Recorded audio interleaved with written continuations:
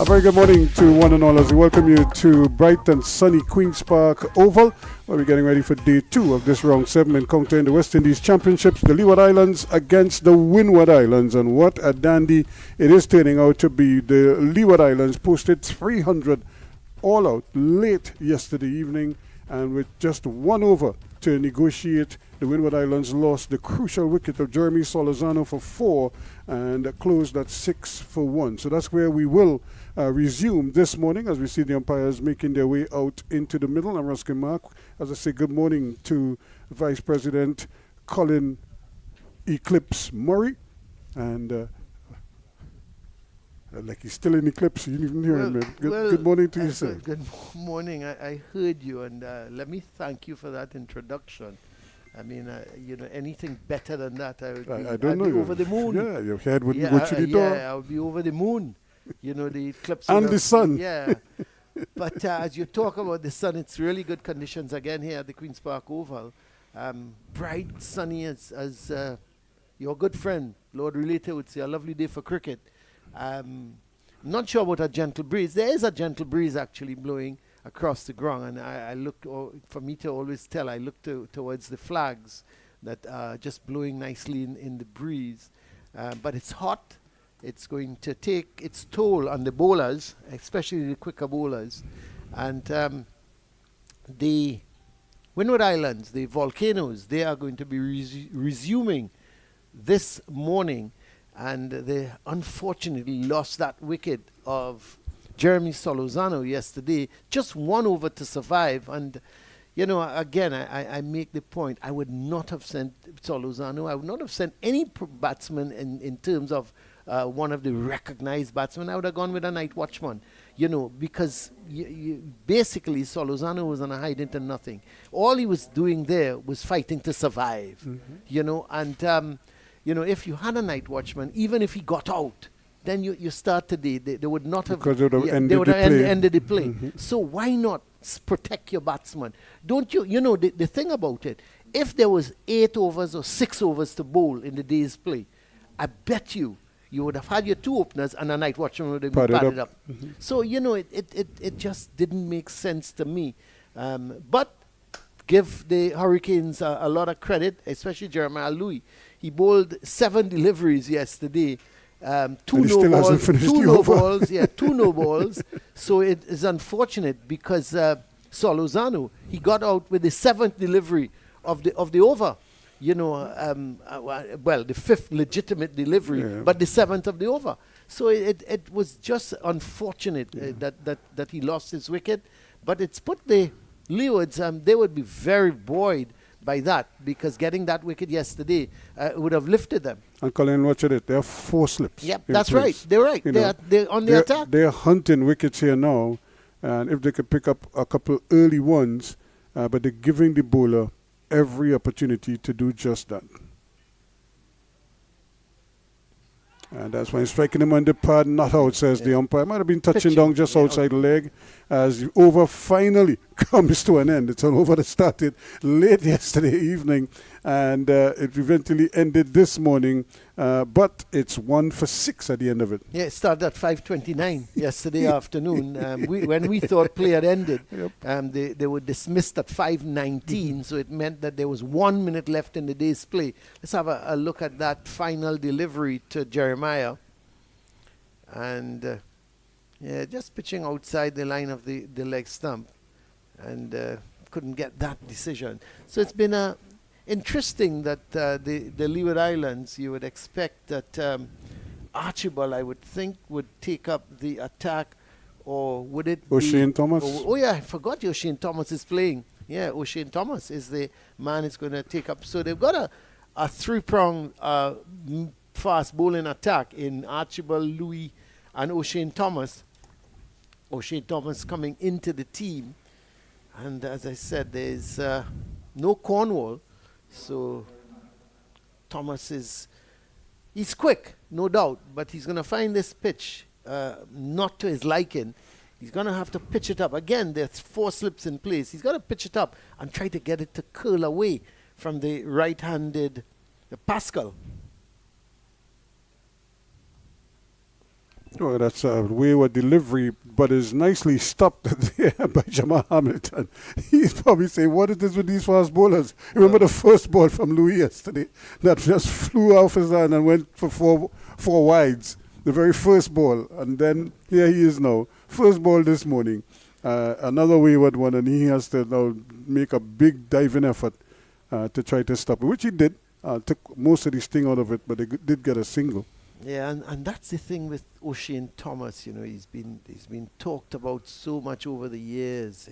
His pace, his ability to generate pace, but he also needs to, in generating the pace, he also needs to get back on a good line, get on a good length. I think he tries to bowl too fast from ball one, rather than just settling in. You know, get the ball on a good line, get it on a good length, and once you do that after a couple balls, then you could start to look at increasing your pace. But O'Shane Thomas tends to, from ball one, trying to bowl as quickly as he can. And that's a good shot. Yep, that will give him confidence as he strokes it nicely towards the boundary for 4 runs. So just like that, Jeremiah is off and running. Yeah, well pitched up, and gave Jeremiah the opportunity just to lean forward. Got that right foot slightly across, but it was half volley length, and all he did was smack. So immediately the 4th slip comes out. You know, it's amazing. It's really amazing. But can you imagine that goes through gully now? What will you they know, be thinking? The second ball, it's a half volley. He hits it for 4, and you move out the 4th slip. Well, I just, you know, sometimes I just don't get it. A no ball. And so this is not a very inauspicious start. Yep, for O'Shane Thomas, who hasn't played much in this tournament. He's been traveling a lot, but not able to get in to the final 11. Does get an opportunity today, though, to really run in and bend his back. I think he's also gone down the pecking order of fast bowlers in the Caribbean. At one time, he was probably in the top 5, but he hasn't proved himself. He hasn't proved himself over the last couple of years. As a matter of fact, you know, if you I think injuries too. Fitness has been a part of his issue as well. But I think he also, there's a very short delivery. Yeah, you know, the thing about it is he's had his fair share of injuries, but from what I also gather, he's been training very hard to keep himself sort of fit, or you know, so. You have to look at that. I think he has to work on his biomechanics a lot better so that he could stay fit for longer periods. And, you know, there's one level to be fit, but then to fit to play international cricket is a different kind of fitness. He's going to have to hurry here. This could be close. And just touching down there. But again, very, very dangerous indeed. He was trying to squeeze in there. And Andrew came flying in from that cover position. Almost executed a run out. That's crazy. I don't understand that run. That was crazy. I mean, you know, you're in the second over of the morning, you're now getting, you know, the accustomed, acclimatizing yourself to the conditions, and you take a risky signal like that. I tell you, if Andrew had hit the stumps, Pascal could have been in real serious trouble. Yep, it would have been tight. Very tight. I mean, I'm not saying he wouldn't have got in, but my point is, why risk it? And you haven't lost an early wicket already. That's a better delivery. Yep. Well played. A bit of movement. A bit of movement from him. And what was good about it as well was the length. It wasn't too full. It wasn't too short. And there was Pascal having to go on the front foot. And as it came back, I thought he played it very well. He kept bat and pad very close together. And he watched that ball onto the bat. Yeah, it would be interesting to see if O'Shane Thomas could hit the length that Tyson. Remember, Tyson got some to really take off from that end.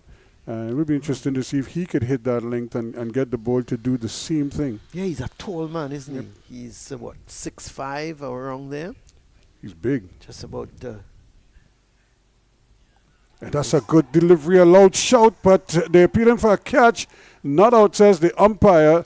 So first it looked like they were appealing for the LBW. Then the ball's ballooned in the air. So now they're appealing for the catch. Yeah, Thomas can't believe it. Let's have a look and see. Was there 2 songs in that? And if there was not, where was that hitting? Was it going on to hit the leg stump? Was it? That's the umpire probably felt it was beating the off stump. Where was it? You know, it's. Well, so it's one appeal for 2 outs. Yeah, it's. LB umps. Oh, by the way, check the bat. Did it hit the bat? Yeah. Let's have a look. Let's have a look at it again, because I'm not sure if the bat was close to the pad. There's no doubt about it. Let's just have a look as that ball was beaten leg. Yeah, coming into him and beating leg. Didn't seem to no bat onto that. The bat was it beat the bat as he was looking to drive. It's a good delivery. Just lined it, just took the wrong line. Started too much towards leg. I suppose if you ask O'Shane Thomas, he would tell you, well, it was probably hitting off middle and leg, all 3. Because the way he got on, he went down on one knee. And look at it. Starts to come inward. He's looking to play it through the bat. It's clearly beaten leg stump. Yeah. And also, you notice in that thing, you realize he has no idea what the batsman is doing when he delivers the ball. He's not even looking at the batsman. Here's Louis starting his second delivery of his second over. Of course, picking up the wicket of Jeremy Solozano yesterday. And nobody, Ruskin, in the world, not even you, could convince me that Jeremy Solozano should have gone out yesterday to bat. They should have sent... Well, the thing is, they would have had to send one of the 2 recognized openers. So which one? Yeah, but you're not. You wouldn't want your second recognized opener to be facing. Who you wanted to be facing was a night watchman. Because what? How many you would have scored in the over? Even if you score 36 in the over, so what? That's a good shot. Yep. You didn't try to hit it too hard. You just pushed it. It's going to get a comfortable 2. And so he has come out and looked pretty good, Jeremiah. Not flustered at all by the loss of that early wicket. And I suppose that's a good thing for these batsmen, because the wicket, it happened so long ago. Yeah.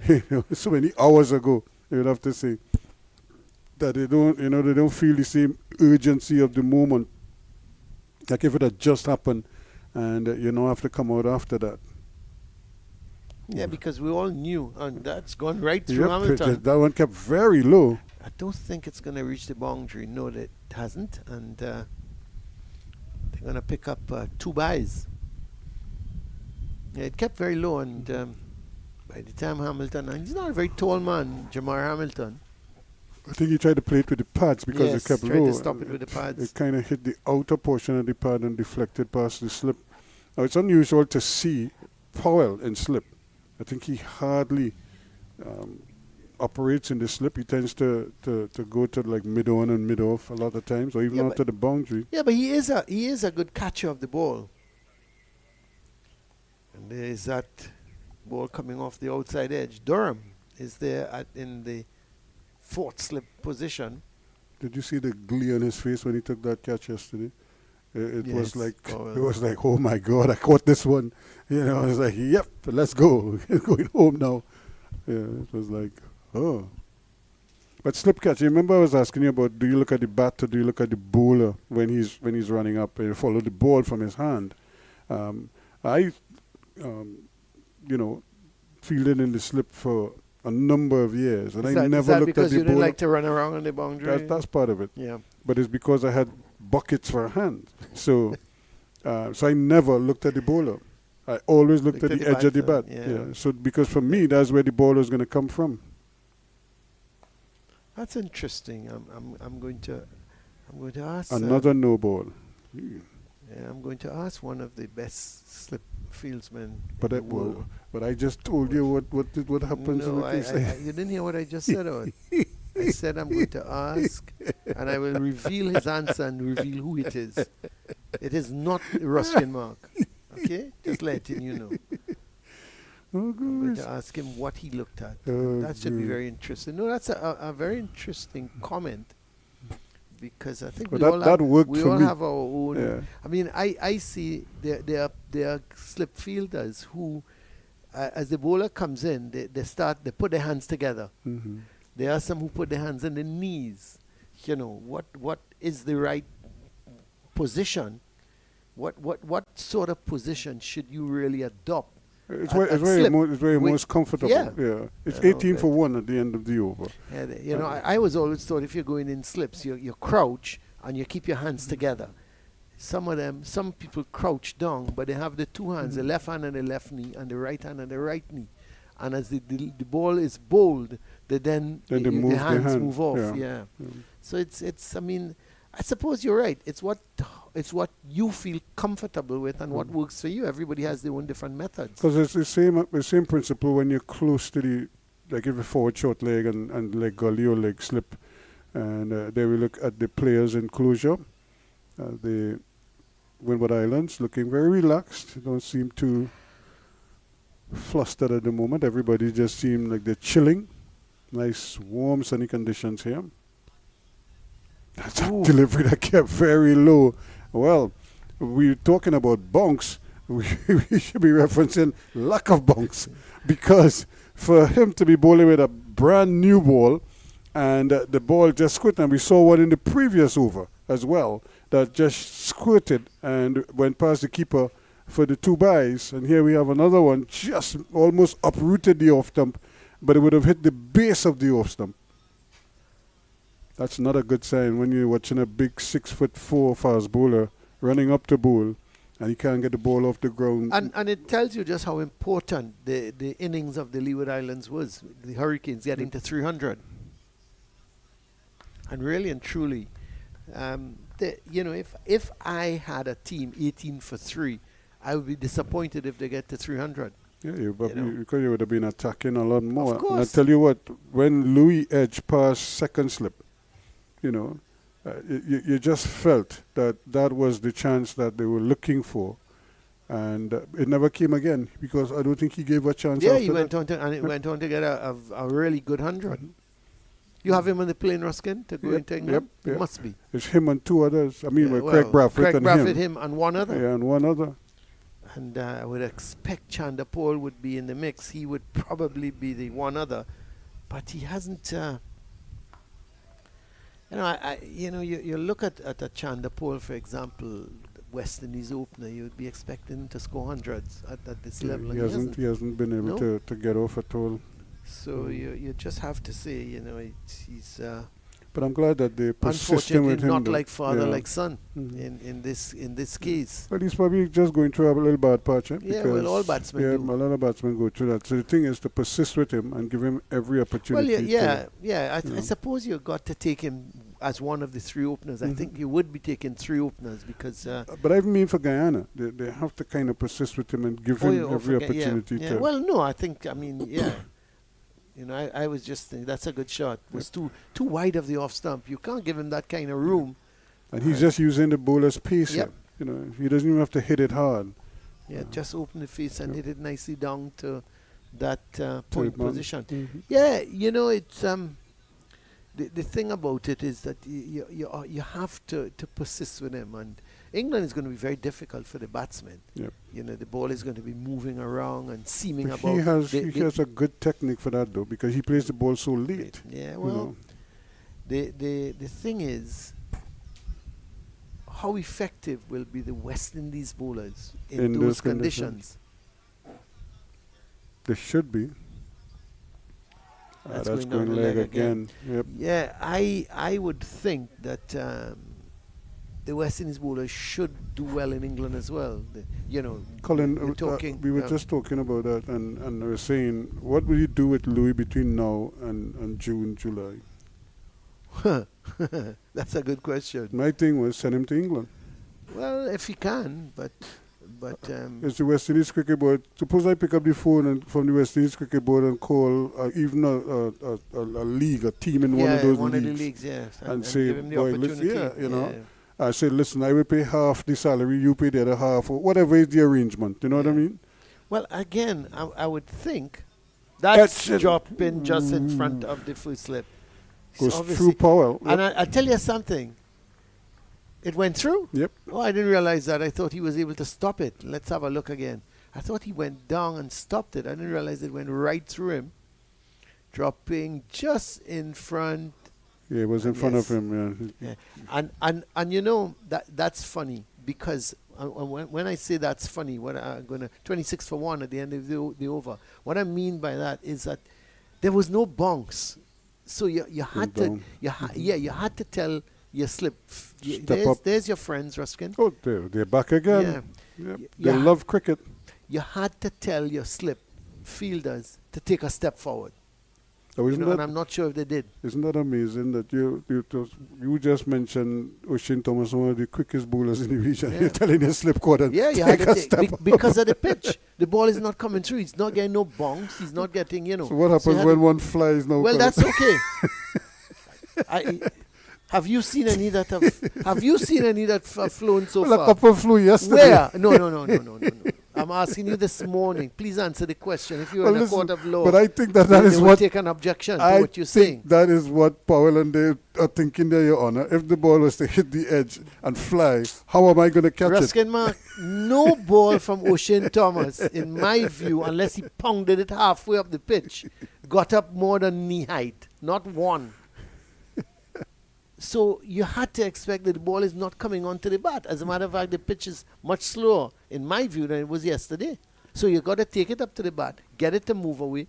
But you also have to look at your slip fielders and say, guys, you got to be careful. Hamilton, they've always said... They're dictated by Hamilton. Exactly.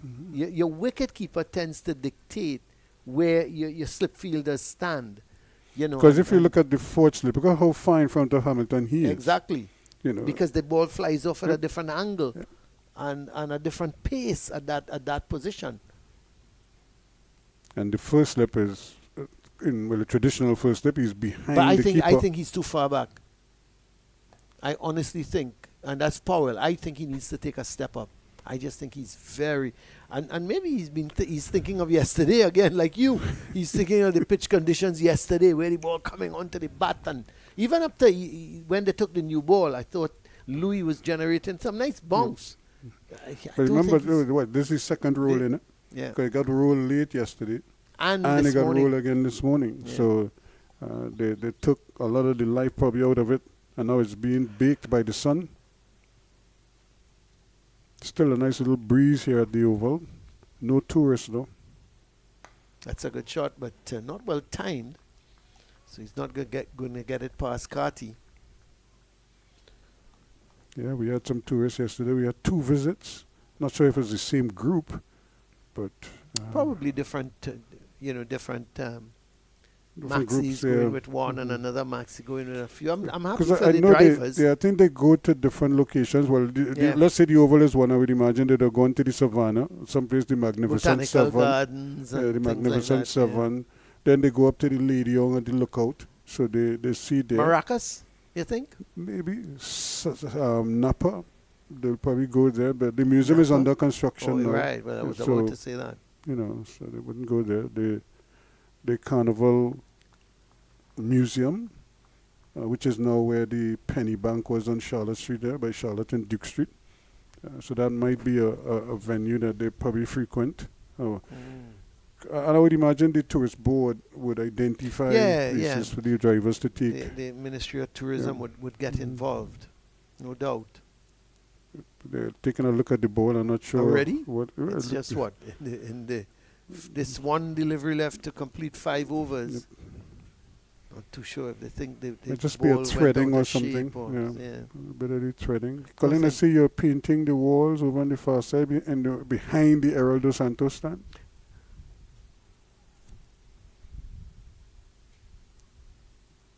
It's like I am pointing out things to Colin Murray, and he's running this facility. No, what I mean. That's a good shot. That's a good shot. Yep. He played out well. He played, and it went. It really just flew off the bat. Carty was right there, and he couldn't get down to touch it. That's a good shot, wasn't it? But again, pitched up by Louis, and look at it. Give him the room just outside the line of the off stump. and he's driving. So the end of the over, 30 for 1? Yep. No, I was looking. You said behind the Heraldo Santos stand. So that confused me a little bit because what there's... was the Heraldo Santos thank you. stand? Okay, yeah, they're doing What I do doing a understand, lot of facelifting, facelifting, a lot of painting of the facility. Yeah, you have one gentleman painting a very long wall here. I suppose that's his day's work today. Yeah, let him paint. And Here's the president of the West Indies Cricket Board. He's here again. Yep. Well, Mr. Shallows.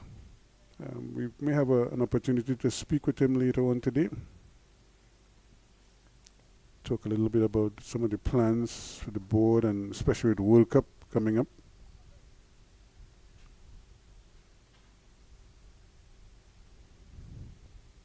Thomas again pitching up, and that's beautifully driven. You got it at one end, the last ball of the previous over, and the first ball of a new over at the other end, same result. yeah, he looks pretty confident, Pascal.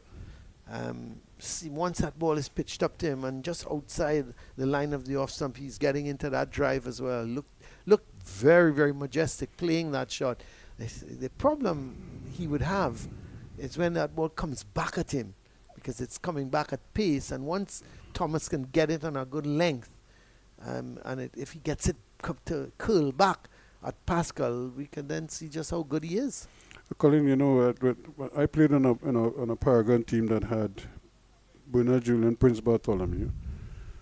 You had Colin Croft, Eric Ordine, and Kelvin Williams. You all didn't have a spinner or anything like that? We had Pascal Robertson, Leo John. Yeah, but the amount of quickies you call there, it's frightening. Well, but what I'm saying, nobody is hitting them no cover drive. Yeah. You follow what I'm saying? Because Ron Farrier would not have it, you know. So it was like no batsman coming onto the front foot and driving at you like that and hitting you through the covers. Colin Croft was not easy. He used to have this mean look. Yep. You know, and listen, in practice, Croft, you would take a new ball and you had to learn to face fast bowling. Yeah. Oh man, and that thing was flying off the Martini Savannah sometimes. Oh, that's a good better. ball. Yep. That's the type of delivery you've got to bowl. You could see he was looking for it, Pascal. He didn't know where that ball was. And let's have a look as that ball pitched. And But Colin, you saw his trigger movement. His trigger movement is like his left foot first, you know, whereas most people tend to go with the right foot to cover the stumps and then bring the left foot. But like his trigger movement is the left foot. Is the left. Look at how far it is. Well, that's probably why, because his left foot is so wide outside that leg stump, and then he comes right across. And he sort of... It's like three movements. The front foot just sort of comes out.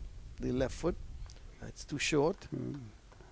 But that's better because he's in cover driving you for 4. That's right. You know, so you're not gonna be running up with a brand new ball and you're pulling half volleys. He just has to go just back of a length a little bit and move the ball. If he can move it away from the right hand, that would be great, because he is showing you that he can move the ball back in to the right hand. And what we need to see him now do is move it away from Pascal.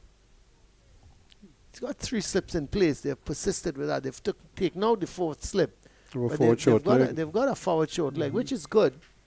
I like that. They're looking for wickets. Now look at his run up. He looks good there, and then he says, kind of stutters as he comes in. Drive in, misses everything, but I was close to the outside edge. O'Shane Thomas he's been a bit unlucky, because that was another one that let's have a look at again. Look at it. No movement at the foot. He just stood there and was trying to blast it through the offside. Luckily, he didn't get the outside edge. And again, that's because the right foot doesn't cover that off stump. You know, he leaves the right foot where it is, middle and leg or whatever it is, and then he tries to bring the left foot to cover it. So a lot of times he's late getting there to play, whereas if he brought that right foot across a little bit more, he could then carry the left foot further across.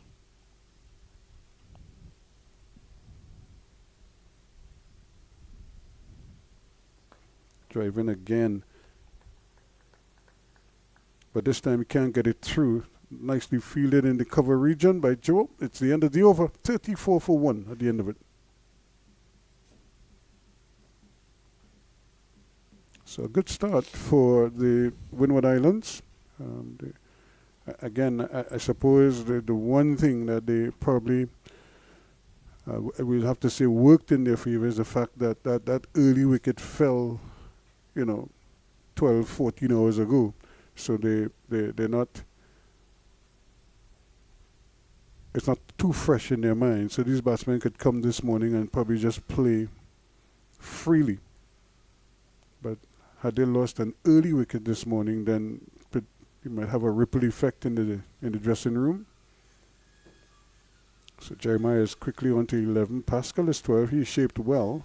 34 for 1. Long discussion here now between Carty and Louis.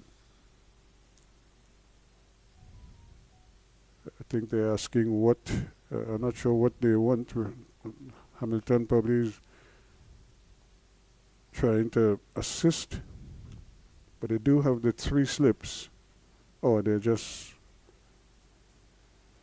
widening a little bit, so they're probably trying to cover more area.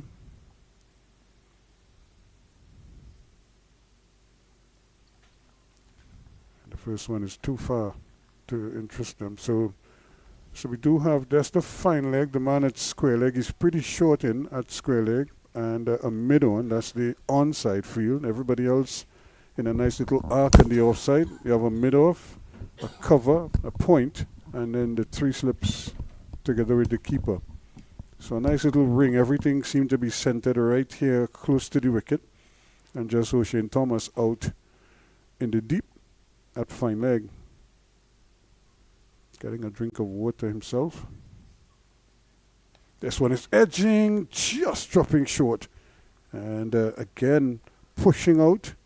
But to his credit, he didn't really go hard at it. He just kind of nonchalantly pushed at it and tried to keep it down. Had the face down. So some positive signs here for Louis. Louis, of course, who got that wicket last evening with a similar type of delivery. Although he seemed to be down on pace this morning, he hasn't really sort of pulled the choke just yet.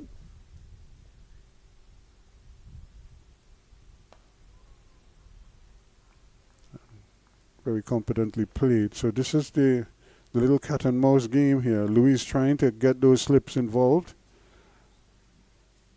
Again. Batsman, of course, trying to deny him that. You just have to be careful because his line is a good one. It's just off stump, just outside the off stump. Concentrating on trying to get the slips involved. Here we go again, just missing. It's a no ball, though. He's, it's amazing. This is third one for the morning, is it? Or his second. And I know O'Shane Thomas also bowled one. So they have to be careful. I think, was it yesterday we had a loud shout that looked like it was going to be out, but it was a no ball, so it would not have mattered. And you don't want to ever do that. Have you ever got a wicket with a no ball? I'm sure I have. We didn't have no VAR back then. Let me rephrase that. Have you got wickets? Did you get wickets? Did you? No ball or otherwise. He's driving again. That's another good shot. This one could run to the boundary. In fact, it will run to the boundary. That's a hopeless chase. Really good shot again. Yep. Jamal, he likes, when we saw him in the game, the last game against the Red Force, you could see he was an attacking type of player. He's not, he's once you over pitch or you give him the room, he's going to go after you. So he is an attacking type batsman. I mean, you look at it, he's just got 11. He's now on to 15 from 19 deliveries. So he nearly run a ball, which is not 15, bad. He probably has three boundaries in there. Well, at least we haven't seen much of an adjustment in the field just yet. They still have the 3 slips because the concentration is there. So if he's going to drive, then the slips will come into play. That's much too wide. So you could understand that is the plan here. And as a batsman, you have to recognize what the bowlers are trying to do against you. And you try to counter that with a plan of your own of how you're going to approach. And there is the Colin Murray employee. There he is. Come on, guy. Hard at work. Come on. Hard at work. Make Queen's Park proud. Men Let's at work, sweat. boy. Men at work. Sweat now. Ruskin Mark, you're not a very nice individual at times, you know. Trying to pong that one in, but not getting much lift of it. The over comes to an end. At the end of it is 39 for 1. The Windward Islands replying to the Leeward's 300 all out. Of course, Louis with 100, another 100. Andrew batted well for his 68, and Jeremiah Louis, who you saw bowling there with 43. And in addition to the man who is painting, we're seeing other employees doing other things, electricians and technical people. Yeah, a lot of work going on, Ruskin, especially with the warm-up games supposedly carded to start somewhere end of May 25th, thereabouts. So there's quite a lot of work to be done. And even with the warm-up games, there's certain ICC protocol that one has to look at. You know, we're still trying to get information, and information sometimes is hard to come by. We understand that most of the signage will have to be covered up and things like that, even though it's just warm up. Yeah, but those were some of the requirements for the last World Cup. Well, you had to give them a blank stadium. Yeah. So it means that something like for now, like we see the Caribbean stands, Royal Bank stands, all KFC of that, stands. all of that has to be covered up. Yeah. You know. You going up there to cover that? No, I don't. I wouldn't even be around. I don't want to be even around to see them. Could you climb that? I'll get frightened. I'll be scared. So what a guy doing so far up there? It's might be a unique view. They actually might be a unique view, Colin. Yeah, they actually had to the Caribbean stand sign. That's a new one. It was changed sometime. Was it this year or late last year? And the intricacies of getting the guy up there and then having it was two of them. It was a big rig they used. Yeah. Because you had to take down the old one as well. And so I would imagine for the World Cup, are they just going to take it on or just going to cover it? No, just cover it. So just then you have to make sure that it's not draped, so it can't block the people, who are in the hospitality boxes. And then you don't want a situation too when you put it up and you block it in the middle of a game, it just flies off. Yep. So it has to be tacked properly. Yeah, all of these things. That's another a good shot again. Yep. Too much width here, and width on offer. And too short as well, because he was able to just punt. He stood tall. Let's have a look at it. I think it was, and the width was also very important. Look at it. Just stood. Sort of got back and got on his toes. Nice height too. Good, comfortable height for Pascal. He just eased it. Squared the wicket and the offside for another sumptuous boundary. So they're scoring in boundaries, 43 for 1. And really just chipping away at that 300 total. O'Shane Thomas now in his fourth over, north for 22 already.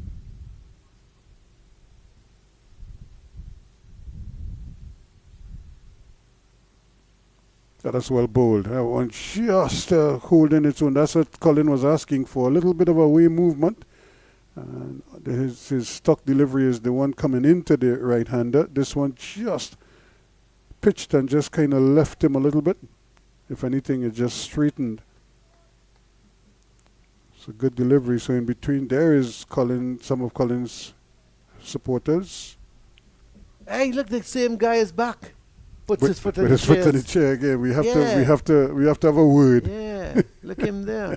He's a real staunch cricket supporter. And he has company. Yeah. He has somebody he could, as they say, old talk with.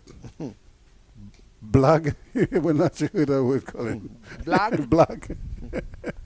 Again, this one is coming into him now. So O'Shane Thomas mixing it up here nicely. Just that in between those good deliveries, he's producing those what we call 4 balls that the batsman can in fact take advantage of. 43 for 1. And 7 being the 8th over.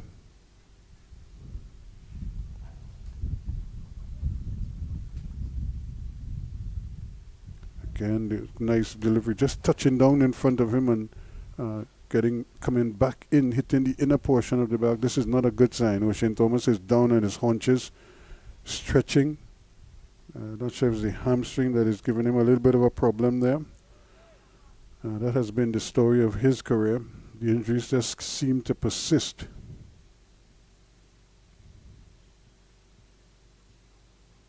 He's a big man. That's another gorgeous drive. He may or may not, you wouldn't get a boundary because Hayden Walsh Jr. is out there. And he's lightning fast across the ground. So just got a single to end that over. And at the end of it, 44 for 1 here at the Queen's Park Oval. So Colin, before you go, I would like to go. Look at the rate at which they're scoring. It's a 5 over 5. Yeah, actually, no. Yeah, they're doing pretty well. They're getting the boundaries. And when you think about it, Ruskin, what they bowled 7.5. 8 overs roughly. Well, yeah, because just the one ball he had this morning, and to be going at 44 runs and over every over, they're picking up a boundary or so. Thomas, he's conceded 23 from his 4 overs, so it means that Louis. And he's going off now. Yeah, Louis has had what? None for 15, is it? 18 from his 6 overs. I'm not seeing the thing so clearly.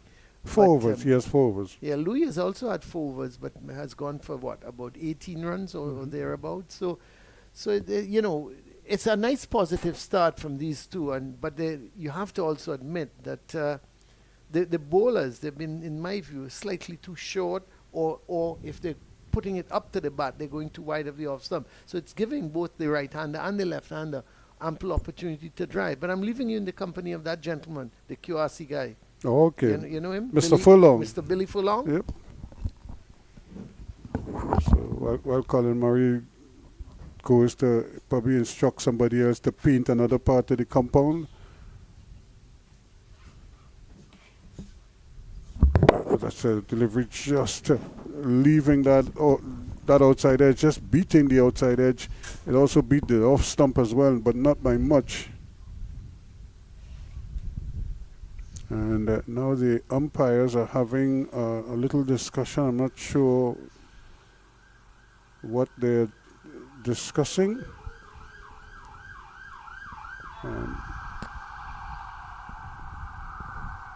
So it may be that somebody is probably speaking to them from inside the compound. So he's probably just passing on the information so everybody's on the same page. You're looking at another workman hard at work doing stuff. That's well played, but that's going to run down the hill. That could very well, it may not get to the boundary. It's a long chase, and they're going to go back for the 3rd run. No, he isn't. In fact, the amazing thing about that is that Pascal just sort of turned his back on his teammate, never even acknowledged him and the possibility of a 3rd run. He just turned his back and never looked back at him. And it just seems as if Jeremiah was going to run a single all on his own. Luckily, he turned back and say good morning to Billy Furlong. Good morning, Trinidad and Tobago. Good morning to wherever you are across the Caribbean. Yeah, it's been a very eventful morning this morning. We got a lot of runs going this morning, run rate over 5 runs and over. There's some 8 extras as well, some no balls along the way, some wide deliveries. They're going to have to hurry again here now. A little bit of miscommunication here. This time it was Jeremiah who was reluctant to run. The ball before, he was anxious to go back for a 3rd run. And this time, when the call came from Pascal, Pascal almost had to cajole him to take the run. Yeah, very interesting. Pascal probably saw that the man coming around on the boundary in that previous delivery was Hayden Walsh, not wanting to chance his arm. He's an excellent fieldsman, running around, just swiveling across, picking that up one-handed with his right hand and rifling the throw back in. Probably a good decision not to come back for a third day. But well aware to take that quick single to Captain Carter there at mid-off.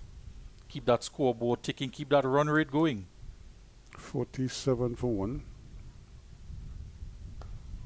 And that's bang on target there. And he's bowling around the wicket now to the left-handed. See Jeremiah. O'Shane Thomas just coming off the field there. You saw him just stretching out that hamstring in at the completion of that over. He left the field. Of course, O'Shane Thomas coming in for Rakeem Cornwall. It's not a like-for-like, one an off-spinner and one a towering fast bowler. Of course, Cornwall would have been delivering some 20-odd overs in an innings, and O'Shane Another no off ball. the field now. Yep. So we had a spate of these now. Even yesterday when he bowled that one over, I think he had 2 wides in there. One was a no ball, one was a wide. The first one went screaming past the wicketkeeper. The standing captain, Casey Carty, would just want his bowlers to tighten up here. He's going to have to make a change from that pavilion end with Thomas off the field. Just trying to put it down in front of the batsman there is Louis. Isn't it amazing? The man bowling is Jeremiah Louis. The man batting is Johan Jeremiah. Yeah, a lot of namesakes. We have Mikael Louis as well, the opening batsman for the Leeward Islands. Just looking at the pitch this morning, Ruskin, there's at that southern end, there's a bit of scuffing up from the bowlers follow through. Cyrus might be interested in that area in the second inning when it comes his turn to bowl. But Hayden Walsh is in this team. The left-hander, Johan Jeremiah, is on strike. That area outside that also would be very interesting to Hayden Walsh as well. It should be the end of the over. 48 for 1 at the end of it. So we haven't seen the return to the field just yet of O'Shane Thomas. So definitely somebody will have to bowl at the southern end. Maybe a double change as well. We see Archibald just warming up there, making his way down to fine leg. But he's not going to come on. It's going to be Justin Graves coming on from that southern end to replace O'Shane Thomas. We see, well, whatever it is she's reading seems to be very funny because she has a big broad smile on her face. Probably just looking at some of the scores around the Caribbean. Congratulations to De Silva.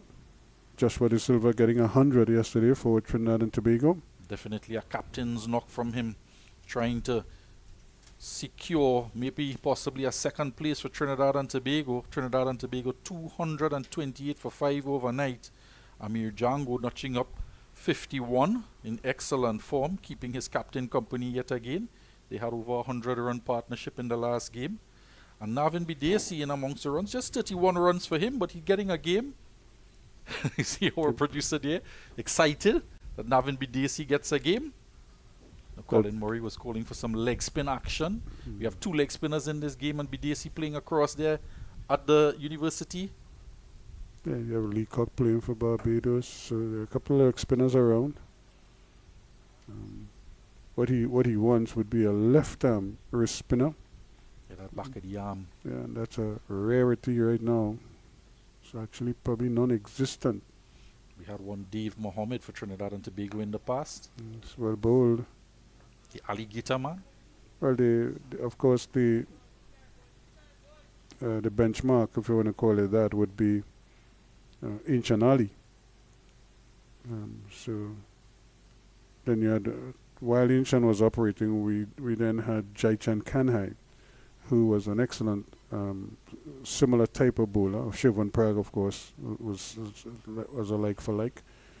But Jaichan obviously came at the time when Inchan was so young.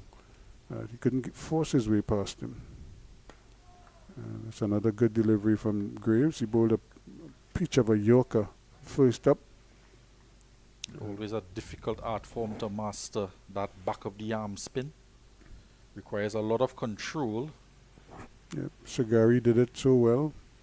You know, he could bowl left arm orthodox, but he could bowl medium Anything. pace. He can bowl Yeah. anything. And his medium pace was more on the far side of medium. And swing You know, and seam.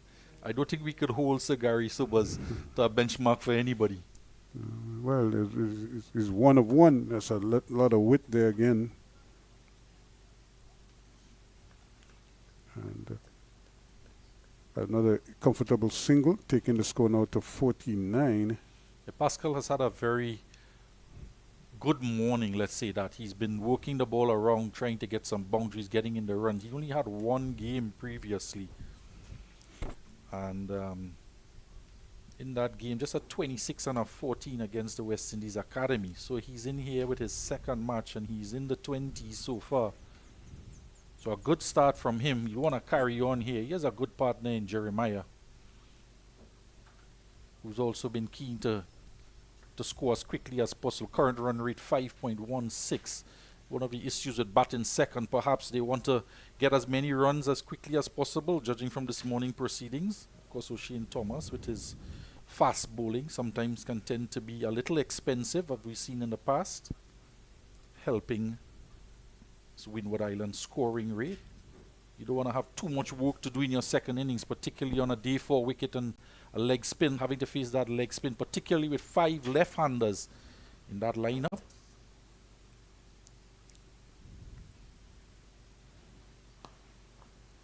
And that's well played. He got it through the gap. 2 fielders had a chance at it. A third one is chasing after it. Neither one could catch up to it. And that's 4 good-looking runs. What started as a good over by Justin Graves replacing O'Shane Thomas. A bad delivery, full toss outside the off stump. Not hit with a lot of power, but placement was perfect. And now this over has gone for 5 runs, keeping up with the run rate. Not That brings up the 50 as well. Takes it up to 53 for 1 now. And in quick time too. Not the start, not quite the start Captain Carty would have wanted this morning within the first hour. You can see Graves probably trying to pitch the ball up, keep it up to the batsman. He has the 3 slips, so he's probably looking to induce the edge. He's coming around the wicket this time. 3 slips for him. Kyron Powell already taking a catch. A young Joel Andrews in that second slip position. And the big hands of Daniel Doram in the 3rd slip. Saw him taking some catches in the warm-up.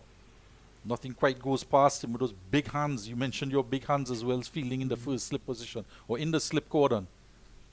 Yeah, when I first started as a teenager playing among, grown men, when I got a chance to play for Maple, I had to feel more 3rd slip and 4th slip because you had somebody like a Bruce Aligon. That's the end of the over. 53 for 1.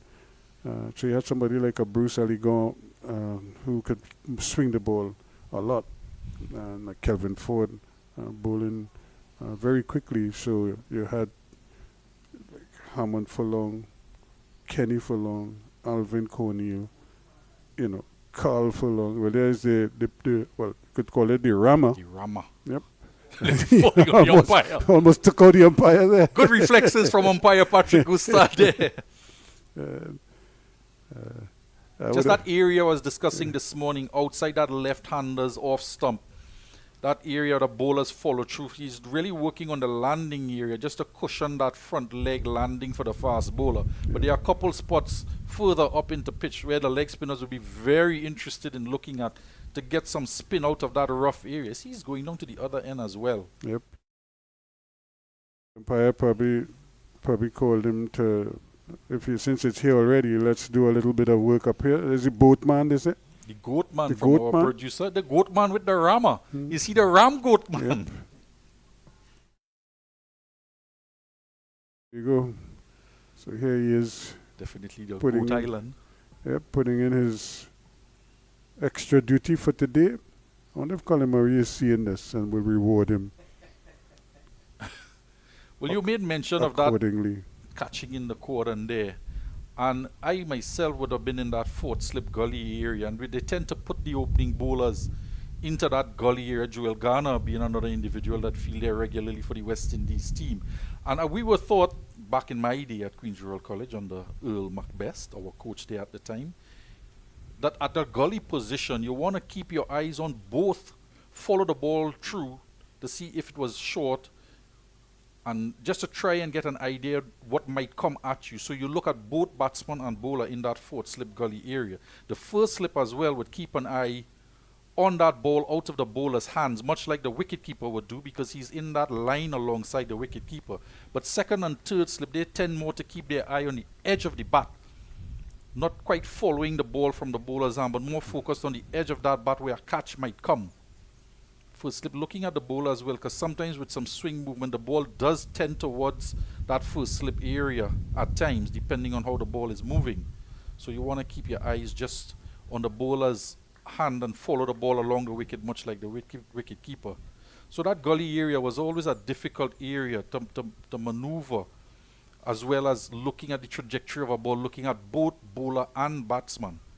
It's playing away from the body there again, not really covering the angle. The left-hander is trying to push the ball across. So Archibald just getting the ball to hold its course. Yeah, Archibald taking over there at this end from Jeremiah Lewis, having that 4-over stint this morning. 5 overs, in fact, from him. Archibald, left hand over the wicket, and that perfect example of it there, that ball coming across, the wicket keeper having to move just in front of first slip to take that. And that's why you want to keep your eye on the bowler at first slip and on the ball coming down the wicket. And that's better, just picking up the line and allowing it to go its merry way. And but I suppose it really depends on what you are comfortable with, because like I said, for me, nothing else mattered but the edge of the bat, because the ball is not going to come to me anywhere else than from the edge of the bat. So I didn't bother with anybody else, anything else. I just kept my eyes on the edge of the bat at all times, and I always felt that it gave me an advantage because I didn't have to like refocus on the ball. It's a difficult position to field in. And that's the thing. Like I said, when I started, I would be in like fourth slip because you had to like give the senior men they would obviously occupy first, second, and third. I would just kind of squeeze in somewhere there. So I might have been third and say Cornel Alvin might have been fourth, or Carl Furlong, Hammond, and Ollie Corby tended to go more to the gully positions. But when I started to establish myself, whether for Trinidad and Tobago or for Paragon, first slip is where I felt most times.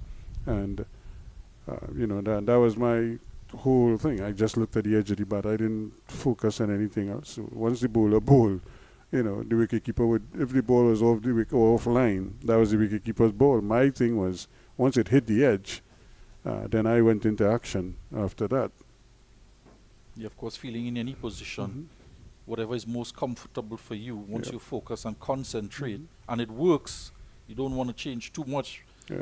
So your theory, you don't have to stick to theory all the time. Yeah. Even my guys I watch guys feeling close to the bat, and they move so much. Sometimes they move into the ball, and hence the reason why they get hit. When you're feeling in that forward short leg position, you have to stay still, very still. And all you do is react to the ball once it leaves the bat. The other aspect of that feeling in that first slip area, as you come to the end of the over, that one played out, third slip Doram retrieves, played out into the offside. So again, 55 for 1 at the end of the over. As the field players again jogging into positions as they try to keep the momentum going. Yesterday we had a very slow over rate at one time, then picked up quite nicely, but in the end we ended up getting 82 overs in, 82.5 overs for the 300 runs by the Leeward Islands, and then we had a 3 overs for the changeover, so that would have basically brought it up to 86 overs, and then we had 1 over after that. So we were still short of, say, 3 overs by the 5:30 cutoff point. So I'm sure they'll like to improve on that today. Graves continues from around the wicket. Not much movement there, just pitching and holding its own line. Speaking of not bowling off total allotment of overs, that game Barbados versus the West Indies Academy, there was some rain yesterday. Just got up in about 70 overs or so. Not an entire day's play. Barbados being dismissed for 153. Barbados chasing down that title as well. Would have been disappointed with that total. However, on resumption today, there's another rain delay. It was an early start because of the short overs due to rain yesterday. And it's raining again in Antigua. The West Indies Academy are 65 for 3. So a keen battle going on there. That first innings. And then again, the game at the UWI Sports and Physical Educational Center in St. Augustine. CCC making 200, being bowled out in 55.5 overs yesterday. The tail wagging again for the CCC. Graves with 36. Goodrich looking good with the bat this season as well. 22, the opening fast bowler. Jediah Blaze with quick 22 runs off 15 deliveries as well. And Jarion White making 21. The man, Demario Richards, the wicketkeeper, 43 for him in that 200 total. Shamar Brooks not doing too well this season, going for 16 cheaply in that first innings there. Guyana 94 for 1. Shamar has had a rough time of it. I suppose his role in that team is to guide and advise and, just encourage the younger players and give them, every opportunity to impress. But he too probably would have needed a good score too. It hasn't happened for him just in all season long. He's looked well at times. He just hasn't been able to really carry on and get a really big one. Yeah, a couple of times have a look at him batting. You can see just glimpses of that class in him with his stroke play. Hasn't been able to go on and make a lot of runs for his team, being placed as captain of that CCC team and under the management and coaching staff. Keno Mason, Floyd Reefer there, Pedro Collins as well.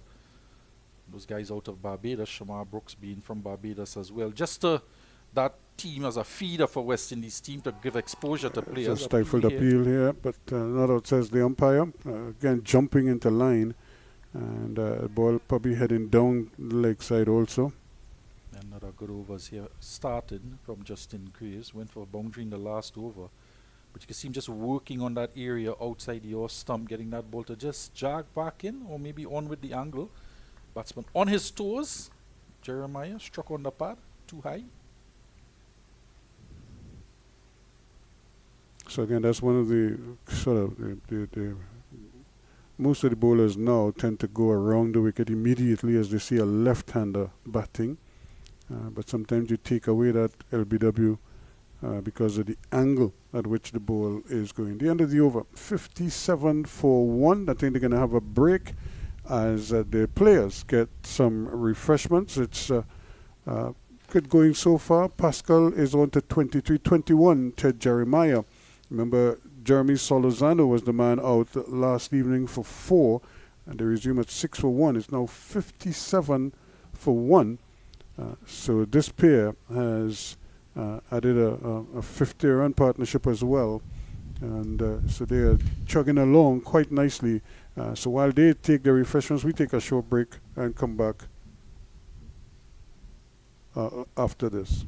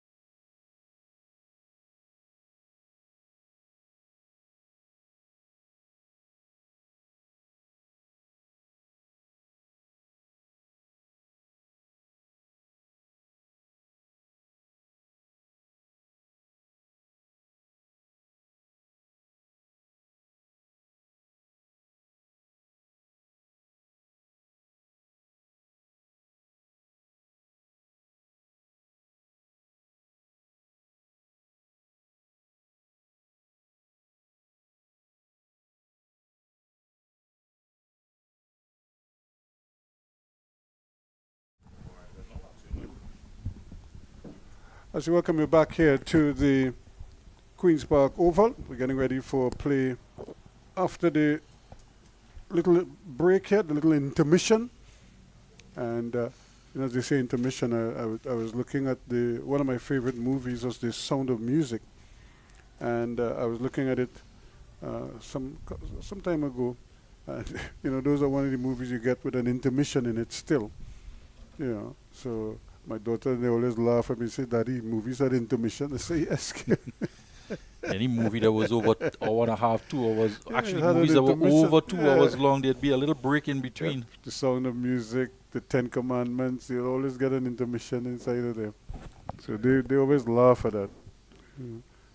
Because those movies in the cinema in those days, they were double headers. Yep. He's reaching at a delivery outside the off stump there. Really, no need for Pascal to go out there.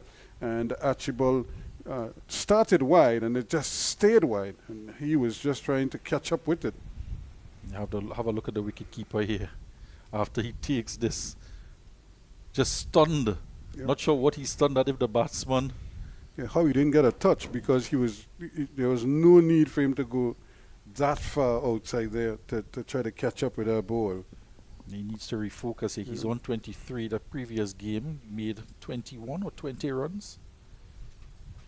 Want to carry on, 26 in fact. He's again, the line to him is off stump, outside the off stump. So as a batsman, if you know that is the line, what you could do sometimes, you just cheat a little bit and kind of inch closer to the off stump. So you already have the off stump covered. So you have a fair idea where your off stump is. He's taking that right foot guard. They're Yep. almost on the off stump, Ruskin. Yeah. Right on cue. So then you because you know where your off stump is, you could choose to play or not to play. And the deliveries that are close, you could even leave because you know it can't hit the off stump. I remember South African number 3 batsman Jack Callis doing that very said thing, standing on the off stump. That's a good shot, but he's only going to get a single for it.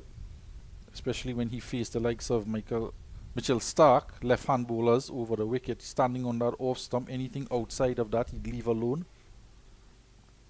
But that requires a kind of discipline that young batsmen don't have. They get so used to ball on bat, and they feel that's the only way they could, negate bowlers. But just leaving the ball alone and doing it in an expert fashion is really part of, mature batting, because you're only playing at deliveries that you want to play at, and not what the bowler wants you to play at. So that's a balance that you have to work out in your mind, and it's all part of building an innings as well.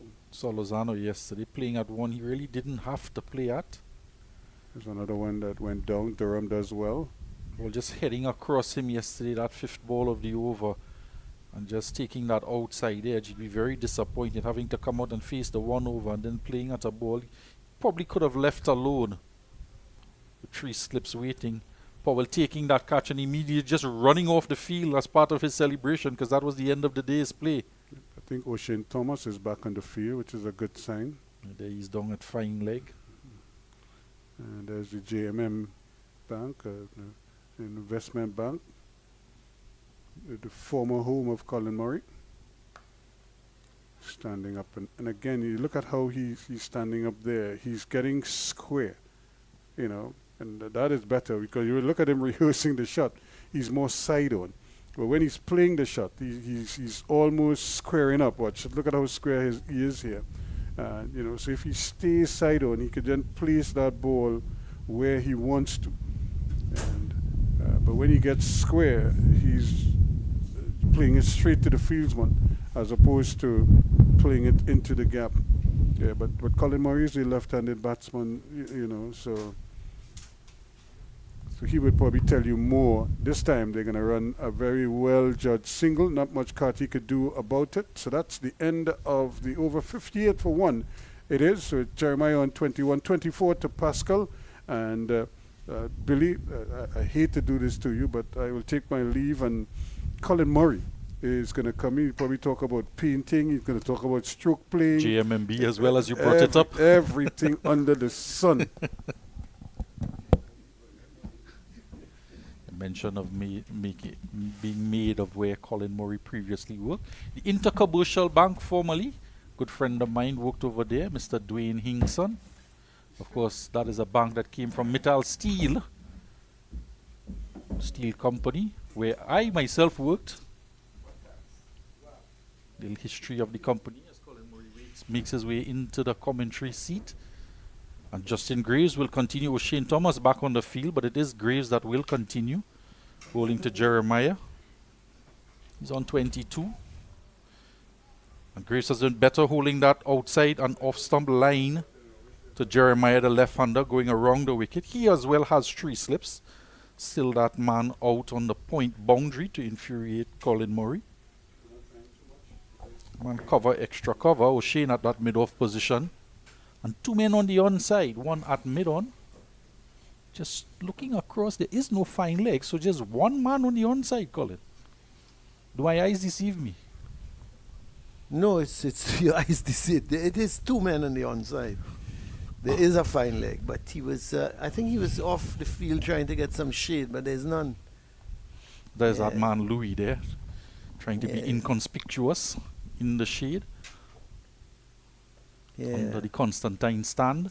Mikel Louis, the man who scored 100 again, and should be boarding that plane to England.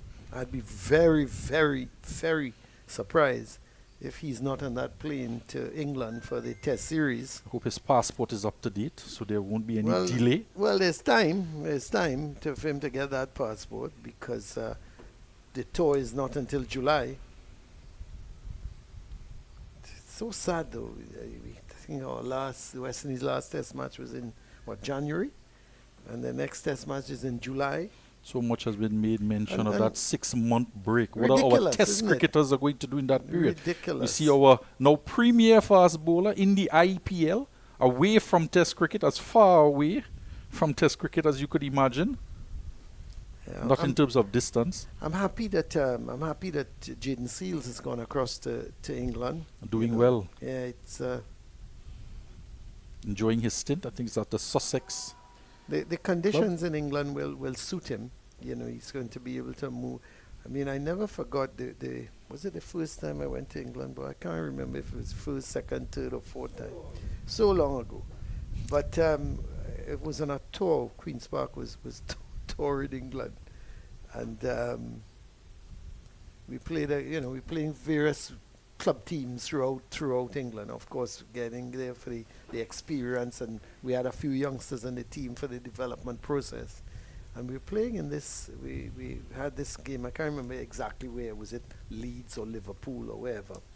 And we had selected the side, and we won the toss and decided we were going to bat. And while guys were getting padded up, and then the opposition took the field, and this guy was marking his run up, and he looked like about 45 to 50 years old, and he had basically no hair on his head. And Gregory Gomez said, I am going to open. He was literally rushing to open when he saw this guy. That's a lovely shot. But there is protection. But even with that protection, so you may as well put him in to save the single, because even with that, he can't stop it. What a good shot. It was half volley length, and it was also wide of the off stump. So it gave Jeremiah the opportunity to open his hands, and he hit it beautifully. He timed it well, and that's 4 good-looking runs. Big mention, each over from Graves, he holds that nice line and leg outside the awesome, and then pitches that 4 ball. This getting 5 runs in the over. This time just 4 runs in the over. But again, going for a boundary in his over. Just increasing that run rate after the drinks break. 63 for 1. And and the first ball this guy ran up to bowl was gentle medium pace, but it must have pitched about, I would say, 3 stumps further wide of the off stump. And it absolutely smacked into the leg stump. It hit the leg stump so hard that Gregory Gomez never even put his bat down. He was almost leaving it alone. And the only reason I'm telling you that, the only reason I'm telling you that is simply because to give you the idea. Oh, that's a beauty. That's a beauty. And appeal goes up. May flick the pad. I don't think he got bat onto it. That one coming back, Came back. a tad. All of the time he's been going across the right-hand batsman. This one holding its line, getting through bat and pad. Umpire Gregory Brafford is saying not out. You're right, Colin. Probably just clip the back of that pad. It sort of came back slightly at the end. I thought very late movement and clipped the back of the pad. Don't think he got bat onto it. Yeah, and no, and the only reason I'm telling you that, Billy, is to tell you the conditions in England. It's so bowler friendly in terms of the ball seams around a lot. You can have the brightest of days, sunshine, and that ball is still going to move and pitching. And then sometimes you look at the pitches, you're not sure which is the pitch and which is the outfield, except when you see the lines marked. Of course, the quality of the ball there as well would contribute to any movement there. I remember back in my day, in school days, we played with that high test or super test ball. Oh, the high test, yeah. That I would get prodigious swing, in swing. I remember bowling Richard Smith a couple of times and then repeating it in the Davis Cup here. My word. I realized you had that ability. But, the England conditions are so suited to somebody like Jaden Seals. And I would expect that my only concern with him going to England is burnout. He's got to be careful. His definitely. Workload. Yep. He's one that gets that away movement, his natural delivery. But also coming back from an injury, don't forget, he's had a long layoff with an injury. And well, he would have been playing here as well in the 4-day tournament. So he's just trading off work for work, but you're quite right. I'm not sure work for work, because when you're in England and you're playing for those counties, you're expected to play every day. You're expected to bowl at 100% because they're saying, "Hey, we're paying you. We're paying your salary."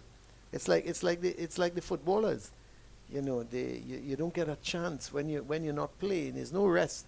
You have to be training, and it's the same with the county on the county circuit. I'd look for his batting as well. Seals was a competent batsman at the youth level. A couple times opening for Presentation College. He would bat in that middle order for the Central Zone team. His batting has just fallen away a bit. Yeah. He seems to be concentrating on his bowling, you know, and that happens when you especially as a youngster, and he got so much so much praise and so much attention being paid to his bowling that just maybe he neglected his batting for a while. Yeah. Because he's I would say he's a real 9-10 jack now. You know, you're surprising me to say. Well, I tell you, Ian Bishop, for example. Ian Bishop opened for Belmont Secondary in under 16 level. And the funny thing about that is one year I was coaching the Fatima under 16 cricket team, and we came up against Belmont, and they were having problems getting our players out. And I remember the captain just throwing the ball to Ian Bishop and say, "Well, take a ball now. We can't get a wicket anyway." And he was about the 5th or 6th change. Like an afterthought. Yeah, you know, and so you see people at school level, and that some do well and move on, and then you see some that you don't hear about them at school level, and suddenly they reach the age 19, 20, 21. And they burst onto the scene and realize, you know what, I really love this game. I have an interesting. Are you hearing comments in the back? They're not mic'd up, so I'm not sure. Just muffled songs, really. Yeah, in the headphones. I'm not sure if it's the headphones, if there's a problem with the headphones or what. My good friend Curtin Waller was our North Zone coach at one point in time, from Fatima College coach as well. Yeah, and we would. He was at Belmont. He was at Belmont. Yeah, he played with Ian Bishop. So I was about to tell you the story. Yeah. And that's how the two of them kind of My uncle also played for that club with Curtin Wallo. He was loaned a bat at that point in time, which he handed to me playing for QRC. Those days, Imtiaz Ali would open the batting. My uncle Bob Sarafat gave me that bat, When I got the bat, it was a diner drive. What? A diner drive. I The never- Grey Nichols diner drive. 2 scoops. Okay. I remember the scoops. I didn't know it was a dino So drive. it's a bat he got from Kurt Nuwalo, who got from Ian Bishop, who apparently the one man for the West Indies that bats with that bat is, of course, Brian Charles Lara. Went to school with that bat. Imtiaz Ali, who would open the batting, I would bat at 5. Borrowed my bat. Made a double 100 and I never got to use it. Against Belmont, in fact. Coincidentally. It made the front page. Double 100 to the Musai opener, Trinidad and Tobago player, Imtiaz Ali. And I never got to use the bat again. Well, at least your bat got a double 100. Worthy of the bat, worthy of the man.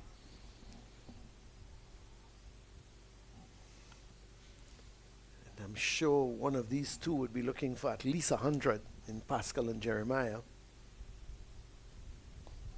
Oh, that kid seemed to have just come back slightly at him. It took the inner part of the bat. Let's follow him this over. He's on that off-stump line. He's been giving away boundary balls every over. Again, he starts with some dot balls, holding that off-stump line. Just short of a length, or about a good length, coming off the inner portion of the bat. He's been predominantly bowling to the left-hander, Jeremiah. He's on 27. Just working away, pegging away at that off-stump. If you're not seeing anybody, he's in the stands at that point boundary, just under where the Trini posse would be now, making his way back onto the field. Graves coming to the top of his mark. Protection is there for him outside that off stump as well. Graves just picking up a bag, blowing across the outfield. He'd want to get a bag of wickets here in this innings for his team. No Cornwall. Oh, that's a good delivery. Really good delivery. Hit. They have just left him slightly. Had some bounce as well in it. Yeah, and that's But the good line and the movement. length that will give him that bag of wickets if he persists. Exceptional movement as well. Yes, getting that ball just on pitching, just to seem slightly away from him. There is O'Shane Thomas on your screen, back on the field. Graves replaced him at that Brian Lara Pavilion Inn this morning.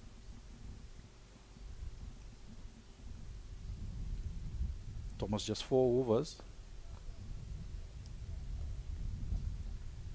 Graves a little bit straighter there. Just 2 slips now, so the third slip has come out. It's gone to that mid-wicket area. There's been a good partnership actually between these two. They came together, of course, when they lost that wicket of Solozano yesterday afternoon, and they've done well. They've steadied this innings, because an early wicket or two, had the Volcanoes lose an early wicket or two, the Hurricanes would have been right on top. Yeah, we had a run rate of just over 5 runs and over initially in the first hour of play. But Archibald coming on has just pegged it back with his 3 overs for 6 runs from the northern end. Yeah, but 4.2 is not bad when you think of when you think of. Of course, it's still a very good scoring rate, over 3 at runs and over. At 4-day cricket and test match level, you don't get 4.2 runs and over. So it's a pretty good run rate. And these two have been positive. That's what I like about them, Pascal and Jeremiah. They've not sort of just dug in and fighting for survival. Yes, they've been beaten on a couple of occasions by very good deliveries, but in general, they've been playing the ball nicely around and pushing it around. They just wanted a fashion, I guess, looking at some of the wear and tear on the oval wicket. It's still an excellent pitch for batting, but just with 2 leg spinners in the lineup for each team, they may just want to score as much as they can off the pacers, off the medium pacers. So just give them a little bit of cushion when it's time to face up against that spin bowling. Might be a little more dangerous batting out there with those rough marks. So the end of the over, 66 for 1, the Volcanoes. Remember, the first target is to get to 300. This is the final delivery of the over from Graves. Just hammer it into the pitch, and then it on pitching it moved away. Good ball from the West Indies all-rounder Justin Graves. Pascal not having much strike in the last few overs from Graves, bowling more to the left-hander and going for a couple boundaries. He's finished that over with just 1 run in it, bowling 3 balls at the right-hander Pascal and getting 1 outside the off-stump. Just a hint of a movement away, beating the outside edge. Archibald loved that long run of his. Again, nice delivery. curling it away from the left-hander. As it left his hand, you can see the movement. And Jeremiah just beaten by the away movement. It is. We've been speaking about some batsmen. They have that left-arm bowler, more for the right-hander. Will just take that middle and off-stump guard or even an off-stump guard to just leave alone balls going across them. A bit of an open stance here from Jeremiah. Archibald coming left arm over the wicket to him. Looks like he's on a middle stump guard. It's another good delivery. Tempting the left-hander. And Archibald bowling well. He's, as you rightly said, 3 overs at this point in time. 6 runs he's conceded. He's in his 4th over. So he's been able to slow the scoring rate down, but with good lines, good length, and he's got some pace as well. 3 slips in place, so they're keeping those slips in, looking for that breakthrough. Hasn't come as yet. It's a little too short, giving Jeremiah the opportunity just to open the face of the bat. There is protection in that deep point position, so he's opening the face and guiding it down, getting getting a single. As they talk 100, Joshua De Silva, the Toronto captain, getting 100 yesterday. Yeah, just on the heels of his 79 in his last game. And I was saying that, you know, he had to do better. You know, he's a seasoned West Indies player, and the last 2 games is when he's come good, 79 and now 100. Of course, with the additional, and those, additional captain responsibility for him as well. But he's, you know, he's a much better player than the first 4 or 5 games he played suggested. He was very aggressive in that innings as well. This time getting his 100 off 140 deliveries. No ball there, adding to the extras. We had some 9 extras, I believe. So 6 no balls for the morning. 10 extras, up 10? to 10 extras now. Yeah, he you know, the thing with Joshua De Silva, he's a hard worker. He works hard at his game. He likes perfection. And I just thought that, you know, he should have been making more runs at this level. That is what you want to expect to see. It was customary back in the 90s and so on, the West Indies players returning to that Red Stripe tournament, or Geddes Grant as it were, back then. They would tend to be in the runs more often than not with that international experience. Also batting and playing 5-day game test matches for the West Indies. Desmond Haynes come back to the Caribbean, Gordon Greenwich, and they would notch up hundreds in the regional tournament. The West Indies wicketkeeper, Josh De Silva, moving on from 50 to 106 yesterday. Navin Bidesi, providing company for him, good company with 31 runs as well, coming into the side. Yeah, just before the game here at, you know, he was averaging just about 38, I believe. He had missed a couple games, but from 4 innings, he had 114 runs. And I'm talking before the game against the Barbados Pride. You know, he had only played 2 games prior to that. And, you know, I just think that, you know, his average should be higher. So I'm happy that he got the 79 against CCC, but also that 100 yesterday against Jamaica. And but to me, the man of the tournament, and I think I made mention of that yesterday, for Trinidad and Tobago, is Amir Jangu.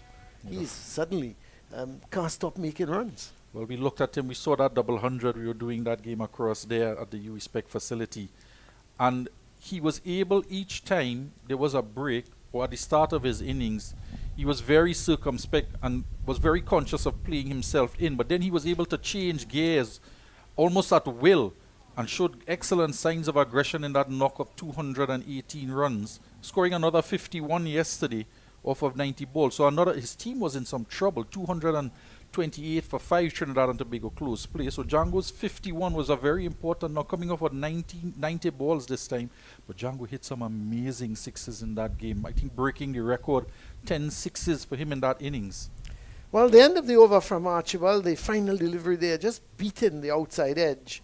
of Stefan Pascal, and not Pascal Stefan, it's really Stefan Pascal, and beaten the outside edge as he was looking to drive a delivery, which was good from Archie. Well, he was angling it across his body to complete the over. So it's 68 for 1. The Volcanoes still, they trail by what? Some 232 runs. And Pascal has shown a propensity just to play at that ball wide outside the off-stump from Archibald. We were discussing batsmen sometimes taking a middle and off or even an off-stump guard. Jack Alice did it in the international arena, facing the likes of Stark and company, taking that off-stump line. So he'd leave those balls alone. Stephen Pascal just playing at those wide outside the off-stump. Second run. Throw coming in from the boundary there. Colin Archibald running around left-handed, picking up and throwing and diving into his crease there. Was Jeremiah almost struggling to make his ground. I tell you something. If that was right over the bails, he might have been struggling. But just the fact that the left-hander having to go around probably enticed them. Yeah. But let's have a look. Did he? Well, we're not going to see it, which is a pity. But I would have thought that he might have been able to just about get home. But the running has been dicey at times in this innings this morning. That one probably because it was to his right and had to run around and pick up with the left. Probably encouraged them to try to look for that second run. Making a little late decision to call for it. Having to dive in the end. Takes him to 31 as he settles himself, just dusting himself off, readjusting his gloves. But again, a delivery outside the off-stump coming off the outer edge of the bat. That's a good shot, but not well timed. Didn't sound coming.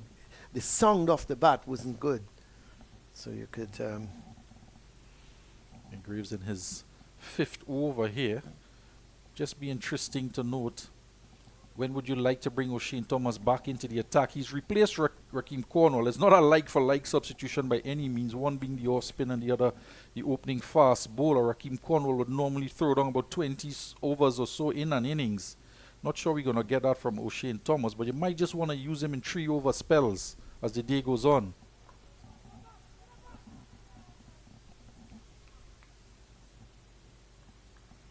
Yeah, a little bit of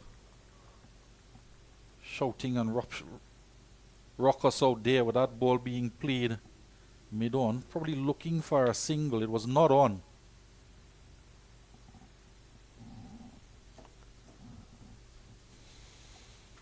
So just 2 slips now for Justin Graves. So they've gone a little bit more on the defensive. 6 men on the off, 3 on the on. So it gives Graves the opportunity to attack the stumps. But that one's too wide. And that's going to run away again for 4. We've seen that before, where they've given Jeremiah the room outside the line of the off stump, and he's absolutely hammered it. Yeah, again, Justin Graves giving that 4 ball to the left-hander again outside of the off stump. He's done that in most of his overs thus far, but that man is almost behind point on the boundary, and his cover drives have been heading to that cover boundary. Timed so well that he doesn't have sufficient time to get around. Just see Hamilton talking in discussion there with Carty to see if he wants to make that adjustment and bring the man around. No change in the field. Decided against it. That's better from Graves. Better line, better length. And Jeremiah on this occasion couldn't do very much. He's on 35 and batting really very well. Stefan Pascal playing more the anchor role, but when he gets the bad ball, what I like about it so far, when he's got that bad ball, he's been able to put it away. He's been starved of the strike just a fraction in the last 4 overs or so. With Graves predominantly bowling to the left-hander Jeremiah. There he is again outside that off stump, beating that outside edge. So he has produced good deliveries consistently every over, but gives away that 4 ball. 5 overs he's bowled for 18 runs, 74 for 1 after 18 overs. Yeah, you can't, every time he pitches that ball up outside the line of the off stump, moving away, he has Jeremiah in trouble. The problem is, when he tries to go, I don't know if he's trying to get a little extra pace. He goes wide of that off stump. And Jeremiah is taking full toll of it. What I like about it, he's playing these positive shots outside the line of the off stump and hitting it beautifully. Well, we see a little bit of, not sure what's happening, but Pascal is getting a little bit of repair work being done to his hand, his forearm. Not sure if he was struck on it. Yeah, repair work. You call that repair work. When you have a damaged hand like that, it's repair work. Well, the repair work is the magic spray. You just bring on the magic spray. Spray it, and all of a sudden, they're excellent. Well, they did a repair job this morning of sorts with that early wicket. Well, I won't call it an early wicket. A late wicket yesterday afternoon. Yeah. That was a repair job. Both batsmen moving on, taking the score up to 74 from 6 overnight with the loss of that one wicket. So they've done a good job in terms of run score. We see Daniel Durham coming into the attack now from the northern end with his off spin. He'll want to look at that area outside the left-hander's off stump there. That'll be his target coming around the wicket. Going to bowl to the right-hander. Pascal this time. Just see him where he's lined up. It looks as if he wants to come around the wicket. Yeah, it gives you the impression that he is going to come around the wicket. There's some bandage on the forearm of Pascal from the physio who's just been on the field. Yeah, just banding up that forearm area for him. I can't recall him being struck there. So Daniel Durham with his left arm spin being introduced in the attack for the first time today. Oh, well, that's out. Yep, the very first delivery, it seemed that Pascal played down the wrong line. You're throwing around the wicket there from yeah, Durham. Let's have a look. Bang on target. First delivery between bat and pad, striking him on the back leg, plumb in front. Yeah. That probably would have missed off and missed leg. But I think the middle stump would have been uprooted. Yeah, really a good ball. And, they always tell you, keep bat and pad close together. But that ball sneaked in between the bat and pad. I think, not sure what he was playing for. It goes right through him. Describe that as a forward defenseless shot. Yep. Well, I'm not sure what it was, but I tell you what, it's the end of Pascal. And a good breakthrough this morning. We were just singing praises of the pair getting on 74 runs for the first wicket, and now the wicket falling with just about half an hour to go to the luncheon interval. Not the time you want to lose a wicket there. You want these two just to stay on and come out again after lunch. Not to be. The bowling change worked from the northern end by Casey Carty, bringing on his premier spinner. Left arm thrown around the wicket. Bang on target, coming from a height as well, and able to get the breakthrough for his team as I take my leave, Colin. Yep. Was it 24 he got? Pascal, I think it was 24. 25? Yep.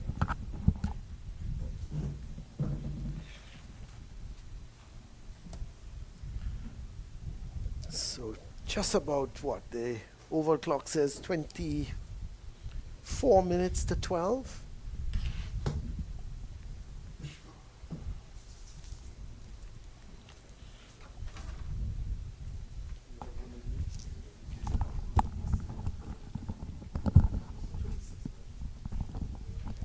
So Alec Athanaze, the skipper, has come out.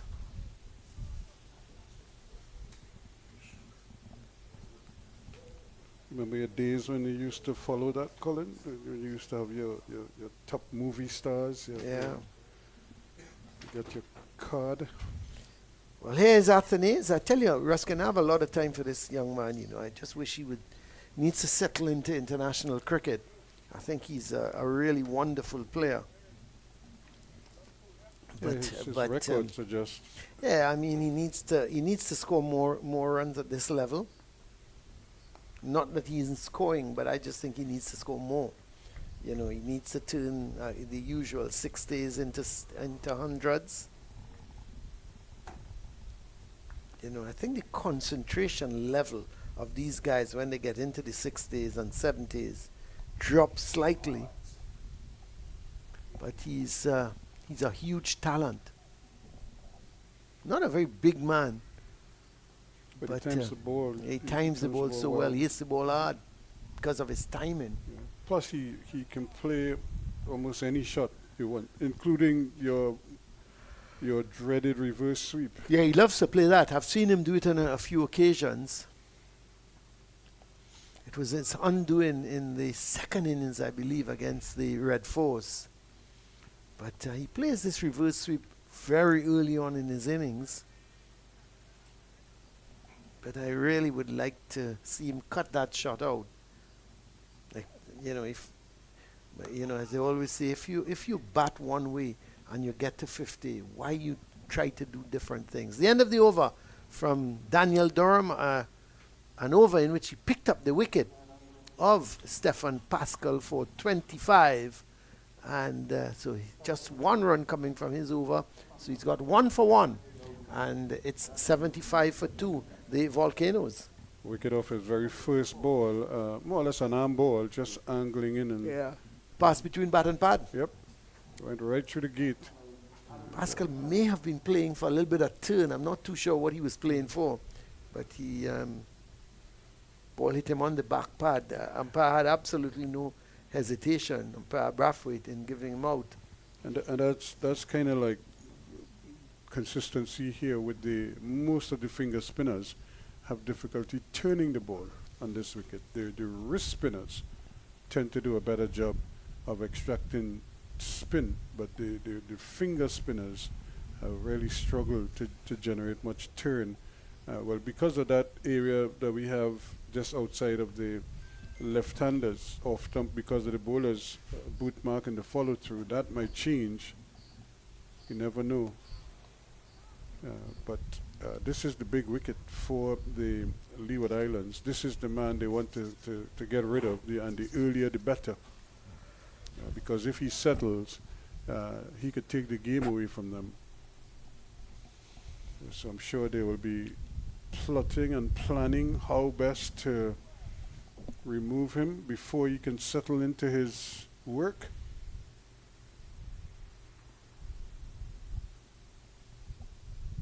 Just the 2 slips though. And Graves trying his best here to induce an outside edge. Of course, Graves would have played a lot with Athenaeus on the tour into Australia. When I say played a lot, he would have been bowled to him a lot in the nets and things like that. So he would have an idea of just what Athenaeus his strengths are, and maybe 1 or 2 weaknesses he may have picked up as well. Yeah, how to approach what lines to bowl against him. Yeah. We also know what lines and what you lines shouldn't not bowl to him. bowl. That's right. That's right. You hit the nail on the head. And I suppose that's one of the beauties of the amount of international cricket that is being played now, and not just the international cricket in terms of the ICC tournaments, but like the IPL, CPL, all these other franchises, events that we have around the world. Players are, the opponents on one team, their teammates on another, and so you learn about each other, strengths and weaknesses, quite a lot more. I mean, it works both ways. Just as you are working out, an Australian, he's working you out as well. Or the Pakistani might be looking at what you're doing well, what you're not doing well, and so when they play against you, they will do it. There's your friend. Yep, he's all alone there, like he lost his buddy. Nobody to blag with.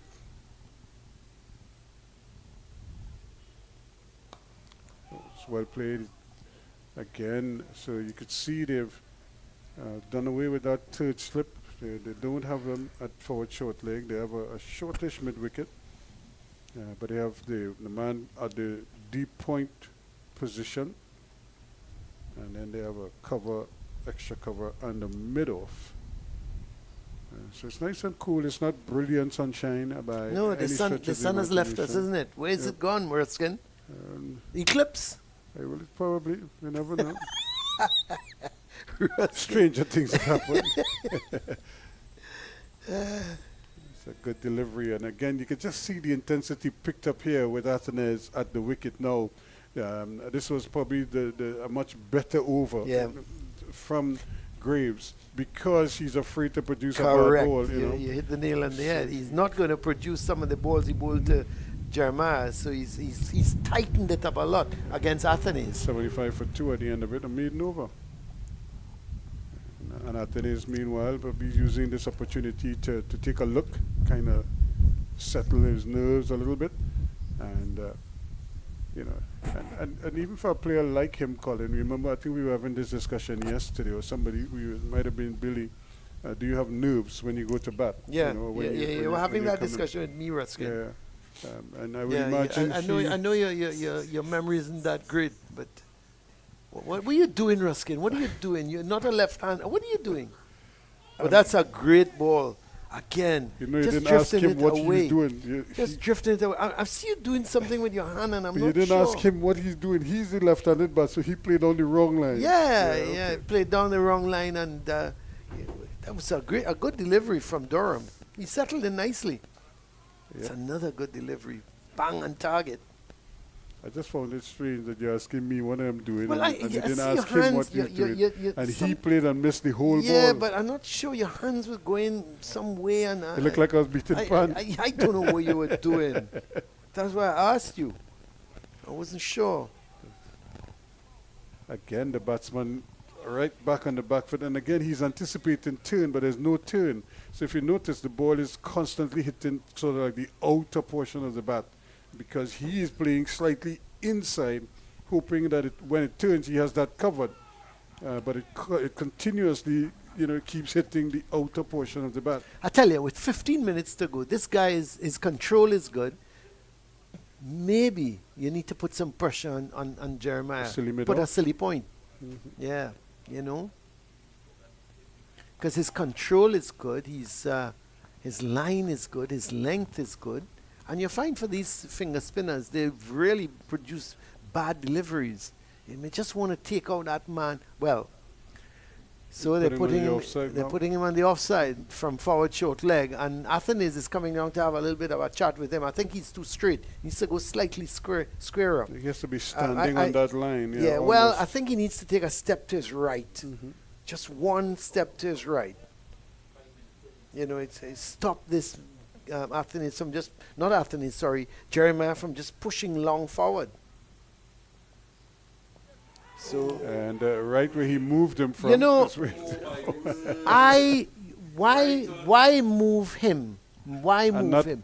Move the man from the forward, the backward square leg. But you have a long on for because you have a deep backward square leg. Mm-hmm. You have a long on as well. I know, but you have a deep backward square leg, and then you have that man just behind the umpire to the left of the umpire. Move him, put him in front of that silly point position. But you move the forward short leg, you put him to silly point, so he has the liberty of just pushing that ball on the onside, which he did. At the end of the over, look at it. That would have been a dolly of a catch for a forward short leg. And you could see it on their faces. Another maiden over, 75 for 2 now. So they've kind of stalled here now as the bowlers have tightened up considerably. They've taken a wicket, and they've also put the pressure on. That could be 4 runs. It's going to be a long chase here, but the ball is dying. Slowing up. It's slowing up, yeah. So it's that's easy good running for Archibald to come across. Jeremiah said, you know what? Let me take my chances with Graves. He hustled for that. It was good running. Yep. Don't misunderstand me. It was excellent running on his part. There was always 3 once they hustled for it. But I think Jeremiah much prefers to be facing Graves. Yep, and he struggled against Durham, didn't he? Because he keeps playing for the turn, and that is non-existent. Take your feet off the chairs. Yep, there's another gentleman. At least he's got his socks on, isn't he? Yep. Yeah. Yep. 2-tone stockings. 2-tone, eh? Yep.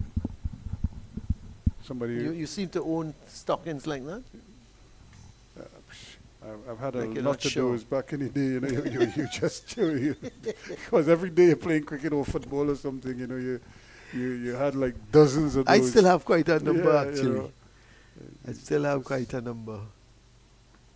Yeah, Oh, he's loud had a appeal turn goes up. definitely not out, says Nah. the umpire. I thought that might have been, Slightly, yeah. I thought it might have been just deviating. Because of the Let's- angle that he's yeah. bowling from as well. Let's so have a look. the umpire considers that. Yeah, I think it was drifting. I think it seemed to have straightened in the end, but Yeah. I still think it was heading down leg side. Yeah. You have to give him the benefit of the doubt. Yeah, but the bowlers have really tightened up here now. They're keeping the pressure on a lot more. And when do you think Jeremiah? He was going along nicely. It's 35 now from 71 balls, but I would think the last couple of overs he's struggled a little bit. He stalled, literally, but he's still there. That's the important thing. You play through these periods. Yeah, that's right.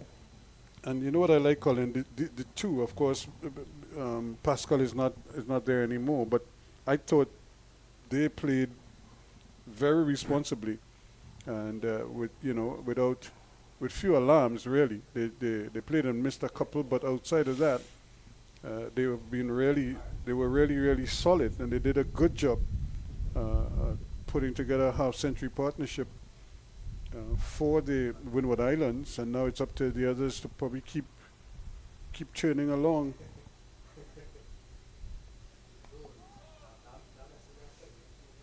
Again, just playing slightly inside. With the inside portion of the bat, you could see the sort of an awkward half-cock push, really.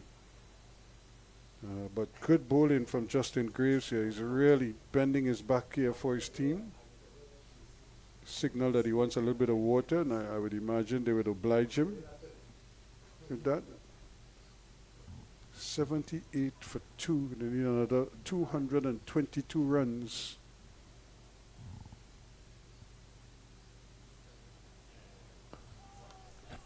Good. Still keeping that nagging line, keeping the length, pretty good line. Really asking serious questions here of the batsman. Atene has been very assured since he came to the wicket, seems to have a lot of time to play his shots. He's always that way inclined. He always looks as if he's got a world of time in which to execute his shots. Yeah, very accomplished. And this one, he's slapping this one. It goes in the air, and it went square up the wicket. It could easily have flown to Walsh, who's at that gully position, but it went way to Walsh's left. It went in the air, kind of an awkward shot that he played, but he got away with it, got a single. 78 for 2. Yeah, I thought he was totally out of 79 for control. 2, yes. Yeah, he was totally out of control of that shot. It appeared to me that he may have even been looking to tug it, just over the top. And it peeled off a thick outer part of the bat. Could have gone anywhere, as you rightly said. And he was lucky. 79 for 2 now. They've now called the substitutes to come on with an additional helmet because they're going to So put they're some gonna- pressure. yeah. They're going to go with that forward short leg and the silly point, which is a good move. You just have to think, Ruskin, the horse bolted, however. Let me see where they've taken this guy from. There's still a long one. There's a deep square leg. Yes, just as I said, just a short Ruskin, square leg. move him from that short square leg. But let's see, are they going to put a leg gully? They're going to put him back at short square leg. No, well, that don't make sense. So they're moving, they're putting him back at that short square leg. I suppose that they're looking for that little nudge around the corner. Well, get to know. He's in some serious trouble against Yeah. Durham, isn't he? He's gonna- not comfortable. Yeah. He's groping more than anything else. Yeah, I don't think he's picking up the line. And at the end, he's just pushing the bat out at it. Needs to pick up the line early. I'm not sure if he's wary about the rough in front of him. I don't think so. I just think he's not. Picking up the line, and at the last minute, he's just tugging at the ball or pushing at the ball, not in control. He's not a tall man, so he's probably, I don't know if he strides out, if he's even going to cover that area. Because it's right in front of him there, he's seeing it. I suppose every time he goes into his batting stance.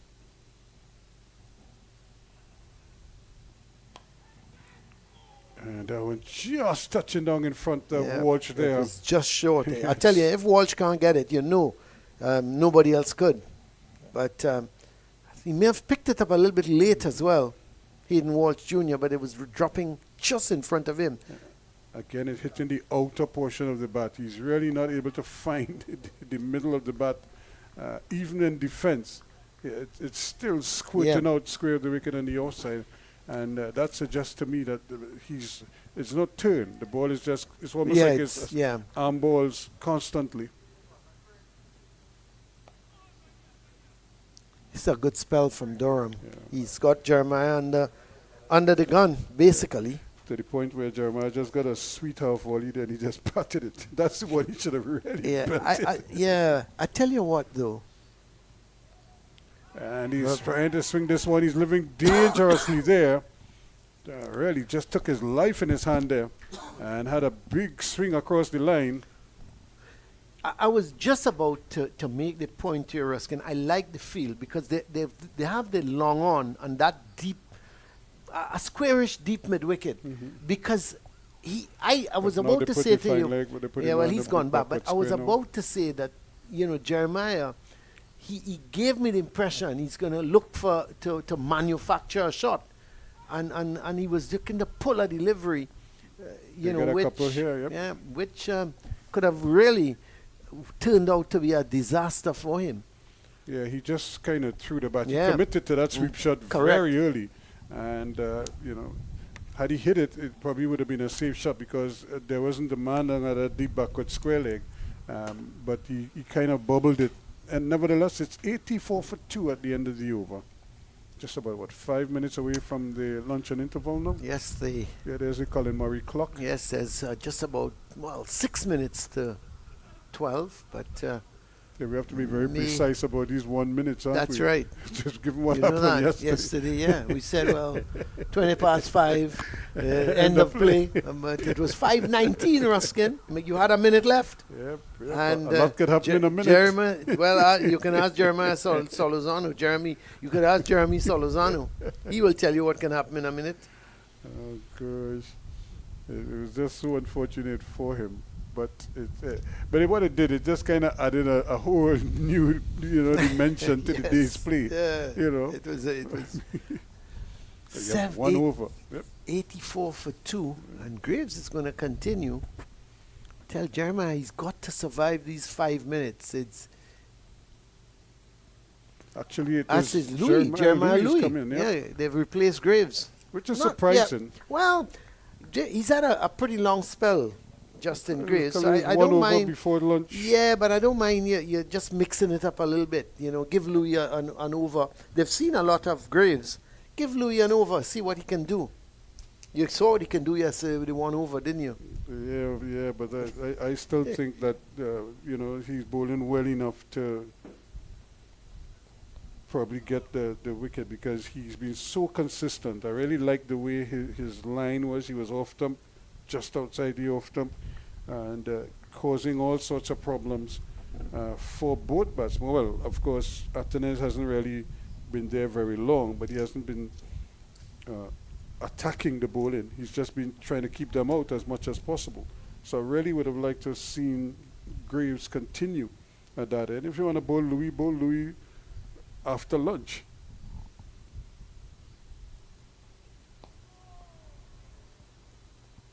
Well played. It was a good line, good length from Louis. Sun has come back out in all its glory, isn't it? It went missing for a while. Yeah, so 84 for 2, Ruskin. You look at the Windward Islands, who really and truly, they still trail by 216. But you have to think that they need to get an outright victory. So they need, even if they don't win on first innings, they just got to get as close as possible to the 300 in as quick a time as possible, because you need to get back in, bowl the Hurricanes out, and then chase down whatever they have. And it's probably worked out well for them losing the toss, in the sense that they may very well know come day 4 what they have to chase. Where they're going with this. Yeah. Rather than trying to set themselves, rather than having batted first and then set a target. Because at that point, the Hurricanes as well, it's turning out to be a very good game, because both these teams need to win outright. To have any chance to have any chance of winning the title. So it's turned out to be a pretty interesting encounter. But again, I just think that if I was in the Windward's camp, I would be disappointed that the Hurricanes got as many as 300.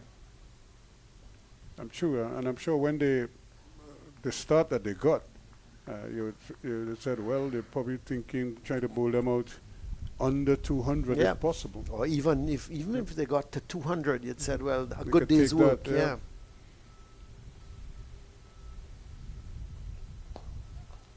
Plus, you would have bowled them out earlier in the day. You figure you'd have probably bowled them out just after tea, thereabouts. That's right. And let's see if we're going to get another over in. Depends on how quickly Gregory Brathwaite walks to the clock is actually saying, Ruskin, 1 minute. Well, I think they removed the bails at the southern end. So they're not going by the clock. They're not going by the Colin Murray clock. Jamal Hamilton tried to con the umpire by putting the bowler's hat on the stumps. As we tell him we'll be bowling at this end, this one, but he had to take it up. Yeah, he didn't buy it. No. But 85 for 2, not a bad session for the Volcanoes. They started 6 for 1, so they've added 79 runs, losing 1 wicket. I suppose they would take that. The Hurricanes would be a little disappointed that they didn't pick up maybe another wicket.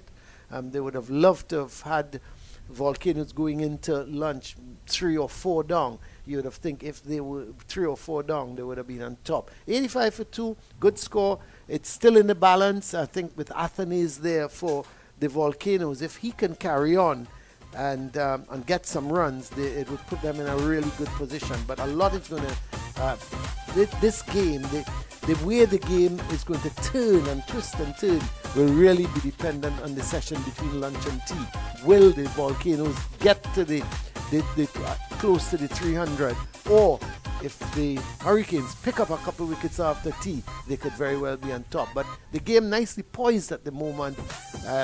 But that man, Athenes, with him still being there, you have to say that the Volcanoes can go on to challenge that 300 score. But so much is going to happen on the play after lunch. It certainly is going to be very interesting. So it's 85 for 2, and that is the situation here. They still have some work to do, as they say, but we'll find out how well they do after the luncheon interval. Just to remind you that during that period, we will have a little discussion here.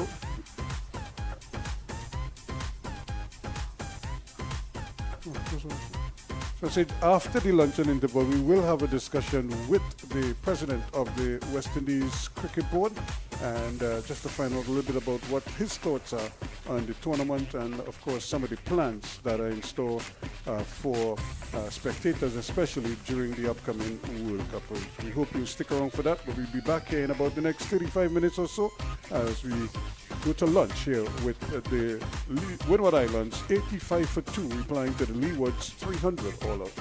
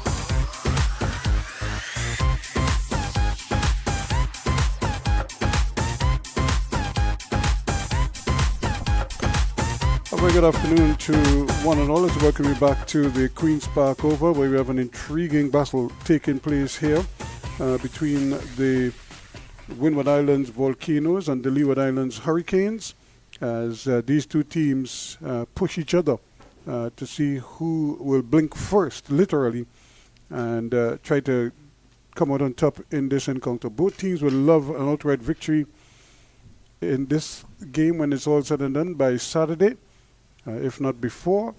But at the moment, it's nicely poised with the Volcanoes on 85 for 2, with some work to do at the moment as they try to inch as close as possible, if not surpass the 300 as scored by the Leeward Islands. They need a further 215 runs as we speak. As I say, good afternoon once again to Billy Furlong. 85 for 2 is where they will resume, Billy. Good afternoon, Trinidad and Tobago. Good afternoon to the Caribbean viewers online. A very exciting morning's play. That partnership between two batsmen, losing Salazano early yesterday afternoon. Pascal, 25 runs, falling first ball off of Durham. Durham is continuing here from the northern end, picking up a wicket, that of Pascal, off his first delivery, LBW for 25.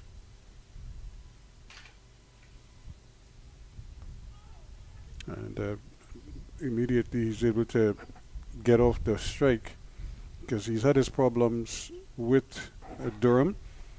It might just be the height at which he's delivering the ball, but more so the lack of spin, because he's still playing as if the ball is going to turn, so he's anticipating turn.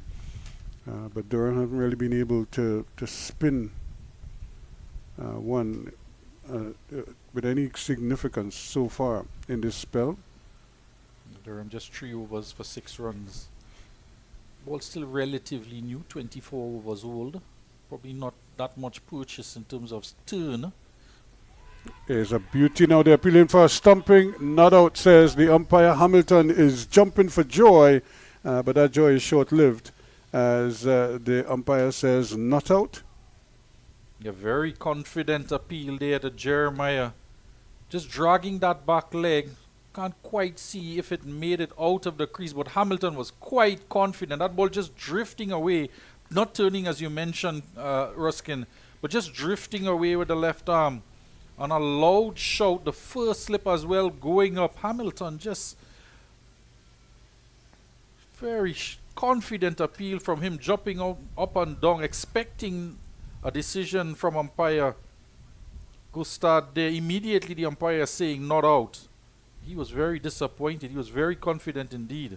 Well, it was the prize wicket of Alec Athenes, so they obviously felt that they had their man here, but the umpire was not buying it. To be fair, his back leg didn't lift at all. It stayed. It probably just dragged along. Here they were trying to. He's trying to force it off the back foot, and finding himself a little bit cramped.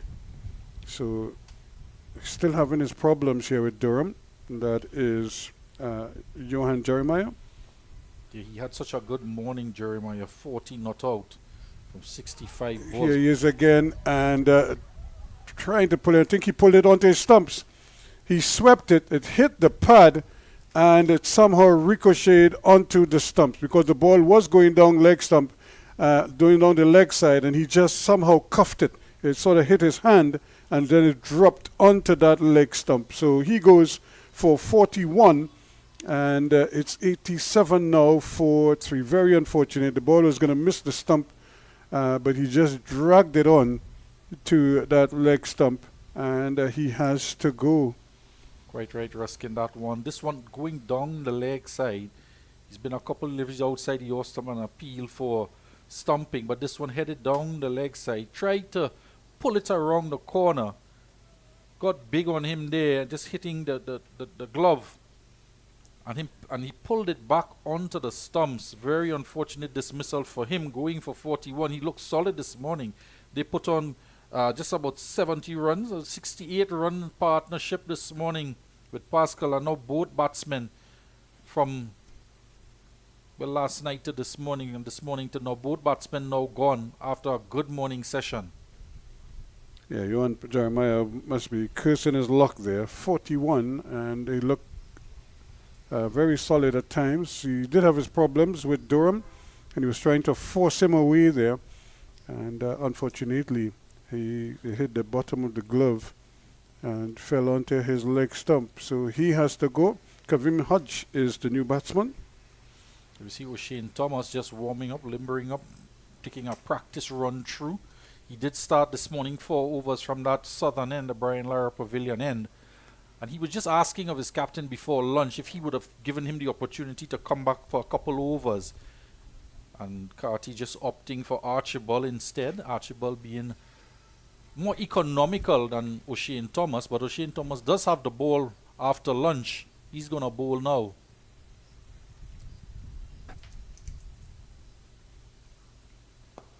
That's a great shot. That's in the gap, and that's going to race down the hill for 4 runs. So just like that, Atanaz just eased into it and stroked it beautifully through mid-wicket for 4 runs. Yeah, gorgeous looking shot there from Hodge. He's been such good form for his team. But that's Atanaz who's... I beg your pardon, Atanaz, yeah. Hodge just coming to the crease. He's at the opposite end of the over where that wicket fell. Atanez, the good thing about that shot, he didn't break the wrist to turn it. He kept a straight bat through the line, hitting it in front of mid-wicket, between mid-wicket and mid-on. He is driving powerfully again. Only this time the bowler does a fine job of feeling to his own bowling. Good looking couple shots there from Atanez. They're straight back with Dean Smith. Just getting down, putting that big hands onto it, grasping it in his hands, almost showing the intent to throw it back at the striker, resisting the temptation. Atanez was in his ground. Good piece of fielding, good cricket all round. So 91 for 3 now.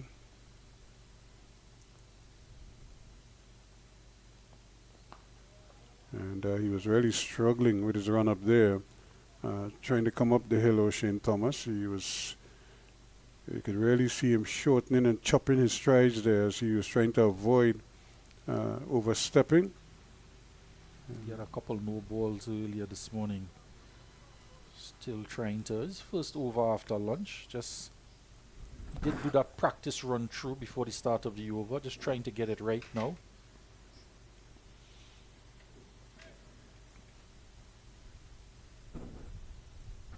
Just 2 slips in place.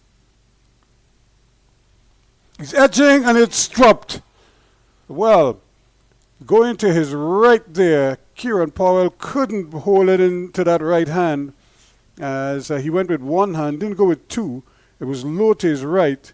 And again, he's not really at first slip. He's between first and second slip. And as a result, he had to come back to his right. And invariably, when you're feeling at first slip, it's very unlikely you'd have to go to your right. That ball probably would have come straight into his lap if he was in the orthodox first slip position. But he's kind of a hybrid between first and second slip. And he put it down. I was about to make mention. They had 3 slips in previously, 2 slips now. So they're just a little wide of each other, as well as first slip being wide from the wicket keeper. Had he been in that orthodox position, as you said, Ruskin, it would have been a regulation catch into his lap there. Powell at first slip. Instead, he had to reach across to his right and a chance going on begging. O'Shane Thomas biting that outside edge after lunch. And an excellent delivery. Atanez looking to go after that delivery, but getting that edge and the chance put down. Frustration there for O'Shane Thomas. Doing the duty there for his captain, but the chance going to ground. Yeah, that would have been the big wicket there. And not only would it have been the 4th wicket, but it would have been the crucial wicket, that of Alec Atanaz. Atanaz 350s this season thus far, coming off a 81 against West Indies Academy in his last innings. And 89, I beg your pardon. He has 2 50s as well to complement that. Indeed, a big scalp. And again, just easing that one into the offside for another comfortable single. So it's the end of the over. Tough luck for O'Shane Thomas, but 92 for 3 at the end of it. Yeah, he would have been disappointed there. Asking his captain for a couple overs before lunch. He just had the 4 overs. Wanted to get a little short spell in before lunch and then again come back after lunch. But instead just going with Archibald, and now he did get a ball in hand, eager to please his captain. The president looking on. O'Shane Thomas would have been keen to get that wicket as well. President Dr. Shallows there looking on at proceedings. It's Leeward Islands versus Windward Islands encounter. 1v4 position on the table. All for grabs. There's 3 points, just less than 3 points separating the two. And all to play for. That's another elegant shot again. Atanaz is beginning to find the range here as he's going to have to settle for 2. But you could just see the quality in his stroke play. He didn't try to hit it too hard. And just placed it more than anything else. Picked up 2 comfortable runs. Powell in the outfield for the spinner in that cover area. Just pushed past him. Comfortable 2 runs for Athens. And I suppose the difference with him and say it to a less extent how Jeremiah was playing is when he's defensive. He's not in between in his defense. And so he's trying to drop the ball right there. This time it's a loud appeal from LBW. He's out, LBW. And Atanaz is saying he played the ball. Immediately you could see him signaling to the bat. But the umpire has had other ideas. He's giving him out LBW. And that is really the breakthrough that they were looking for. It's 94 for 4 now. And he goes dejectedly back for 14. Yeah, that delivery very, very close to the glove as well there. Durham getting that ball to just drift away from the left-hander. He's outside the awesome with the pad. Gets across. It's very close indeed. Too close to tell if that did in fact come off the glove. But Atenes definitely disappointed there. He's making his way very slowly back to the pavilion. He was confident that he got some bat or glove onto that. Not so, says umpire Gregory Brathwaite. Had no hesitation in giving that out. So as he goes back, and that's, as they say, that's the big fish. That's the one they wanted. They dropped him in the last over, but they picked him up here in the next. And it's very close to the pad. The bat is right there as well as the gloves. But he has to go, and it's Sunil Ambris who is going to be the new batsman. Another quite capable batsman for the Windward Islands, and they're going to need him and Kavem Hodge to really stitch together some kind of a partnership here, because Durham has all of a sudden picked up 3 quick wickets. They're both innings mirroring each other. 4 for 96 the Leeward Islands were, and now it's 94 for 4 here from the Windward Islands. The Leeward Islands pegging back a couple wickets in quick time. And you can see him immediately put the bat up to indicate that there was some bat onto it. But he was going across the line of the ball. Now for a spinner who isn't spinning the ball very much, you're probably better off playing the ball straight, because once you pick up the line, there isn't much that's going to happen after that other than maybe a little bit of drift away from you. So you could probably just present the full face of the bat and play it with a straight bat and be very successful doing it. The only thing that would have saved him there, Ruskin, was if he did get some glove or bat onto that, because it was very much in line. You could see why Gregory Brathwaite was quick to give it LBW, because it was in line, and again, unless it didn't hit that bat. And he was going across the line of the ball when he should really have been hitting that through mid-on or back past the bowler. This one up in the air, very, very close to the man at that short extra cover. Just didn't go to him. He was sort of cemented there and couldn't really get a jump at it.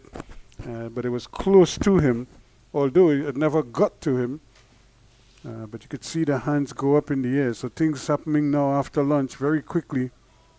Yeah, Durham very much on his game here. His left arm thrown around to the right hander now. getting some drift, but on that occasion, on coming on the offside to the right-hander, getting some turn there, coming uppishly off the bat of Sunil Ambrister. Jewel there is on front. And there's a big, it's in the air, this could be out. Thomas is getting under it. O'Shane Thomas takes the catch. He had enough time to remove his cap and basically had to go back, but he held on to it. He judged it well, and he has taken what could be a very crucial catch here for now. 94 for 5 as Ambrose goes for no score. Well, Ambrose is also big gun there for his team. He's gotten 368 runs for his team thus far, with 120 as well as a couple 70s. So you could see the way the teammates there ran across to O'Shane Thomas. They were very quiet until that ball was firmly in his hand, taking that catch, and then they raced down to him there. They were very much not that confident in the player that he might have just dropped that one. It was a high skier there from Ambrose. Very peculiar shot. First ball just to go after Durham like that. Coming off the outer portion of the bat, O'Shane Thomas backtracking, not quite over his head, positioning himself very well to take that catch with palms facing up.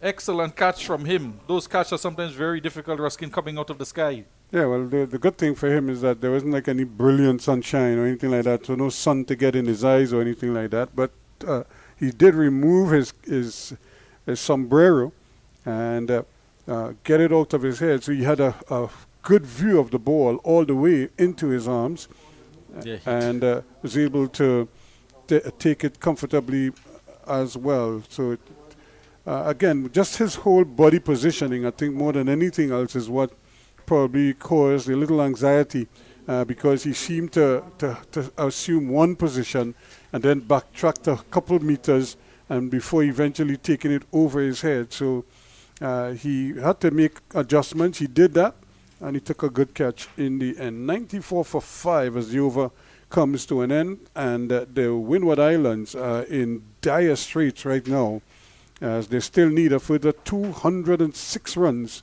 to catch the 300 as scored by the Leeward Islands. And the new batsman, well, they're all new now, is Javin Benjamin, who is at the non-strikers end. Kavim Hodge, another new batsman, is getting ready to face up to O'Shane Thomas, who took that brilliant catch to get rid of Ambrose. Yeah, I'm not sure even standing Captain Casey Carty would have expected this after lunch, right after lunch. 3 wickets going down in quick succession to Durham. He's picking up his 4th wicket in the match. 5 for 94.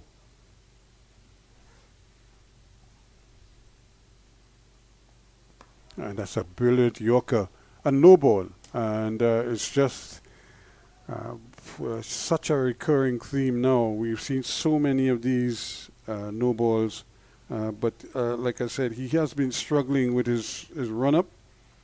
He's just not as easy. He already doesn't have a smooth run-up, but it just seems like he's a little bit off in his rhythm coming up to the stumps.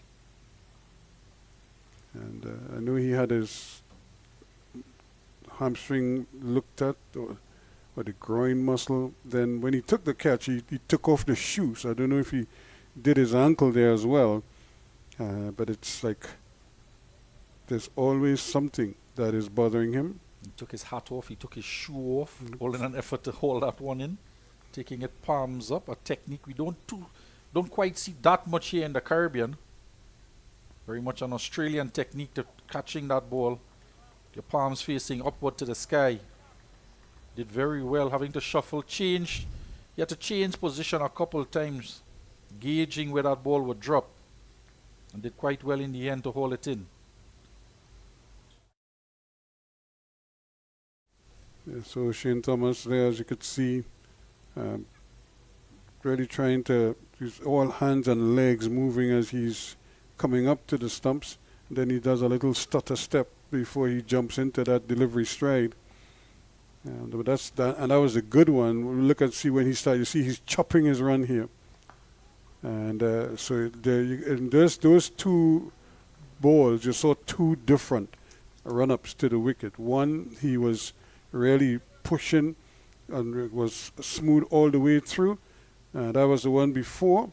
And then the last one, you could see him chopping little baby steps as he approached the umpire, making the adjustment as he got to the crease. A couple no balls from him there. He's still working on that run up. Yeah, he don't want that on his mind, because you don't want to be thinking about that at all, which is precisely what you don't want, is to have a bowler worried about where his foot is going to land. See him there just pulling out of that one, starting his run up and then aborting. Not quite happy at all with his approach to the stump. Bustling run up to the umpire. Just trying to get some rhythm in his approach.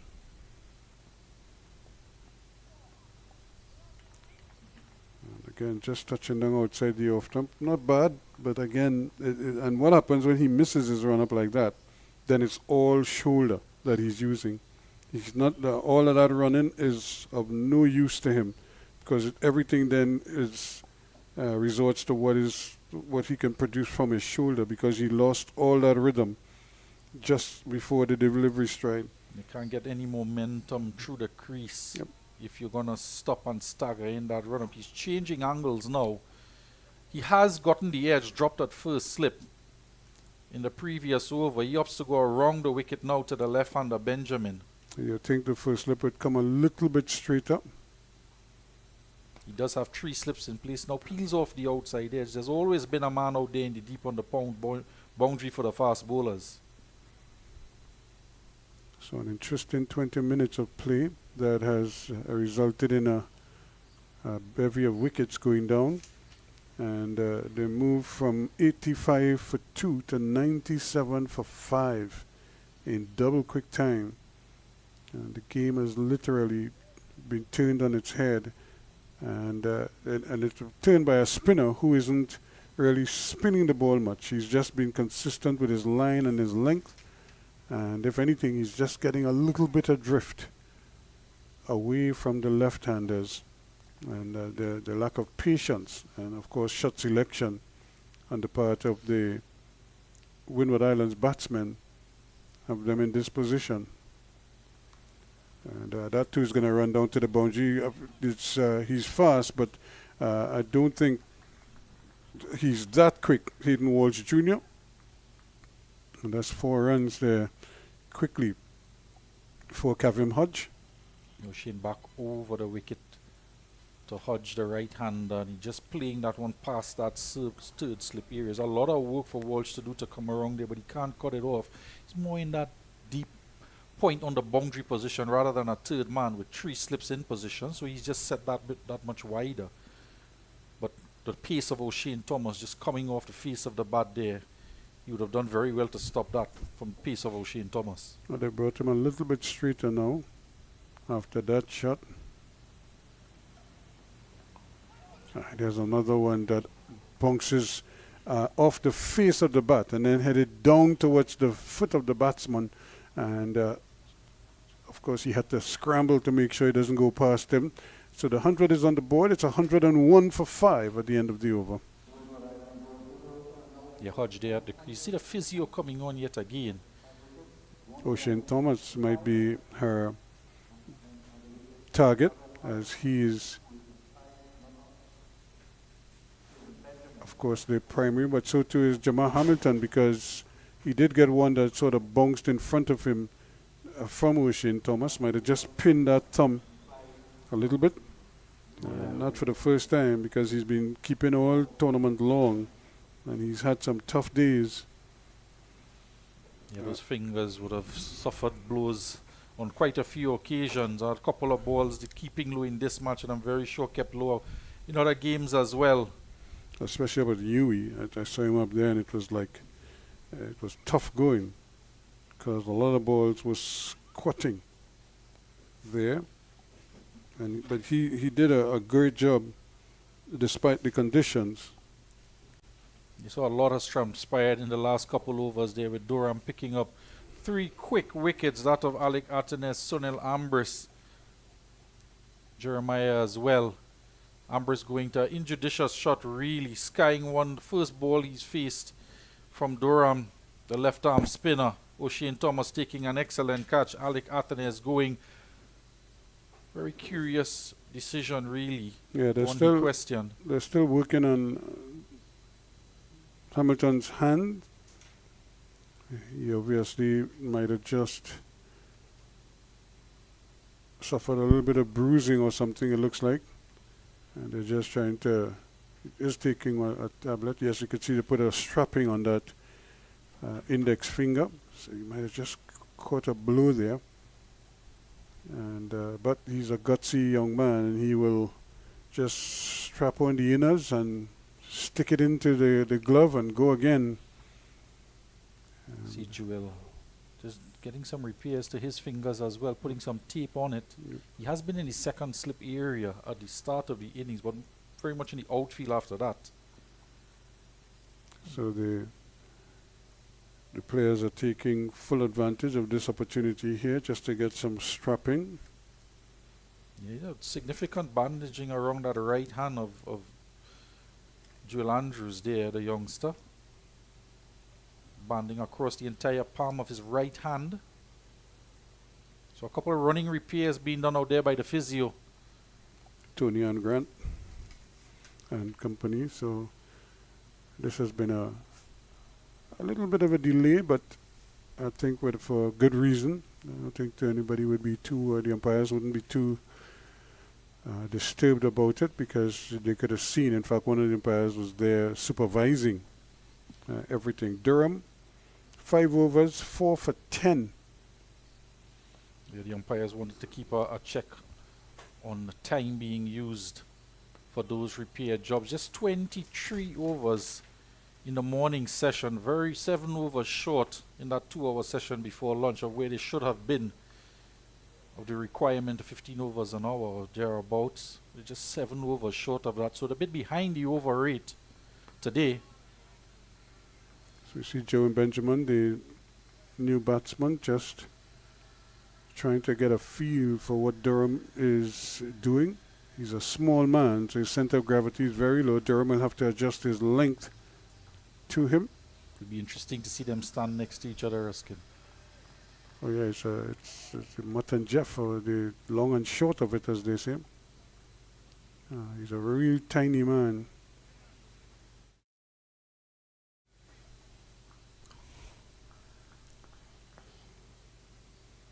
So there's a ball bouncing. That's good purchase there. Probably out of the rough a little bit.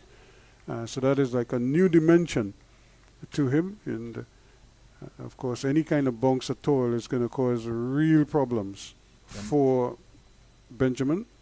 Again, we see that.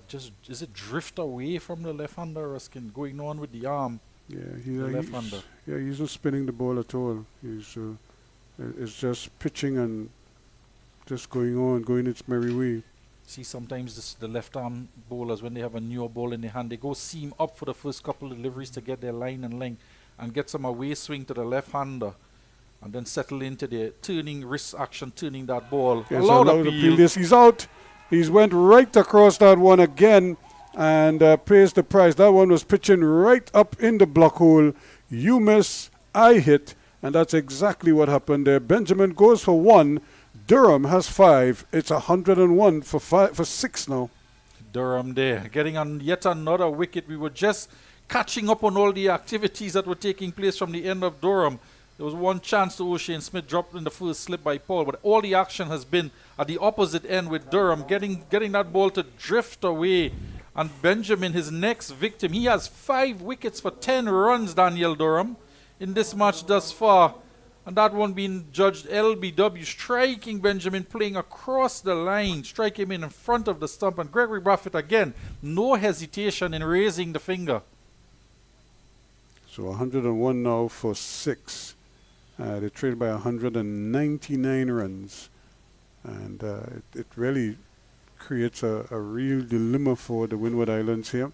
Remember, they're leaders coming into today, into this tournament, into this round.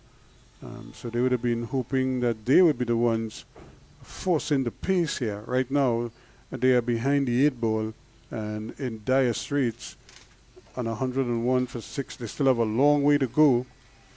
And when you consider the follow-on total is 150, so they do need to get some runs on the board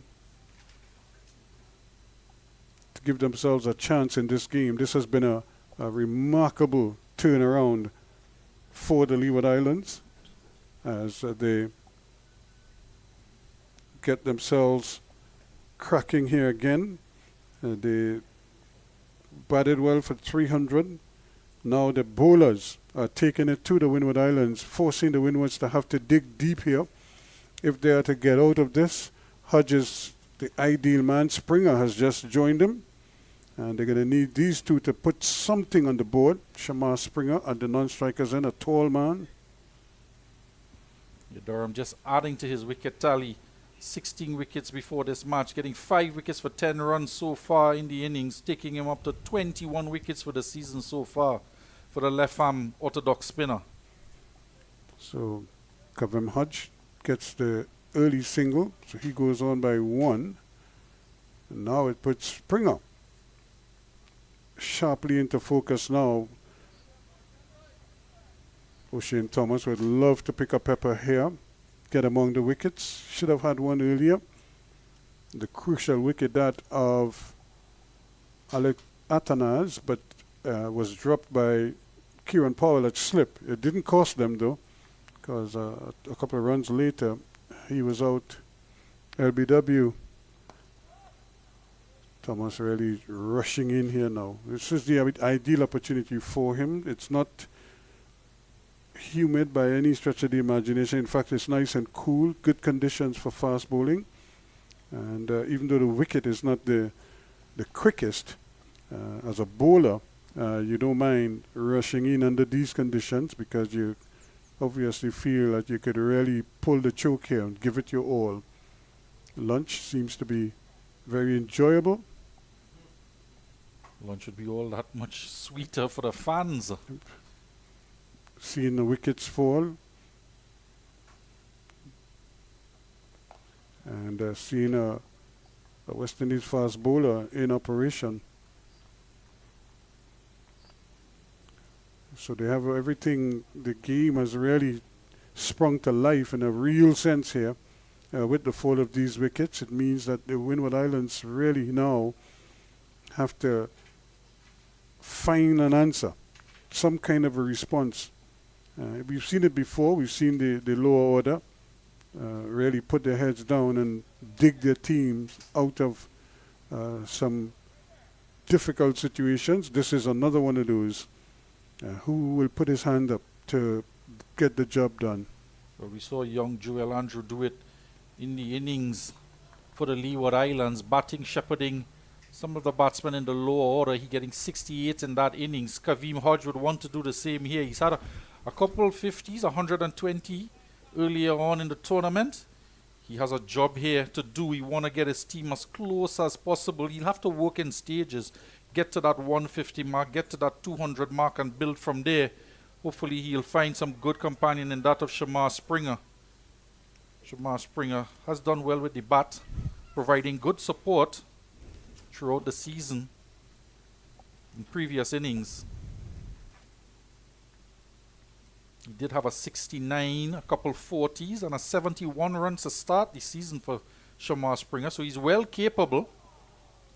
He's going to get a single here. Again, the ball angling into the right-hander and just keeping it out of his pads there. That was Hodge. So Jewel with that bandage on his hand. He's being used in the outfield, out in the deep now. Not quite sure where he picked that injury up. He was in the slip cordon earlier, but he's been used close to the bat in the inner field for much of the innings.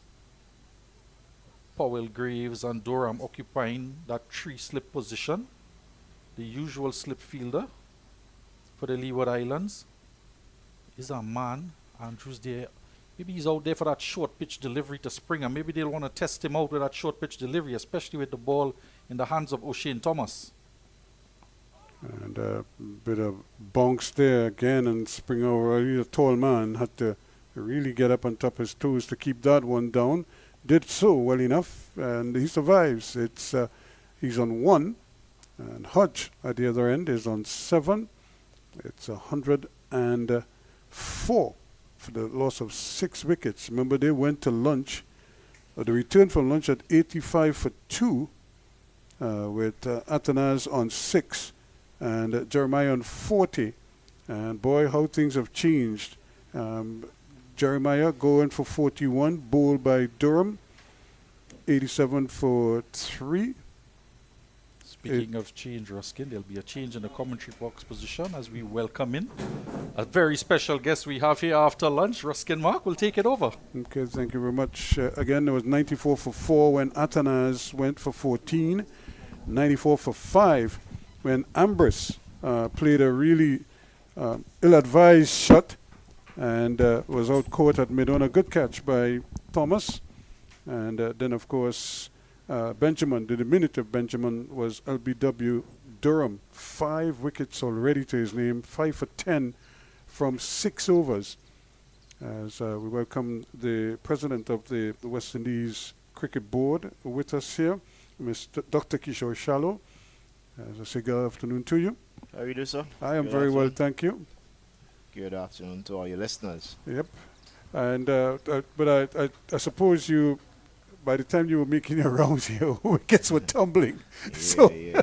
I miss at least one of them. But let me say pleasant good evening good afternoon to all the viewers wherever in the world they are tuning, looking at what seems like a final. It is. And you know, I suspect that the pressure of a finals is actually getting the best of the Windward Island batters at this point. And they've done well, you know, throughout the tournament up to this point. So it's really just a question of can they, you know, get over the nerves. I keep telling them that they're going to have to hurry here, but the fielding just not completed in the end. Graves, or actually Louis rather, not able to pick it up. But I suppose at some point in time, you know, they say the law of averages, sometimes you figure if you're doing well, at some point you're not going to do as well as you've been doing. But the good teams always seem to find a way. Somebody somewhere, you know, puts his hand up and say, you know, I'm going to get this done. And I think that's exactly what the Windwards need here now. They need somebody or a pair of players to really put their heads down. And I guess that's the great thing about Test cricket and first-class cricket, you know, and a championship like this. You're tested over 7 rounds, right? And you really have to show that level of consistency if you really, you know, deserving of being the champions, right? And I mean, unfortunately, you mentioned just now about, you know, the law of averages, but there was a dip in form somewhere in the middle. Remember, they started very hot winds, with a winning streak, continuing from last season. Right. And then they had a couple bad games, and then I suspect that their supporters and fans would have hoped that they were peaking at the right time again. You know, but still 2 more days in this match. Yep, and not only that too. Cricket is a funny game, you know, because under 1 minute things would look, you know, like you're in dire straits, and then voila, a little bit of, you know, of determination and maybe a little bit of relaxation on the opponent's side. And next thing you know, you get a quick fire 50 from somebody from somewhere, and all of a sudden, what looked like a die, even if you don't reach the target, but you get close to it, you kind of even the scales a little bit. Because I think it would be safe to say that the Windwards must have been thinking that the Leewards probably scored 50 or so runs more than they should have. When you look at the start they had, where they had 3 wickets down for 18, and you know, then they had 4 for 94 at one stage, but they still managed to get to 300. So I suppose, and the way how these games have been playing, Dr. Shallow, they seem to mirror each other a lot of times, you know. We look in Jamaica, Trinidad 307, the Leeward Islands 300 here. You know, last week we were looking at the games. The score here was almost identical to the score at UWI. You know, so somehow the games tend to almost run parallel to each other. Yeah, well, and you know what? I think that's the beautiful thing about cricket, is just capitalizing on those key moments. I was listening to the commentary yesterday and looking at the game on my way to Trinidad. And I heard you guys say crying out for a gully or fourth slip, right? That third slip. Yeah, we Third wanted slip. a third slip and the ball Right, flew and right. the ball, at least twice, and so those are opportunities missed, I believe. Yeah. Hence the score that the Leeward I think Islands. he was 18 at the time. Yes, That's a great shot. But you won't get more than one, but it was very well played by Kavim Hodge. right. What I imagine now is that Windward would be hoping that Kevin could lead the team into a really good target still, or a good forcing and score. I'm sure that they have their eyes on the bonus points, because Right. in order to Get points. You have to get to the become the runs you can- champions, Yep. you will have to rely on those bonus Yeah. points. It could come down to missing out by 1 point, right? And I'm It's sure that they tight. I'm sure that on one hand they're looking at in one side of the one eye that they're looking at the guy in a game and see how they're progressing, puts up, and yep. then of course hoping that they get some bonus points in this first innings. And no doubt their fans, I know Dominicans now are well tuning. My colleague, the president of Dominica Cricket Association, and who is also member of Windward and Cricket West Indies, Clement Marsden, he is quite luck. And the Benno and all those other guys in Dominica, now I'm sure they're there with their fingers and toes crossed. Because I was asking you that, what would it mean to Windward Islands cricket if they should lift this title? I mean, they have never won. Windward Islands has never won this first class tournament. They have won the 50 overs yeah. at least twice. But, it's something that has been, just missing, coming very close over the years. And they have not been able to grab that trophy. And, this time starting off with the first couple of victories on the back of an undefeated outing last season, they would have hoped, still hoping that they go on this time. And, nothing good comes without a challenge. And if they were to go on from this stage that they are now to win the championship, I'm sure they would enjoy the success even more. Yeah, because at least you knew you had to work for it. Of course, And it of tastes course. sweeter that way.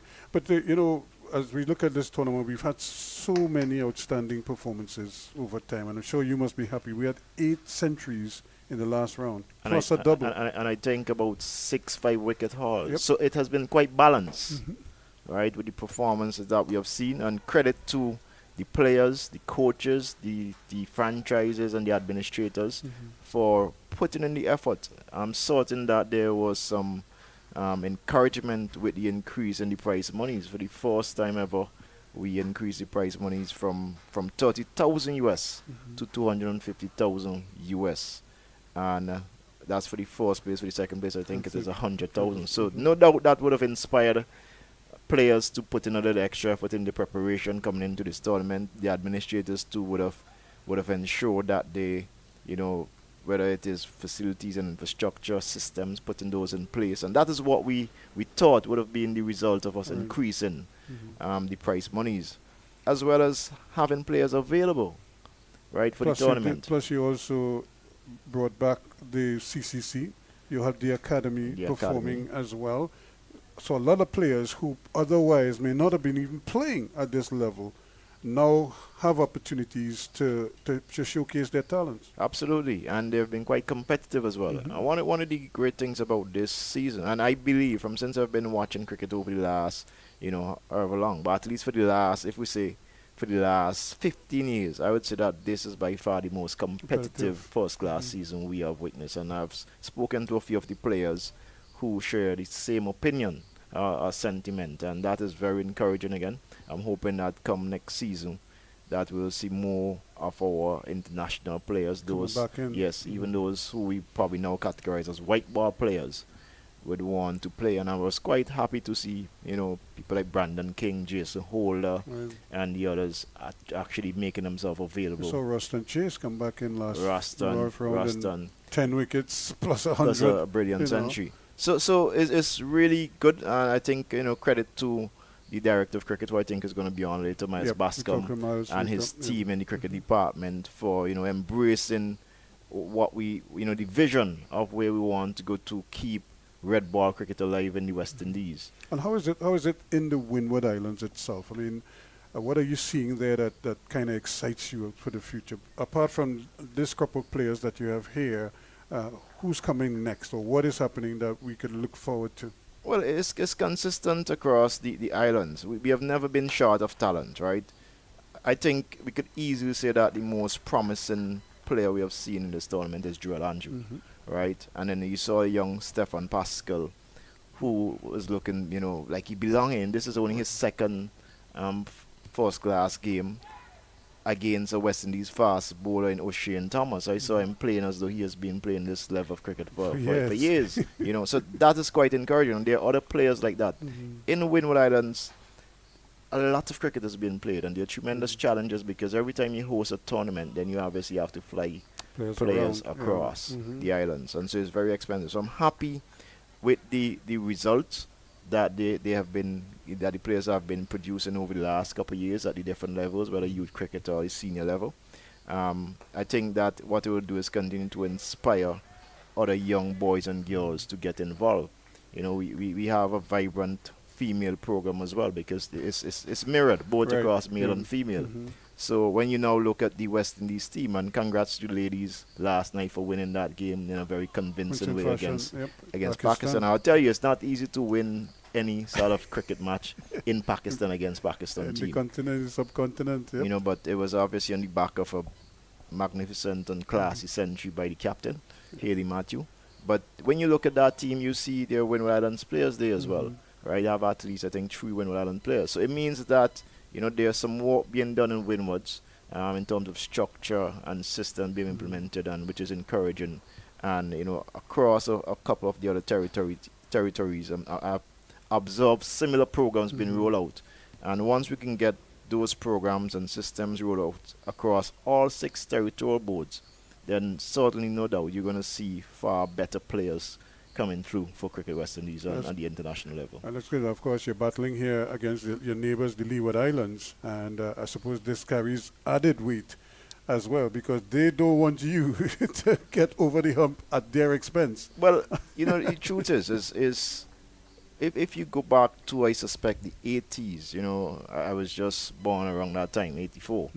But if you go to the 80s and the 90s, you would hear spectators then and probably all the cricket enthusiasts saying that it was because of how strong the original competition was, those tournaments were, while we had such strong West Indies turnout. And so seeing then what was Combined Islands with Viv Richards and all these other great players, the Livingston, the brothers, Shillingford, so what we are seeing now of having a strong Windward and the Leeward Islands in the regional tournament means well for West Indies cricket, right? And we have to continue to encourage that. We made some policy decisions recently to continue to support Leeward and Windward Islands because of their unique challenges of being separated by waters, to have tournaments and to develop their players. And we suspect that you're going to see these 2 territories improving going forward. That's good, man. And I suppose a lot of times it's just opportunities that some of these players have. And there's one name that is kind of sticking out in everybody's mind. You spoke about Joel and what he represents as one for the future. What about Louis? Mikhail Louis has certainly hit the ground running here. He's on everybody's lips. In fact, we have him in as being on the plane. You could probably book that ticket and send him now. And, let the rest of the team join him in England, but we don't make that decision. Well, no, I'm going to say you're much braver than me. You're much braver than I am to select a team. But you said young Andrew is one for the future. I'm thinking he is ready. Right. He is for our current times.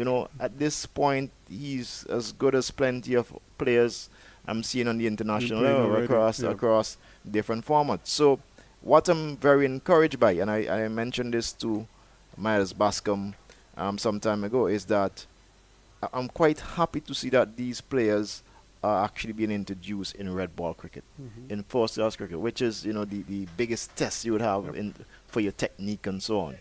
And when I see young Andrew, when I see Pascal, when I see Jordan Johnson, young Akeem Oggies. I don't know if you, Yes, I saw I don't know Oggies, if they, yeah. I think he was on 60 something, not Yeah. out. And a few of the other players, young exciting players we have coming, Johan Thorn, Isaiah Thorn and Johan Lane. You know, so some good prospects, batting and bowling.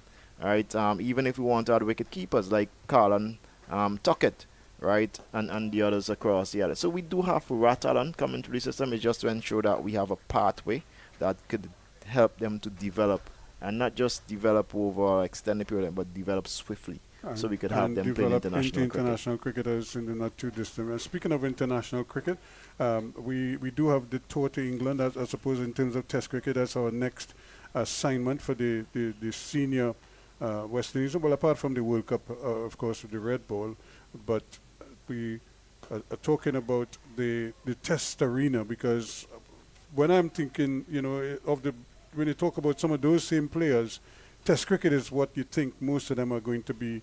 You hope that they will gravitate to over time. And we had a break. We had the last tour was in January, the last Test match was in January, so we have quite almost 6 months before our West Indian cricketers are back in that arena as well. How do you sort of prepare them for that, and how do you keep them going, apart from playing in the regional tournament? What else is there? Because if this tournament ends on Saturday, we still have a few months before they get back playing, you know, any kind of serious, quote-unquote, you know, competitive cricket at this level. One of my suggestions is that somebody like Louis could benefit from a stint in England, whether you do it in the leagues, but this might be something that the board might have to drive. Like you pay half, let the club play half, or whatever is the arrangement, I don't know. But I think for his benefit, and maybe for the benefit of the West Indies down the road, that to me might be a situation, even if you sent him and one other, so that at least they have, you know, he has company and they can work through their growing pains as they go along. But what do you think of an idea like that, or is that something that you're even considering at this time? It certainly could help. This first class season at this particular time was very strategic, right? It has been a long season, right? So I'm sure you yourself have been doing commentary for the last few weeks. You know, you need a rest, right? Much as to these players who have been out there day in, day out over the last few months. So I'm sure they're going to welcome and appreciate a break, a recovery time, and so on. And then after, I know Coach Coley, Andrew Coley of the Test team, he has, you know, his program plan, camps and so on. A few of our players are already in England playing county cricket. No doubt, a couple of these guys are going to benefit from some opportunities as well. And like you said, if they can go and familiarize themselves with the English condition, that would be ideal. And however way we could explore and, you know, realize those opportunities, we certainly will. Certainly, and the reason why I mentioned that, because I got that idea because I looked at the program that the Australian footballers had. Their federation looked at their teams. They mapped out like their top, say, 20 players. Then they look at the second tier, and, you know, and the third tier, they send their top players to the top clubs in Europe, right? Then they send the second tier players to, you know, some of the lower level clubs, and then their third tier players, they send them to the big universities in the United States. So at all levels, the better players were involved, but it wasn't a miss and hit thing. It was something that they kind of were driving. So they always had contact, so they could talk to the coaches, you know, and get feedback and what have you. So it's really about a structure that, you know, that might work for them. We may not have to adopt it wholesale, but there might be parts of it that we could certainly introduce. Yeah, and one of the things that we probably, and we have already started having those discussions with our counterparts across the world. Recently, earlier this year when we were in Australia, we had those conversations with a couple of the technical persons and our colleagues in Australia. It's not waiting until the players are at the international level, but if we could expose them to opportunities at the league and the club level and so on across England and Australia and even South Africa, India, in different conditions. So by the time they reach this level, they have, you know, wealth of experience playing in different conditions, right? That would help. So we have to start exposing our players maybe just after coming out on the 19, where we give them the opportunity to just put them in a club in some way. And this is not only for even players, but umpires as well, Right. right? Or even some of our coaches to get Exactly. them in that environment. where Exactly. they can- Exchange programs Yep. with us. So these are opportunities that we are exploring. One of the things I've been championing is about building those or strengthening those relationships with our stakeholders. And when I talk of stakeholders, not only in the region, Right. but our counterparts in Extra cricket as well. regional. Yep. Exactly. Yeah. And now let's turn quick because I think a lot of people might be anxious to hear your views on the World Cup. I know that is a hot topic these days. From where you sit, how are things progressing? Progressing well. It's consuming all of us because we want to deliver the best World Cup ever. And I have no doubt at this point that things are shaping up to ensure that that desirable outcome is what we achieve come at the end of June. So a lot of work, as you would imagine, taking place at the different venues across the Caribbean, not only on the playing venues but the training venues as well. Right. As is here with the over, we've seen a lot of work going on. Exactly. And a few warm-up matches are going to be played here. This is a practice facility as well. So if this level of development or renovation is taking place here, you could only imagine a Brian Lara Stadium. Right. Or at Kensington. I was at Kensington a week or two ago. And I mean, tremendous transformation taking place. So that is great for the West Indies, for the Caribbean in terms of legacy project of the World Cup. But I'm sure that once the tournament starts on June 1st, all eyes on the Caribbean, and people certainly are not going to be disappointed with what they see. It's going to be a hell of a spectacle. I would imagine tickets, that's the other thing. People are always worried about, the West Indians are. They wait till the day of the game and they want a ticket. That's the excitement, man. That's the excitement. part of the want- experience. They want to push through the gate. It's almost as if they have every opportunity before that. They don't take it, but they want to come in no matter what.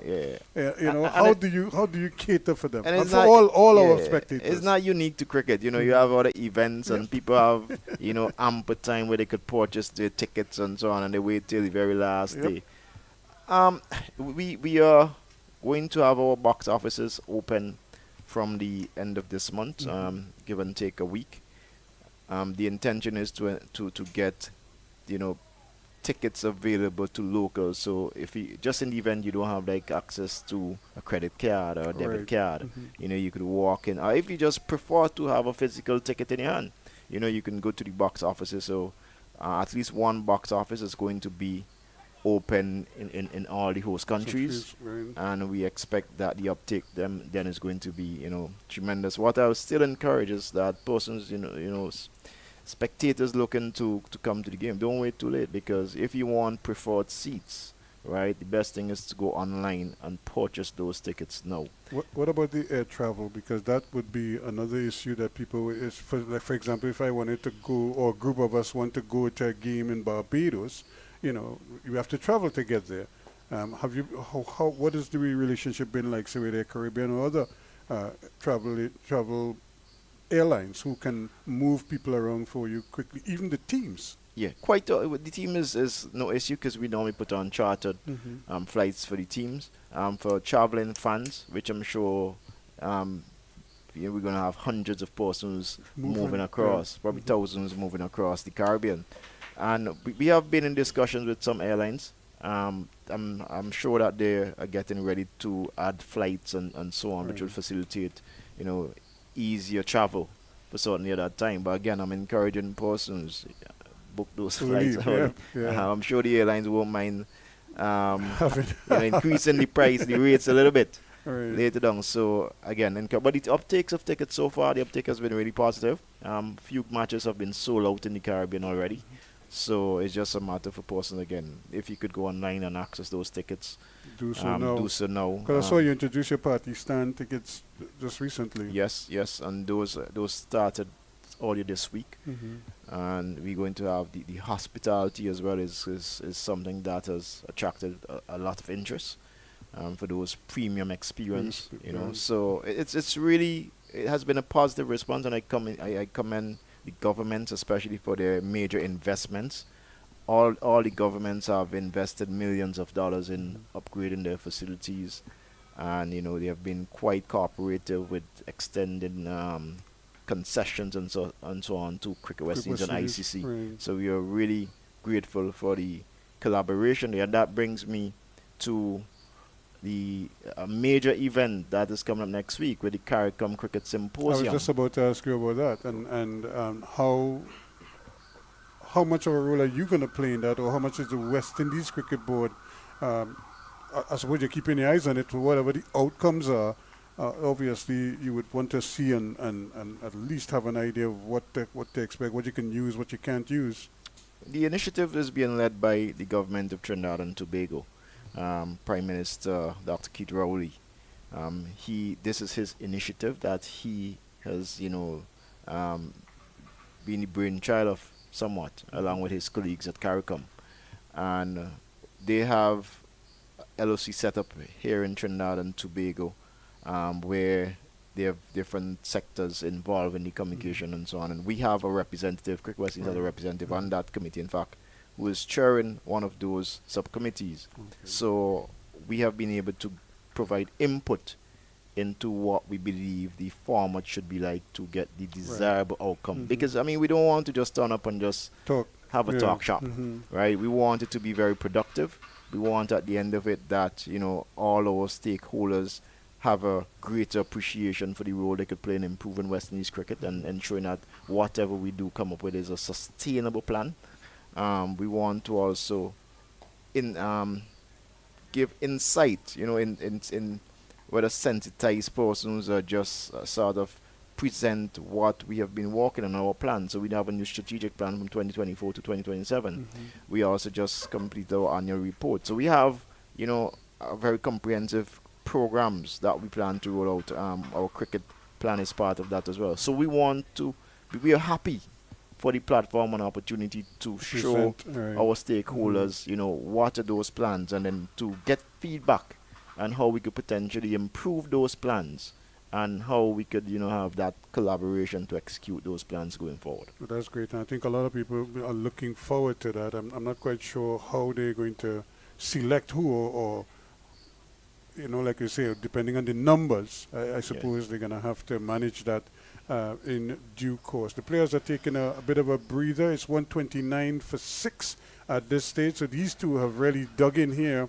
They came together at 101 for 6. So they've added a further 28 runs in double quick time and doing well. 15 to Hodge, and Springer, who has shaped very well, is on 16. So the Windward Islands inching along here after they found themselves in a very precarious position right after lunch. But they've weathered the storm somewhat and are trying to push on. One of the things that we continue our discussion here with Dr. Shallow, one of the things that I wanted to ask you also, you spoke about the World Cup as a legacy project for the region, but personally, as the president of the West Indies Cricket Board, or somebody into cricket administration and into sport administration, what would be, one,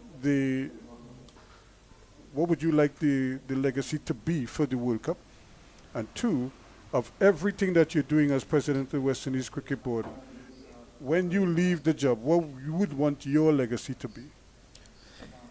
Yeah, I think one of the challenges or one of the issues over the years is that persons, who have been in cricket administration, or even, spectators, place too much emphasis on the president and the individual, as opposed to the bigger purpose, which is improving West Indies cricket.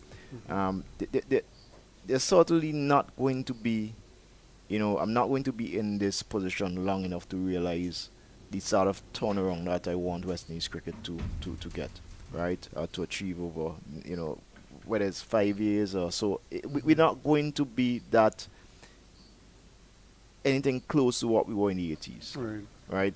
What I want, however, is for us to have sustained success, consistency. And the only way we could achieve that is by establishing programs that beyond my tenure, right, these programs are going to be the robust programs where we and I'll give you an example why I believe this is the only way forward. This should be the only approach. If you look at Australia cricket, right, they were successful for a number of years. Then not too long ago with the situation with Stephen Smith and David Warner, where their cricket exactly, their cricket decline somewhat. But because they had such a robust structure and system in place, they were able to bounce back. So much so that at this point we have forgotten that little period that they went through, right? And Cricket West Indies, unfortunately, we haven't been able to establish that sort of platform and framework and system over the years, right? And so we are faced with tremendous challenges at this point, and we are still a very fragile and vulnerable organization. So what I'm hoping is that by the end of my tenure, we are able to establish those structures and policies and systems in place that regardless of who is there as president, our administrators, that Cricket West Indies will be able to be, enjoy, the fans, stakeholders will be able to enjoy sustained success, right? In terms of the actual World Cup, it would be great if we could be the first team to win this championship 3 times. No other team has done it yet. We have won it twice, and I believe we do have the team capable of winning this World Cup.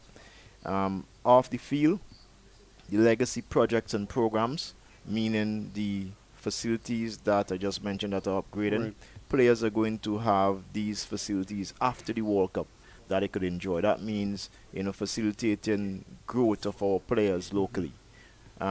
Training facilities as well, going to, help produce better players.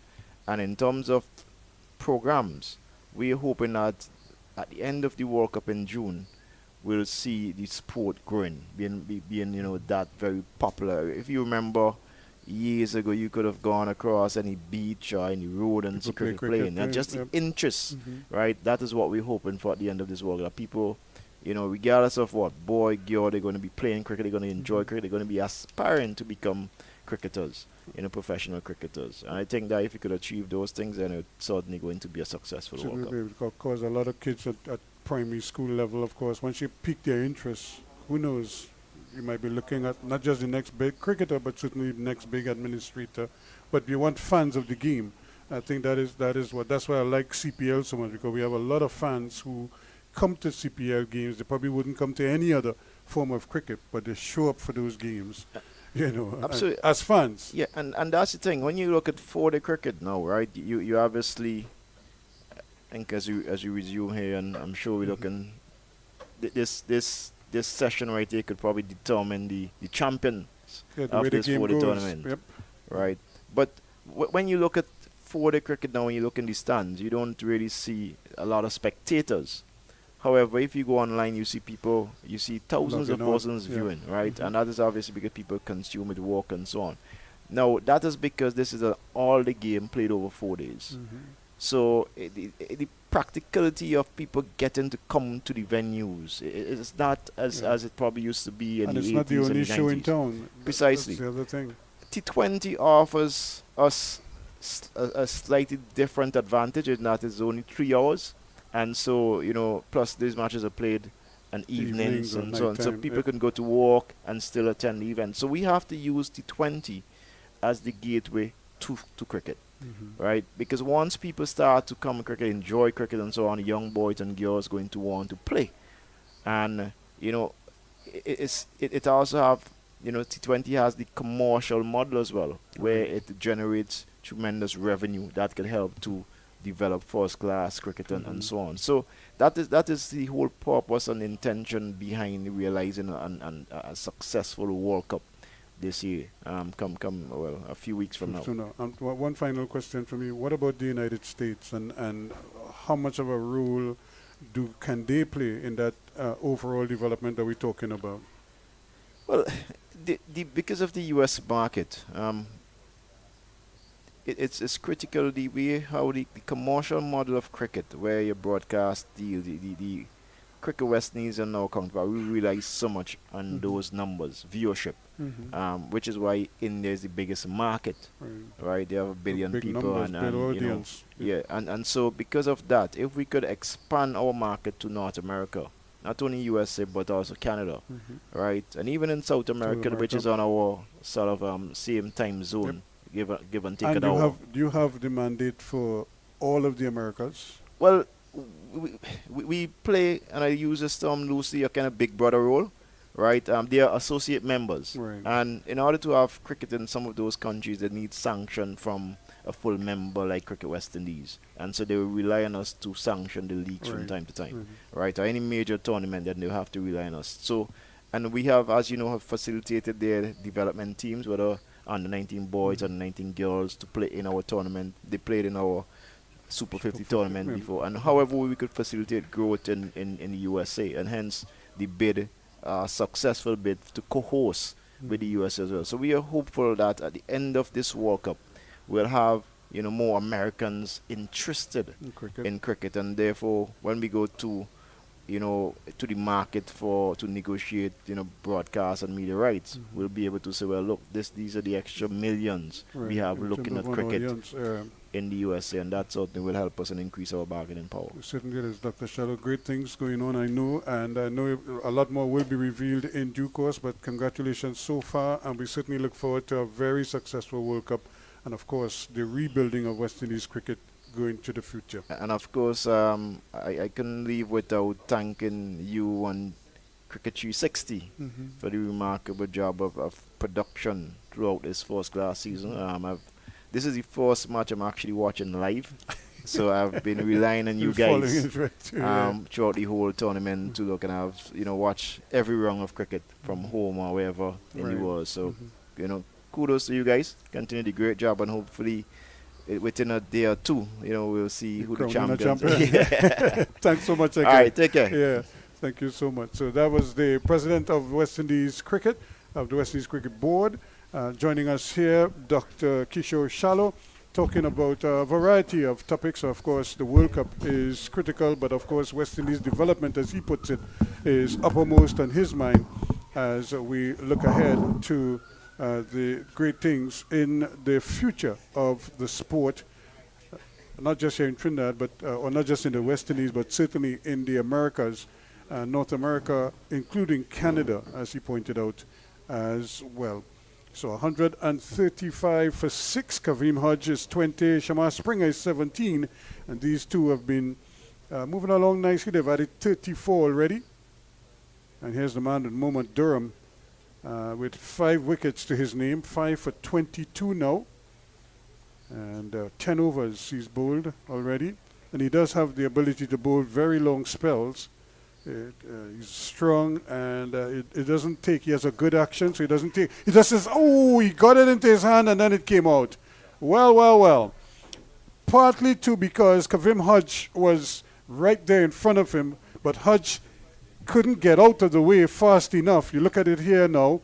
Hodge is right there. He had to come over to his right. The bowler has every right to go in front of the batsman there to try to take the catch. He did. He got it into his grasp. He just couldn't hold on to it. So what a chance there for Shamar Springer on 17. Beauty of a delivery again. Not much turn. The batsmen, for whatever reason, keep playing for turn. There isn't much out there.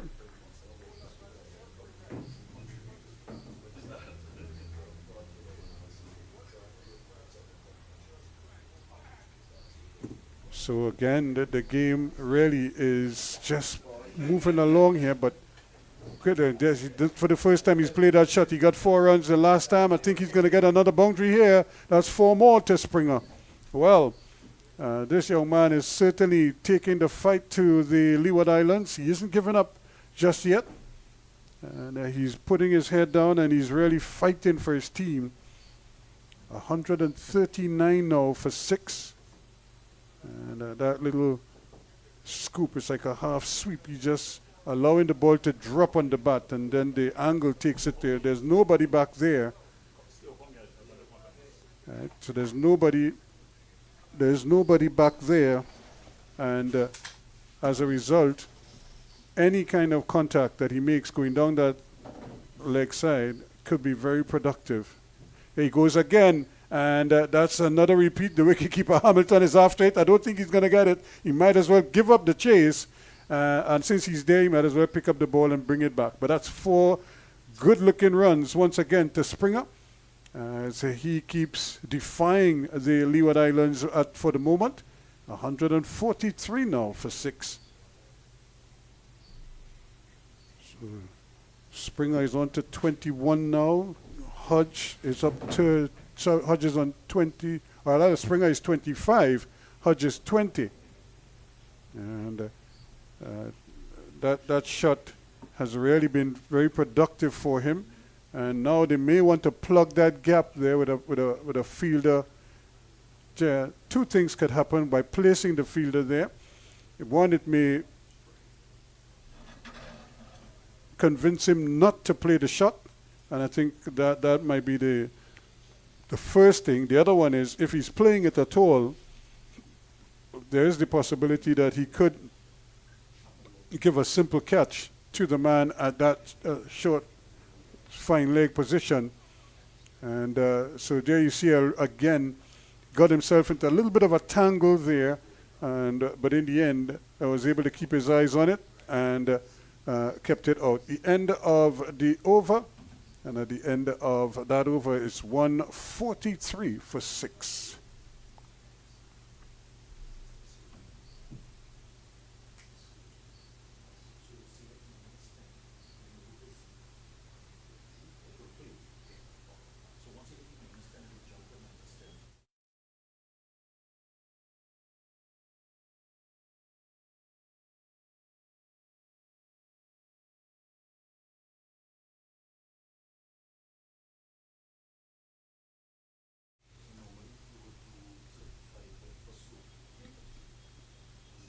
So 143, it means that the Volcanoes trail by 157 runs. Another 7 runs will see them avoid the follow-on, so it means the Leeward Islands will bat a second time.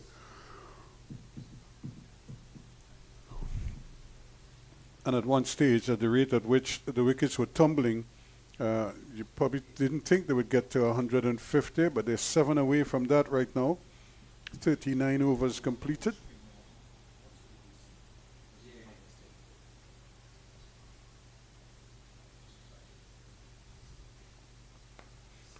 That's a good start there on the part of Archibald, coming back in from that bottom end.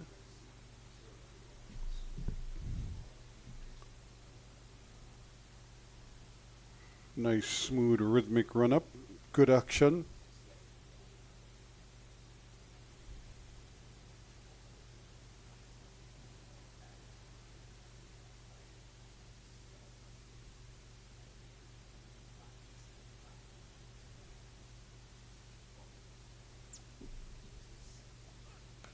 That's well played, but there is protection out there, so Hodge will just have to settle for 1.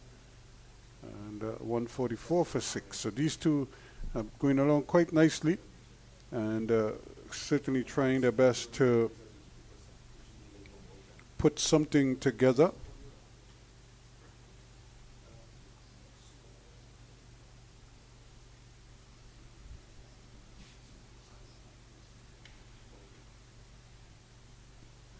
So they are really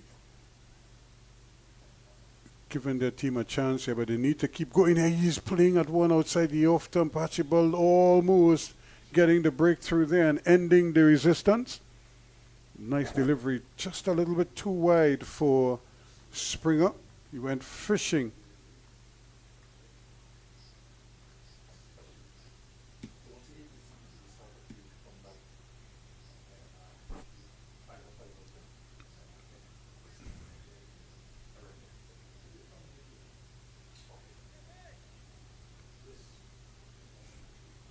So just the one slip in Kieran Powell, who's more of a second slip.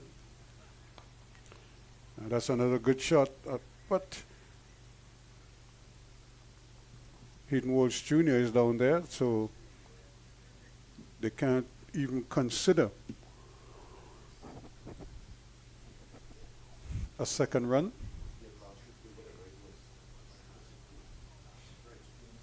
So Archibald, his 5 overs so far have cost him just 15 runs, 5.4, 16 so far. He's bowled well, doesn't have a wicket yet to show for his efforts. Came close earlier in this over, so he would like to pick up 1 at least. And these two are just picking them off one by one. I suppose the first target is that 158 target, just to get to that without any additional loss. And then get about the business of bringing down that deficit run by run, boundary by boundary. 146 for 4 now.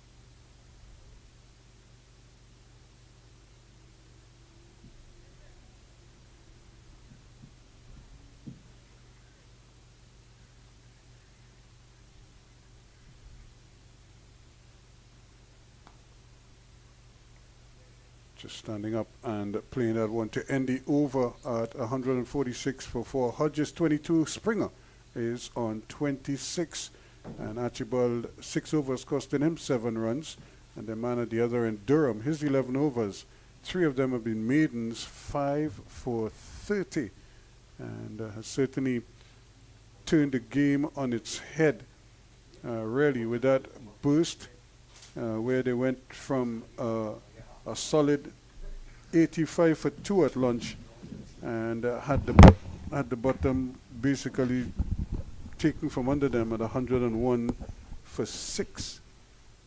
And now they've tried to repair that damage, and these two have done a remarkable job in giving the Windward Islands some hope here. In that carnage, they lost the key figure of Alec Athanes for 14. Remember, he was dropped on 11, but he didn't take advantage of that reprieve. However, Kavem Hodge is still there, so too is Shamar Springer, and they're the ones. So we have Hayden Walsh Jr. is getting a chance to see if he could break this partnership.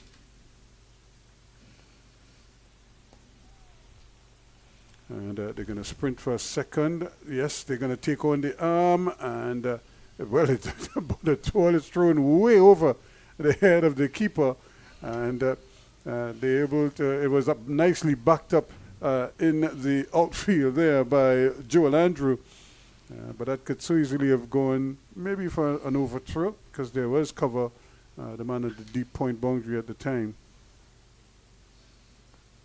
Another short ball by Hayden Walsh Jr. So he hasn't really hit his straps just yet. Ball not coming out as he would like. Does have a long off and a man at deep extra cover on the boundary. And this is going to be another good opportunity here. Brilliant fielding again by that young man, Joel Andrew there, just sprinting. The ball seemed to be going past him, and he just collapsed on it and cut it out. Had it gone past him, it probably would have been a couple more, if not a boundary, down to third man. 149 now for 6, so they're 1 away from getting that first target, which is 150. Get that out of the way, and then try to push on from there. Hayden Walsh, deep in thought at the moment.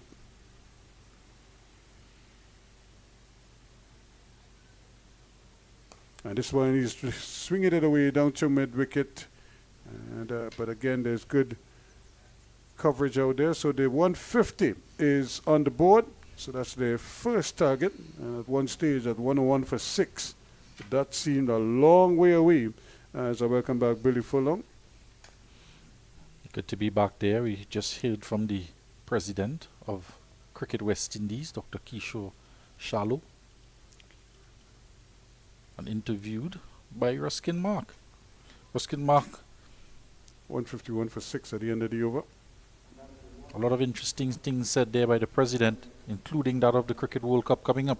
Yep, he was talking. It was we touched on a number of different things, and he seems very positive about the impact that the World Cup would have on West Indies cricket. But I really wanted for him to give cricket fans the assurance that they will get tickets for the World Cup, and he was steadfast that there will be tickets available for them And in fact, when they do open, now normally they sell some of the tickets here at the Trinidad Cricket Board office. I think a lot of people would much prefer to come there, line up, old talk with their friends, maybe have a little drink while they're in the line, and purchase their tickets, and then make a big event of it.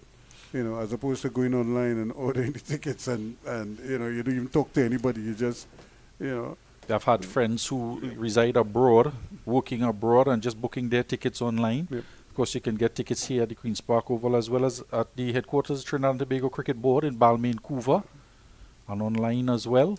Through all the WhatsApp groups, they've been buzzing about the Cricket World Cup coming up. Those groups looking to buy batches of tickets for their friends, assemble a party stand of their own. Yep, and it's certainly going to be a very interesting. The Brian Lara Cricket Academy is undergoing a transformation. I have a friend of mine who works for Udicut, and they have been really working, as they say, day and night to get all that is needed. Now, the Brian Lara Cricket Academy is a beautiful viewing facility, and but what they've done, they've added a number of seats, so that will be something new. So when spectators go in, they will realize that there are more seats there for them, and which is all good because they want to sell out those. Well, that's a brilliant shot. That's 4 runs.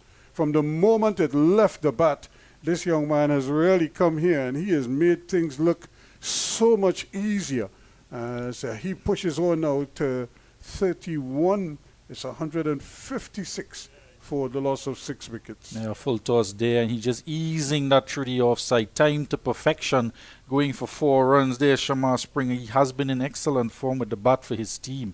He's on 31 now. We mentioned previously he had scores 71, 69.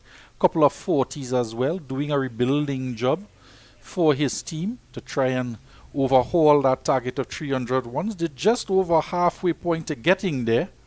So a lot of work yet to be done still. Very good. This one came back. That's a good ball from Archibald.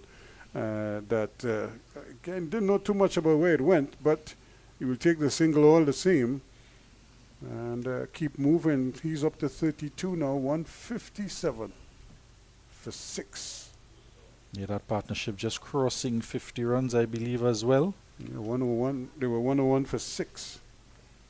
They saw a good rebuilding job here by the two. Kaveem Hodge, the West Indies middle order batsman, there on 27 runs as well. He would be keen to continue on 100 this season thus far. So again, even if they don't overhaul the 300, what they want to do is get as close to it as possible, and then see what happens from there. And sort of caught up with that one, but you get a single all the same. So one by one, they are just chipping away, and no doubt the idea, of course, now that they've avoided what would have been a kind of bizarre follow-on, now they could try to whittle down. Colin Murray don't like the idea of me chipping away at this score, so I tell him we'll whittle it down. He's just chirping away in the background. He's chirping away in the background there, but the batsmen are chipping away at this score. Not much chirping going on out there in the middle, but some chirping going on here in the commentary box. Yeah, and he can't even whistle, He can't whistle, He's chirping. See a wide first slip there, Doram. The bowling of Archibald just stared down. He never took his hands off his knees there in that first slip. It's been a board of contention. We've been debating the methodology of those slippers. The positioning. What is wrong with him? Hands on hips now by Kyron Powell in that first slip area. His hands never left the knees as that ball was being played down to the man at third man. Coming around there. Aiden Walsh Jr. out in the deep there. Excellent fieldsman. Very fast, lightning fast across the outfield. No other lightning to mention here. Just a bit overcast at the Queen's Park Oval. No chance of rain, really. It's very hot out there. Just a nice bit of cloud cover around. 159 for 6 at the end of the over. And after you've had a few comments on Billy Furlong, Colin Murray is going to be here. He's been chirping all the time in the back. That's you. I tell you what, if these two were batting out in the middle there, there'll be a run out for sure. They're always at each other's necks. I would have sent him back all the time. I don't forget to run that run, Colin. Sorry. There's a loud, no sword fighting, as it were, between two batsmen in the come box. Yeah, look at the a little bit of heavy clouds. There was forecast for a little bit of rain, Ruskin, around lunchtime, but we were very fortunate. But we've seen some grey clouds, we shall see. This one hoisted up into the air. Yep. The man running around from long off, settling under it. Jemima Lewis takes a very comfortable catch, and Shamar Springer giving his wicket away, really. 33 runs, looking solid. Nothing much very dangerous. The batsmen have shepherded through that period of those quick loss of 3 wickets or so, and now he gives his hand away, a very soft dismissal, inexplicably trying to go after Hayden Walsh, hoisting one for the leg spinner, trying to clear that long off boundary, and he goes for 33, Ruskin. Well, we've been saying that all along. Sorry, Mr. Murray. We've been saying that all along. The leg spinner, the wrist spinners are the ones who are getting the turn on the wicket. The other spinners are as we say, they're going through a pipe.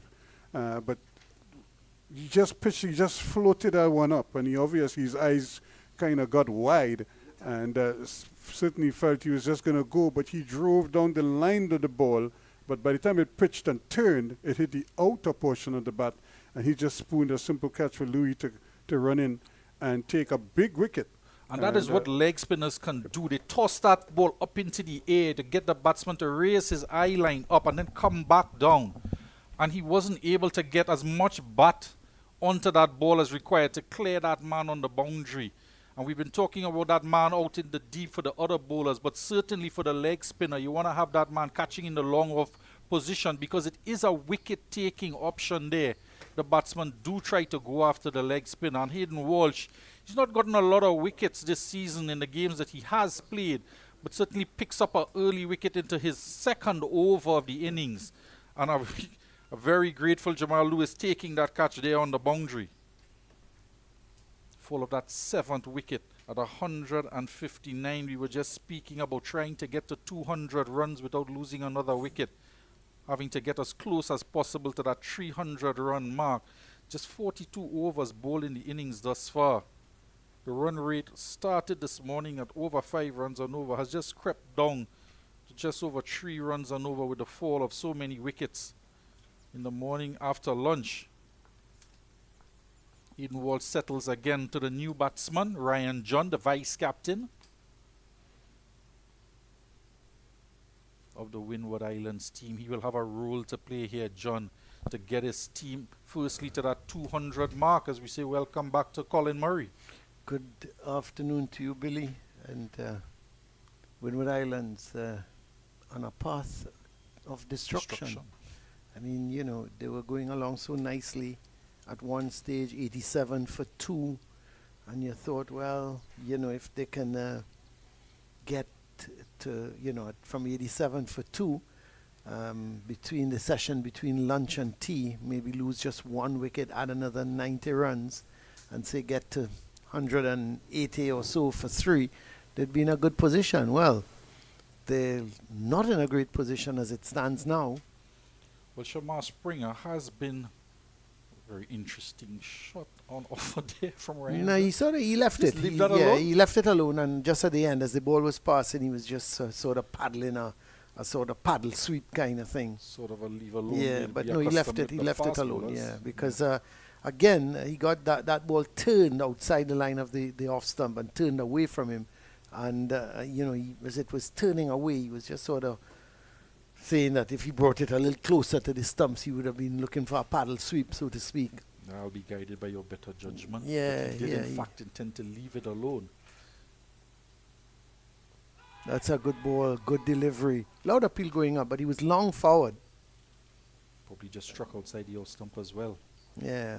Hayden Walsh coming on and creating some pressure with that first wicket, and right on the ball, as it were, against Ryan John. John just have 150 for the tournament thus far, a 34 and a 41, so there is ability with the bat. Certainly he'll require all of that ability in this innings now, the end of the over. 159 for 7. Yeah, so a good over from Hayden Walsh. He's bowled well. He was roughed up in the game against the Barbados Pride. Bowled some 13 overs for 57 runs from that massive 542 for 9 declared. And had a good game with the bat. He got to 60 odd. But that wicket will do him the world of confidence. Yeah, I think he would like to want to bowl on this surface as well if you see those marks with so many left-handers in the lineup. Yeah, and he gets some turnout. The leg spinner's getting some little bit of purchase out of the pitch. But Durham, he's bowled so well, 5 for 30 from his 11 overs. Here he is back again, changing ends. Yep, this time operating from the Brian Lara Pavilion end. 5 wickets for him, taking him up to 21 wickets for the tournament thus far. Yeah, and he's been, since he's come into the Leeward Islands setup, he's done well. Man in front, the bat for him this time. Looks like Kyron Powell under the helmet. Yeah, and interesting because Hodge, who is on 28 from 46 deliveries and is standing tall. He's not a tall man, but standing tall in terms of this innings. He's going to pick up an easy single. Nice fluent drive because he was getting to the pitch. Remember in the test match against Australia when he got 50 odd, I think he ended up with 72. I'm not sure his exact score, but he looked so good. And you thought, well, bigger things to come from him. He got 150 in one of the games, but you just have to think he needs to score more. He needs to be more consistent. Yeah, 158 on the ball, Colin Murray. 158 against the CCC.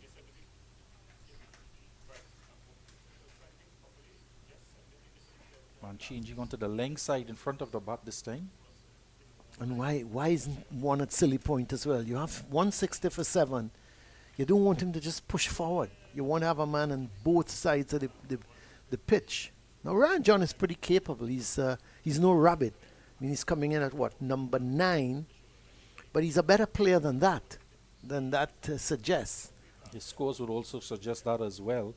You mentioned previously when you were on commentary to have that man, 2 in fact, in front of the bat, and a chance went on the onside. And yeah, when they switched him around. Immediately upon switching that man to the offside, the chance went to the onside. Have a team 7 wickets down. The thing is, Billy, when sometimes it's not that you expect the ball to go there, or catch, but it's just the pressure. You're making sure that he's not going to just push long forward. Exactly so. And now Kyron Powell goes on the offside for Hodge, and he's on the onside for Ryan John, and he's very close in that position there. But Hodge getting on the front foot and pushing that ball, not afraid of that man in front of the bat, but as you mentioned, you want to have that fieldsman in his eye line, so he's conscious and might just hesitate a fraction in prodding forward. The end of the over, 161 for 7. Now, Billy, I'm going to ask you a question. Now, I have to be careful with my questions to you as opposed to Ruskin Mark. When I ask Ruskin Mark a question, I have to think about it for 15 minutes. With you, it's a little different. I can just ask you the question. Why would you have a silly point for Hodge and you don't have a silly point for John, who's now coming to bat, but you have a forward short leg? Well, one is bigger than the other. The short answer for it, no pun intended. The big man, Ryan John, might just be intimidated if he lunges forward to play an aggressive shot on you in front of the bat as opposed to being on the onside. Just poking fun at the issue as well. But yes, no, 7 wickets come on. down. Yeah, you got to put the pressure. Now, for Hayden Walsh Jr., there is a forward short leg.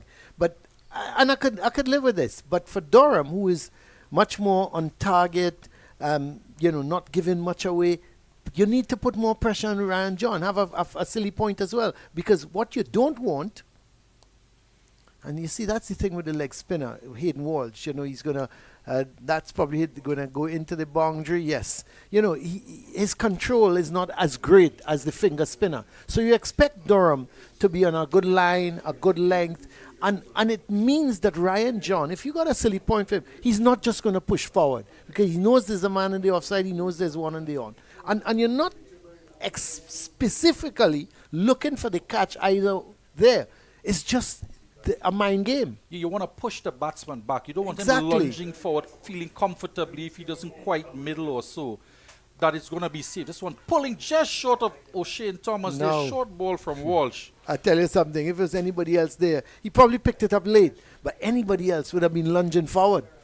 And Thomas never really moved. As a matter of fact, he backpedaled and allowed the ball to bounce in front of him. Yeah, also as well looking at that effort on the boundary rope that went for 4 from Tyson there in the deep. And a quicker fieldsman would have done better and hold that one in. And now O'Shane Thomas, he's going to drop back to that long on position for Walsh. Did take a catch running back for Sunil Ambrose earlier off Durham, but it's Walsh on the attack. And it's Ryan John, the vice captain, outside the off stump, just playing a miss. Fanning at it. He's got to be careful. As the coach used to say long ago, if you're going to cut. And cut hard. And cut hard. Everything else is just catching practice for the slips. Just fanning at that ball there. There's a man at backward point, one slip in place. Sure, the googly there coming back at him. I'm not quite sure he read that. Looking to dab it again, but that one just cutting back in from Walsh, showing his variety. There's not been a bad spell from him. He's only in his third over, but he hasn't done badly. Let's have a look at that. Yeah, it was the googly. I think he eventually played it, but it should have been pitched a little closer to that off stump. Would have been interesting. He's getting some turn, isn't he? Not a whole lot, but just enough. The end of the over, 165 for 7. Good over there, Colin Murray. Yeah, just creating some doubt in the mind of the batsman, just coming to the crease there.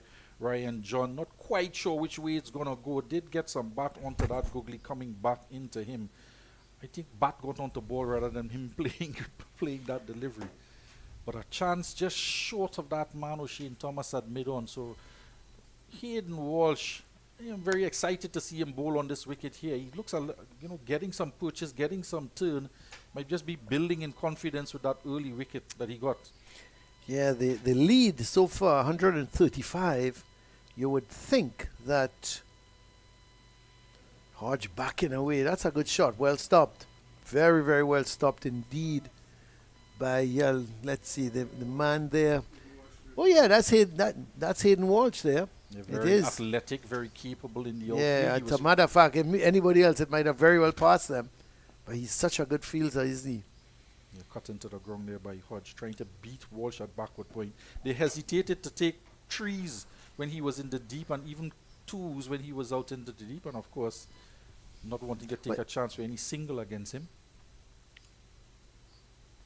Well, the thing with him, he's quick. He's quick over the ground. He's one of the best fielders, actually. I would think he's not just in the region, but outside of the region. He's one of the best fieldsmen. Yeah, I'd say we're very lucky to have him in this West Indies tournament as well. It's gone. Hodge goes. He's not happy. He stands there. But I think that may have just come back at him with the arm. Durham now has 6 for 32. Well, interesting looking delivery and decision there by the umpire. It did seem to strike him on the pad. He was well forward. Loud appeal. I need to see that again. Yeah, I think he was a very good decision there, in my opinion, from the umpire. Well, umpire Gustave at that end. Yeah, umpire Gustave. Braffett at the other end has been giving the LBW decisions, but this time let's have a look. Let's have a look. Just giving it some air. He's coming long forward. Well, I tell you what. If that didn't get the inside edge, he's gone. There's no doubt. The only thing that could save him there is if that ball had possibly took an inside edge, and I don't think it took an inside edge. We have no snickometer, but let's have a look. Given a nice amount of flight, yeah, I think that was going on to hit the stump. Even though he was playing forward, I think that ball was going on to hit the stumps. 165 for 8 now. Windward's in some trouble. So they're 135 behind. Let us presume they get to maybe 180. So they're going to be a 120 behind. The Leewards would have to bat today, bat most of tomorrow, and then possibly set a target in the region of about 300. Yeah, I think that is And, good mathematics, Colin Murray. Yeah, and if they can set the Windwards a target of 300, I think it's going to be tough to get on the final day here. Definitely, and the form that the batsmen have showed for the Leeward Islands. No, you got better players than what's happened here. Athena's 14, Hodge 22, Ambrose North. I mean, they're better players than what we're seeing. Solozano 4. You don't expect them to bat as badly. But the thing is, the pitch is going to deteriorate by the back end of day 3 into day 4.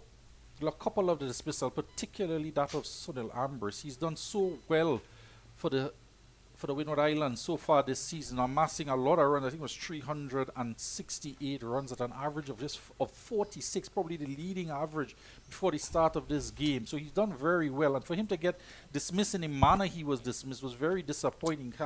Going after Durham, skying one up to O'Shane Thomas. On no score, he hadn't scored yet. I'm looking to go after the bowler. But it's the end of the over from Durham. Another successful over, a maiden wicket over. And he's now got, 6 for 32 from 13 overs. Tremendous bowling on his part. You know, the thing is with Sunil Ambrose, he gives you a chance. He always gives you an opportunity.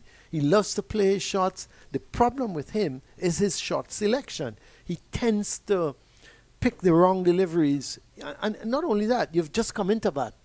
You know, they always tell you, get acclimatized, get accustomed to the pace, the bounce of the pitch before you go after the bowling. But he's not like that. And he just lost his captain as well on 14 Alec Athenaeus, and then Jeremiah. So two wickets had fallen. You'd want to be a little more circumspect, not give an opportunity. I mean, pushing and getting caught at mid-on is one thing, but going after the ball, you haven't scored a run yet, skying it up into the air is quite another. Well, they've pushed the long off and long on back, which is not a bad move. The first delivery I would bring them back in now. Give Tyson, I've never seen Tyson bat, but he's coming at number 10. Hayden Walsh Jr. is bowling pretty well. I would say bring the mid-on in, bring the long on in, which they've done, but they've opted to keep long off in that position, just in case maybe if Tyson decides to go over the top. That's a full toss. Well played by Tyson. He gave it some air, but Tyson made it into a full toss. Should have done better than just get a single.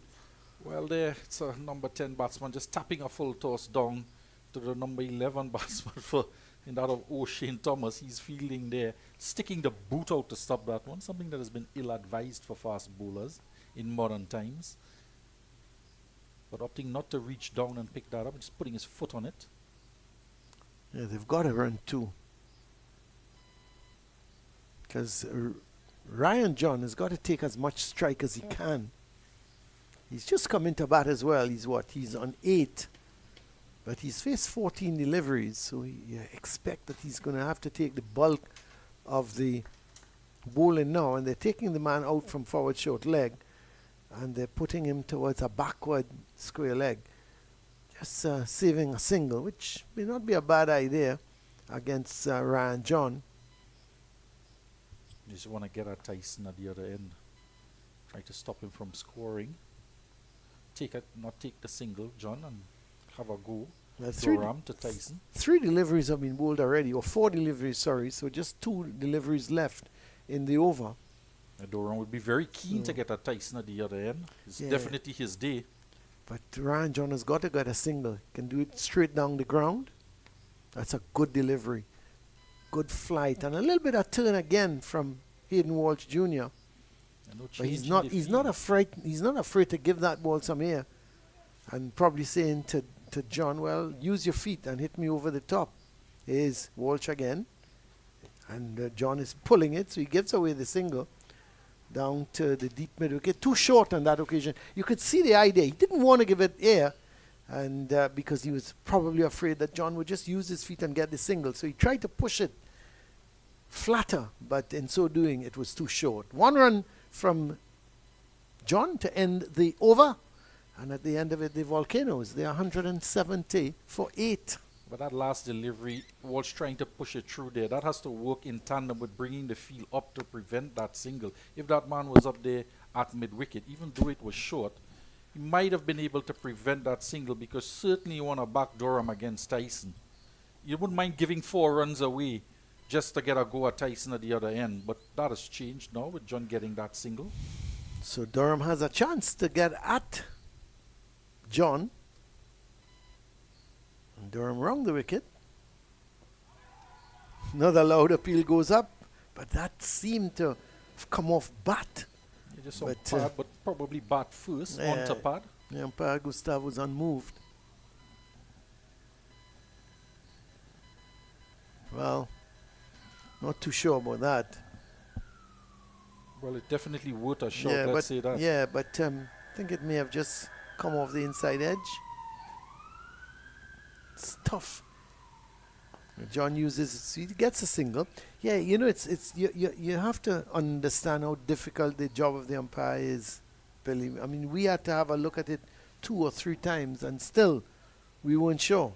Yeah, because he has to make a judgment there. Matter of millimeters, a tough one for the umpire. Let's just call it simultaneous impact between bat and pad. And in a second. Let it go. And in a second. Less than a second. Yeah, he's just got to make that decision. It brings into that argument for technology and the use of that human element. Yeah, well, there's always, I mean, people complain about VAR in football, but it's the human element makes a mistake, not VAR. Not the equipment. Yeah. It still has to have a person behind it, making the decision. That decision. Yeah, we have a person behind our equipment here. Producer Gerard Basso, cameraman Gordon. Gerard Basso, eh? That's a very a name that is associated with fishing. Basso? Not sure though. I'm not sure, Billy. The Fatima boy as well. He's who Basso? He's a Fatima boy? I never knew that. I'm shocked. Behaves like Ruskin Mark, so I didn't think he was a Fatima boy. You mean he has an effervescent personality? I'm not sure that. Effervescent? You're getting carried away, Billy. You're getting carried away. Be careful. I have to have... What did you eat for lunch? Did you have the same thing I had for lunch? You have to be careful. At the end of the over from Durham, he's 6 for 33. What wonderful figures. He must be very pleased with his day's work. 171 for 8. Yeah, and very keen to get another. He has 22 wickets he has for the tournament so far. 22 wickets, Yeah. that's correct. Challenging. Carrie Pierre, he was on 19, I believe, at the start of this game. Close to Durham, another left-arm orthodox spinner. We have many of them in the region, don't we? Too many. And we don't have any back of the hand unorthodox spinners. At least I don't know of any. And if Well, there are a few around in the youth cricket. There was one that played for the St. Mary's College. Name?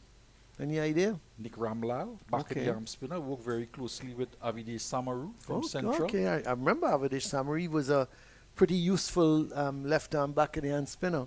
Yeah, definitely. He runs a coaching camp now at the Evolution Fitness Gym in Shogunas. Very good.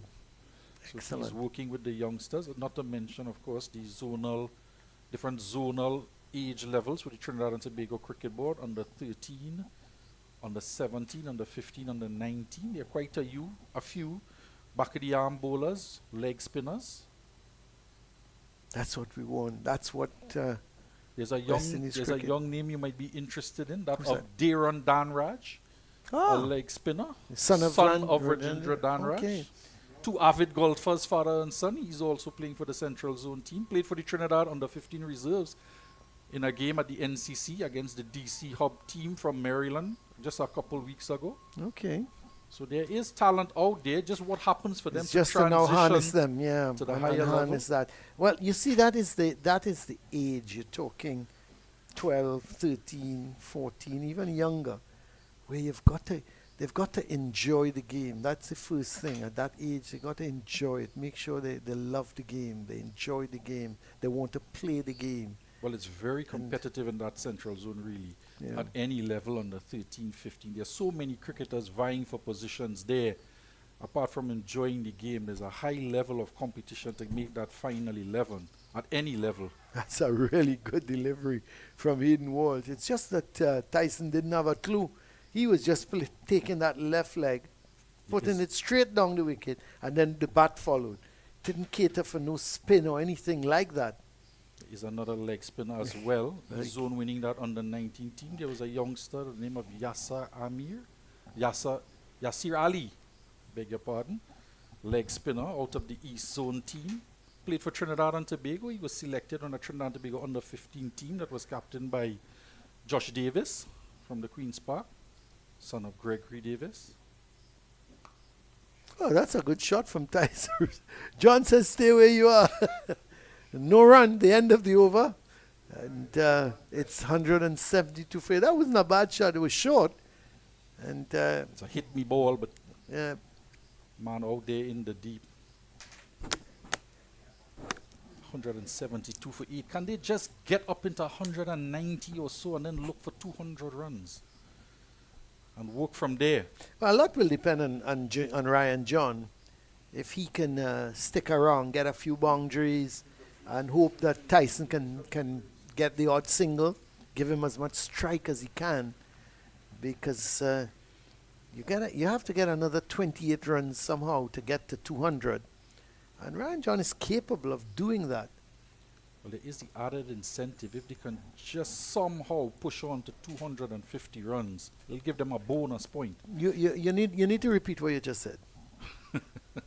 250.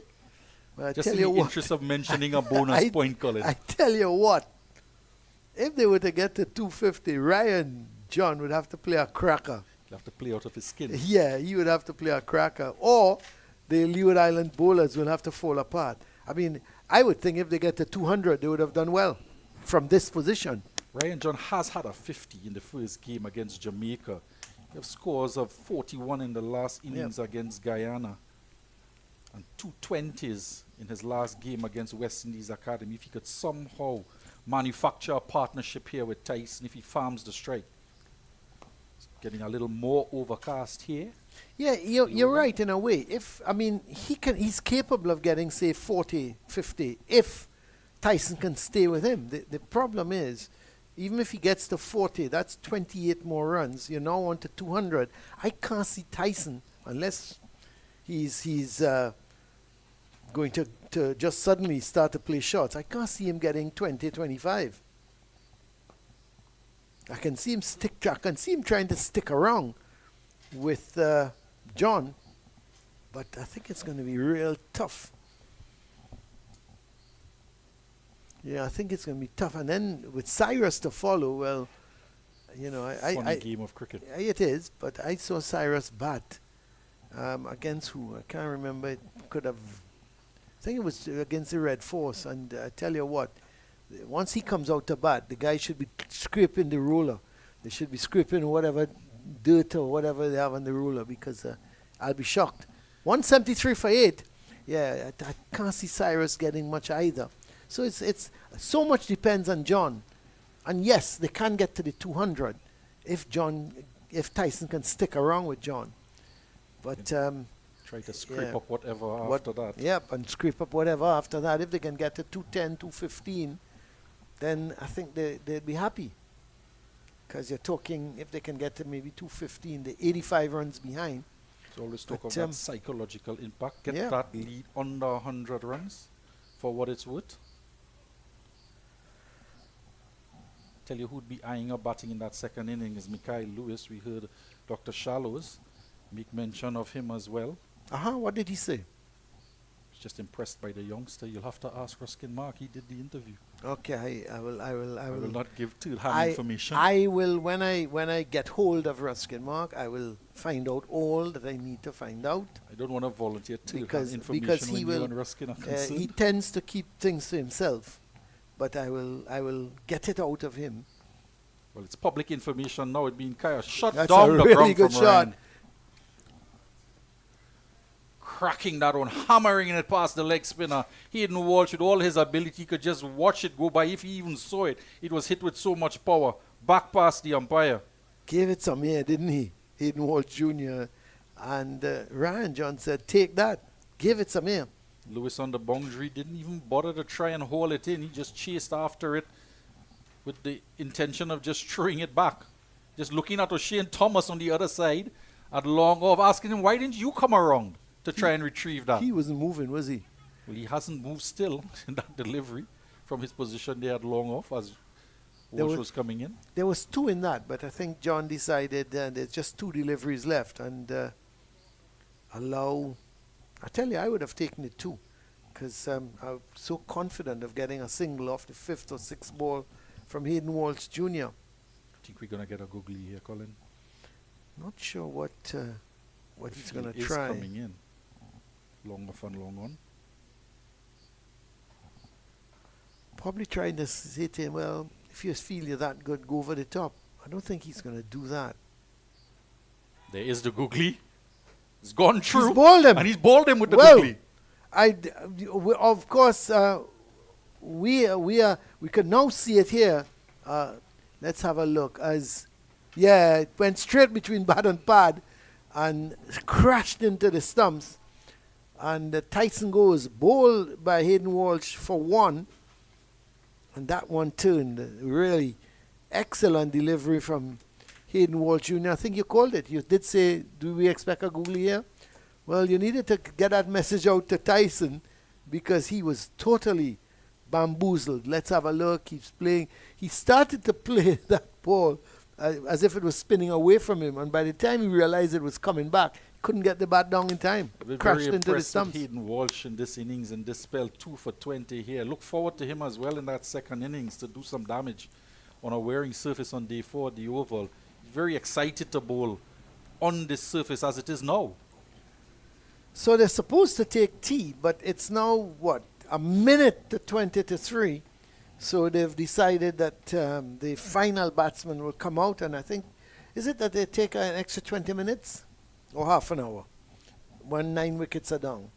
Yeah, I think they won't take the tea interval. No, they just won't yet. take the That tea is interval, but I confirmed, think just a question of how long they go after. I think it's half an hour. Yeah.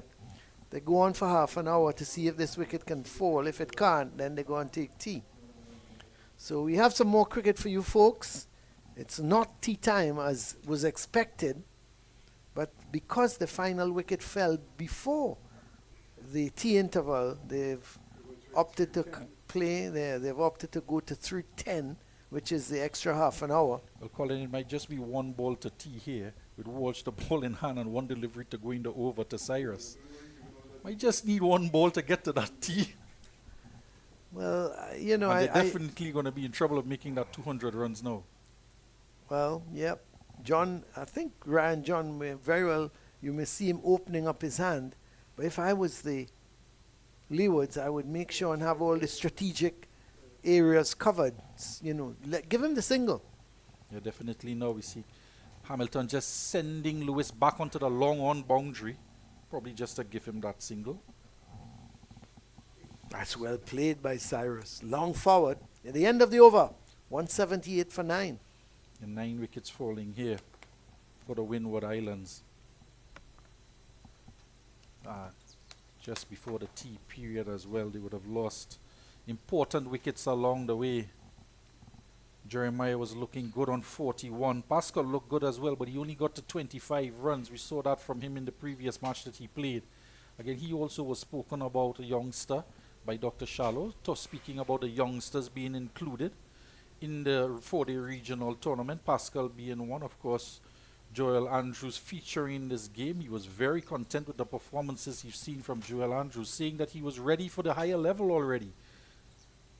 And not being looked at as a future prospect for West Indies, but looking as a prospect right now. Very interesting comments from the president of CWI. What did he say? You're going to tell me, ask Ruskin. Why you keep bringing it up and I have to ask Ruskin? I'm not sure. Don't want to be misquoted. Oh, I see. Okay, don't worry, Billy, I'm going to ask Ruskin. I don't have The much problem is when I ask Ruskin, he's going to beat around and beat around and beat around the bush before I can get a straight answer. That's the only problem. When presidents and first vice presidents are involved, I don't want to be misquoted. And have to go to the laundry and press my coat clothes. Yeah, but don't forget Ruskin is a VIP, huh? Yeah, you have to be careful. He's also he's a VIP.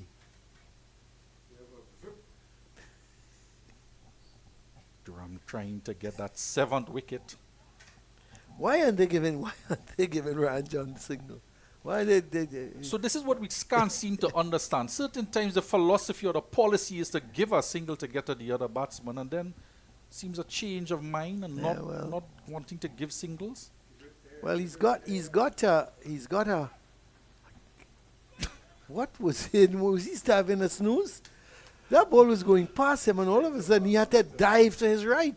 With how you call it, 10 and Jack at the crease, he's probably just want to create some doubt in their mind that a not single too was sure. probably Well, on.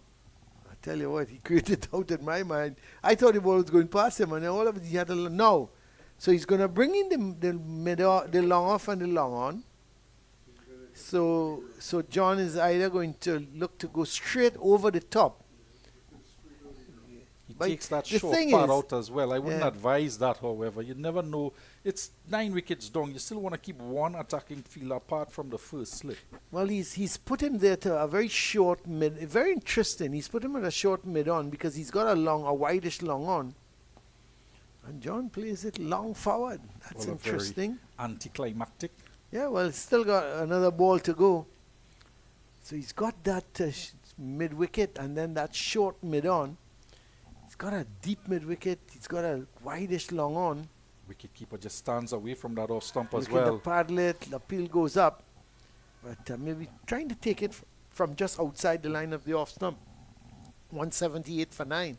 Hamilton, interestingly, just moving a couple steps across to his right as if to indicate that he wanted Durham to push that one wider. But that one was pitched, well, not going to hit the stump. Loud appeal. The keeper not in line with the stump but appealing nonetheless. Yeah, well, it's not his call. Let the umpire make the decision. I agree with him. You know, wicketkeepers not want to die wandering. Yeah, he was looking for the single. He was just trying to paddle it around. But what's happening now? Hayden Walsh has got 6 deliveries to bowler Daniel Cyrus. Leg spinner to leg spinner. I think we're going to get another googly here. Man in front, the bat on the onside. That's a good delivery, actually. Got a little bit of bounce as well. Yeah, pitching just middle and leg coming across the right-hander Cyrus. Just played back along the pitch. Played out the short extra cover.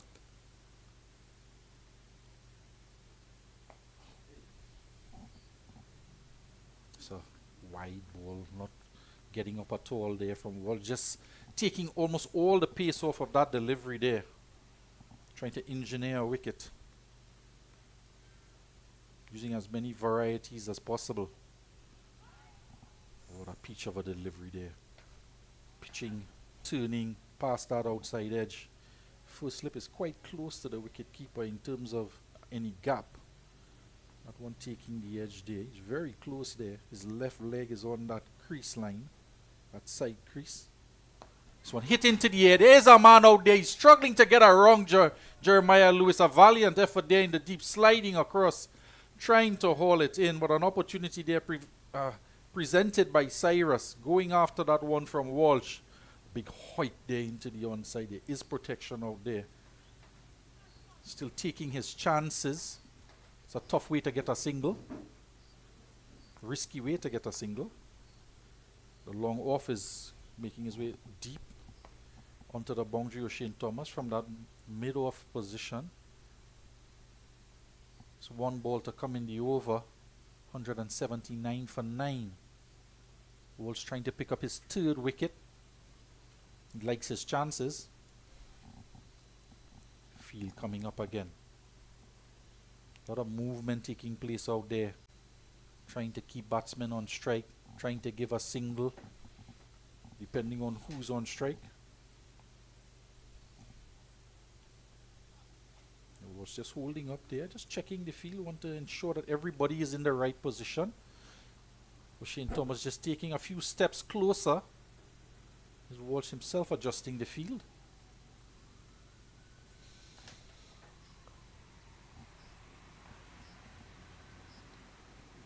He's Wow. behind his back.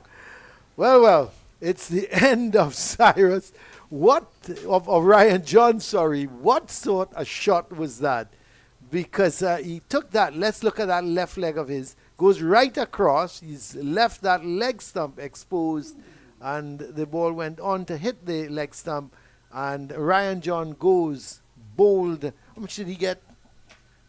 Not quite sure how much Yeah. he got there, but it's 3 wickets to Hayden Hayden Walsh. Walsh Jr., and he would be very happy with his wicket haul. He's not been very successful, but coming here today on the second day pitch, picking up 3 scalps for 21 runs, dismissing the Windward Volcano for 179. It'll be a disappointing performance for them with the bat today. In the position they were yesterday early on, taking 4 quick wickets at one point at the lunch break. It was 4 for 96. But Leeward's recovered to 300 runs and now dismissing the Volcanoes for 179 runs. So they are 121 runs adrift. And the Leeward Islands would come back out here with the bat, Colin. Yep, a lead of 121, and the 2 spinners doing the damage. Durham 6 for 34, and Hayden Walsh Jr. 3 for 21 was excellent on their part, and it means that 121 lead.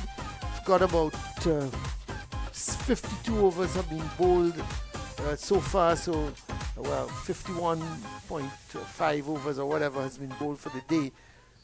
You're going to take 3 overs off, so you have about 36 overs, if my calculation is right.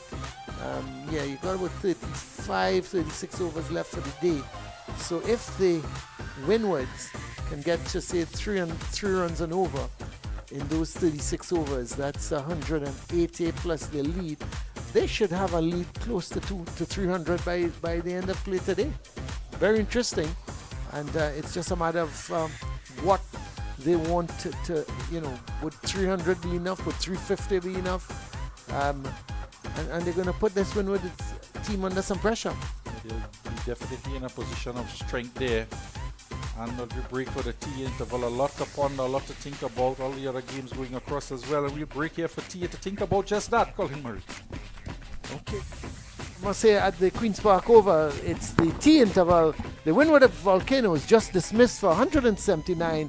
So it means the Hurricanes, they lead by 121. They'll go back to bat for the second innings. And we'll be back for the start of the Hurricanes' second innings.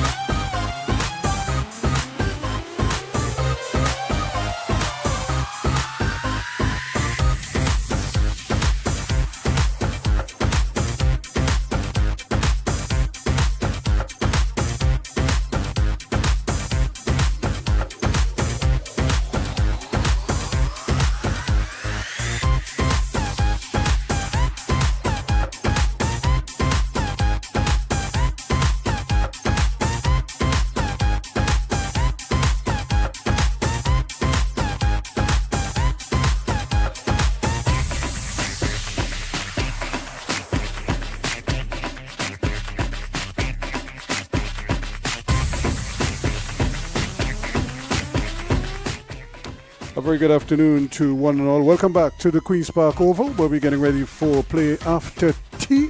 A little bit delayed because of that last wicket. For the ninth wicket actually fell just before the original scheduled tea time, so the umpires opted to extend play a little bit. We didn't have to wait too long because the final wicket fell at 179. So what that means is the Leeward Islands starting their second innings effectively with a 121-run cushion, and that could make for a decisive advantage coming in. It's a little bit overcast. I shouldn't say a little bit. It is overcast, although we don't have any immediate threat of rain, but it has been we have been covered in some dark clouds for some time now. So it's nice and cool, but good conditions for bowling, especially fast bowling. So we anticipate that the Windward Islands will look at that and decide, look, today is the day. This is make or break time for us here as well. But it is with great pleasure that I Mr. Miles Bascom, the Director of Cricket for West Indies. And as I say, good evening to you, sir. And no doubt, we've heard of the name Miles Bascom. I have heard of the name Miles Bascom, of course, since I was playing youth cricket and, or coming up in the world after I stepped out of youth cricket. You playing up the islands, no doubt. But while your impact in terms of international cricket might not have been what you wanted, you now have an opportunity, or you now have a platform to have a big impact in West Indies cricket, probably more so than you probably even envisioned as a player, because now, as director of West Indies cricket, you have an opportunity to really, as I say, impact the lives of not just the men of the region, the women of the region, and basically the overall development of the game here in the West Indies. What says you? First of all, good afternoon to all of the viewers, and good afternoon to you as well. It is indeed a privilege, I guess that is how I would describe it, to have the opportunity to make an impact in West Indies cricket. As you said, probably it's not something that I planned for necessarily. I hope to have been one of those persons in the middle making a difference, but that was fairly short-lived, but still important in terms of shaping the entire journey to get in here. So yes, I am I'm happy. It's a challenge that I relish, and I'm really looking forward to pushing the boundaries. And how have things gone so far? I mean, in terms of the acceptance throughout the region, when you travel, how do people, like when you speak to the different boards, the sort of the administrators, but even the technical people, what has the response been like? I think the timing was probably, I don't know if it could have been planned any better. I mean, in the grand scheme of things. Because we definitely had the disappointment of not qualifying for the 50 over World Cup, and then that came on the back of two underwhelming World T20 performances. So I think we got to a point where most people understood that we really needed to, something had to be done. Correct. And so so far I have gotten that type of sentiment, that type of reception from technocrats and administrators alike, that they are they're open to listening to what we want to do to try to move things forward, and I've received quite a lot of support so far. And is it your plan, or is it just a West Indies Cricket Board plan in terms of well, I suppose you would have your ideas, and who do you bounce your ideas off of? So before you even filter it out to the various boards, what is the process that you use in order to formulate some kind of concrete plan so that you could then distribute it throughout the region? Well, I had my own ideas. I think generally everybody knows what needs to happen. Right. I think where the hairs may be split is the implementation. What exactly should we do to get ourselves going in the direction that we want to go?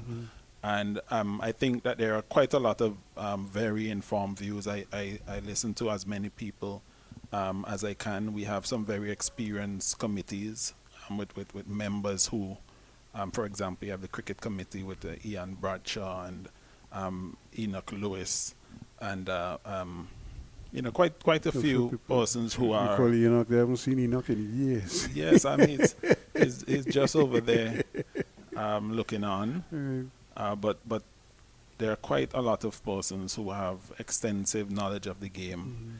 So I have quite a lot of different expertise that I can lean on, and I can bounce my ideas off of those persons. What about your selector? Like you have a chairman of selector or lead selector like a Desmond Haynes. I mean, do you sit with him and does he give you ideas of what he wants to see as well? He's probably one of my favorite people to sit with. Just to listen to him talk about batting and a lot of what was done in his time. And it's it's amazing because I think one of the things that I always say is that we have misrepresented it, in giving them their just praise. We may have gotten people thinking that they were just raw exceptional talent. And that may have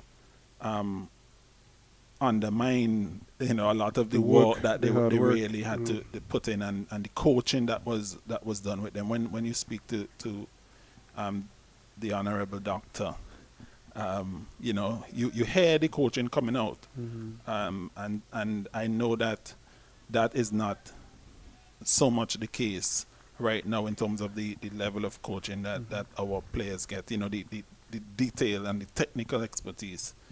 That is not so much the case, but definitely quite a lot of conversations with Dr. Haynes. And I suppose that is what you are trying to now implement in a structured manner, I would imagine, as we look at Ryan John here trying to complete this over, that you want to see players. Well, I suppose I'll let you explain, but my concept of this whole thing is that whatever is the lowest levels to the highest level, and it must all kind of be in sync and create that pathway so that opportunities are bound throughout and that you could kind of fast track people from one level to the next, and then before you blink, you have a cadre of quality players at all levels pushing the needle and pushing the envelope, and of course pushing West Indies cricket to be at the level of what we have now: India, Pakistan, England, Australia, as the big three in world cricket. Because I want to believe that is where West Indies cricket would be aiming for.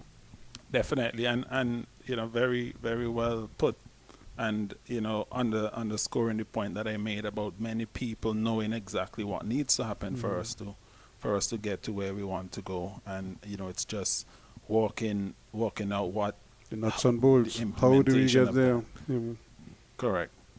So yes, the pathway development, ensuring that we have a clear path for players all the way from age group cricket up to senior international cricket, ensuring that there is skill development all along the pathway, and obviously everything else that you would need to support that, good coaches, good facilities, a proper pathway for coaches, and the other your physiotherapists, right, your strength and conditioning coaches, right, and so all of that requires, each of those areas requires its own structure, and they must all be integrated, and working towards the same objective.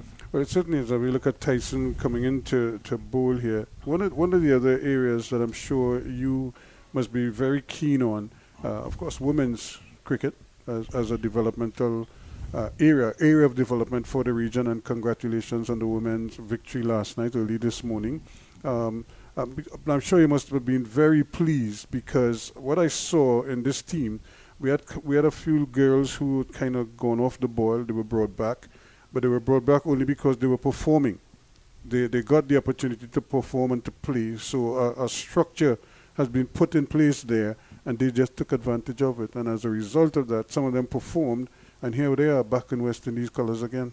Correct. One of the things that the new head coach has done with that team is that there is a lot of clarity about how we want to play the game, right? And so the persons who have gotten on board with that very, very quickly have seen some very, very early gains, and it's on the strength of those gains that they would have gotten recalls, and you're seeing changes. You're seeing a movement in the what I would say is the right direction. And of course, when you have a superstar in Haley Matthews, who has to rally around her, yep. not only the talent, but that work ethic and that positive frame of mind, and an excellent leader as well. It helps to get everybody moving together in the same direction. One of your challenges, I would imagine, is to while you don't want everybody doing the same thing, or quote unquote, but you want at least some level of similarities. Like, for example, we play youth cricket here in Trinidad. Our youngsters play 50 over cricket.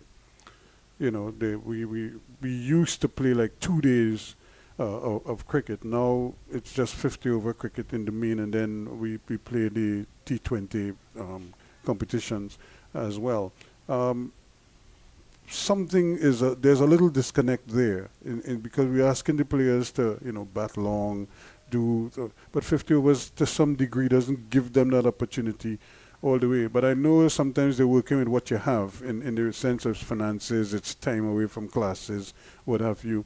And parents now are very strict on their children not missing too much, classroom time. So it's a tough ask for a cricket administrator. That's a great shot. That's 4 runs. The first of the innings put away there by the bang form Mikhail Louis. So how do you kind of navigate through all of that, and where do you put your foot down, if at all? Well, we have to allow the territories to operate within the constraints that they have, and that is understood across the board.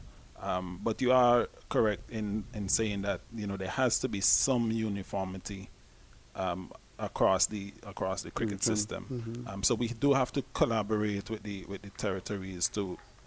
We must have our objectives, and then we share those with the territories. Right. In most cases, they want the same things to happen, and then it's through those discussions that we can try to get at least to a compromise position about what must happen at the various levels in order to achieve those objectives. So a lot of those conversations are being had at different levels, about different levels of the game, and so far they've been received quite well. Now, what is your philosophy on the introductory part? Like, where we want to introduce kids to the game, how much of an emphasis and what would you like to see happen at that grassroots level, where kids are now it's just fun, they're just playing for fun, they're just picking up a bat for the first time, getting a ball, learning how to catch, and that kind of stuff, and how much of that you would like to see throughout the region?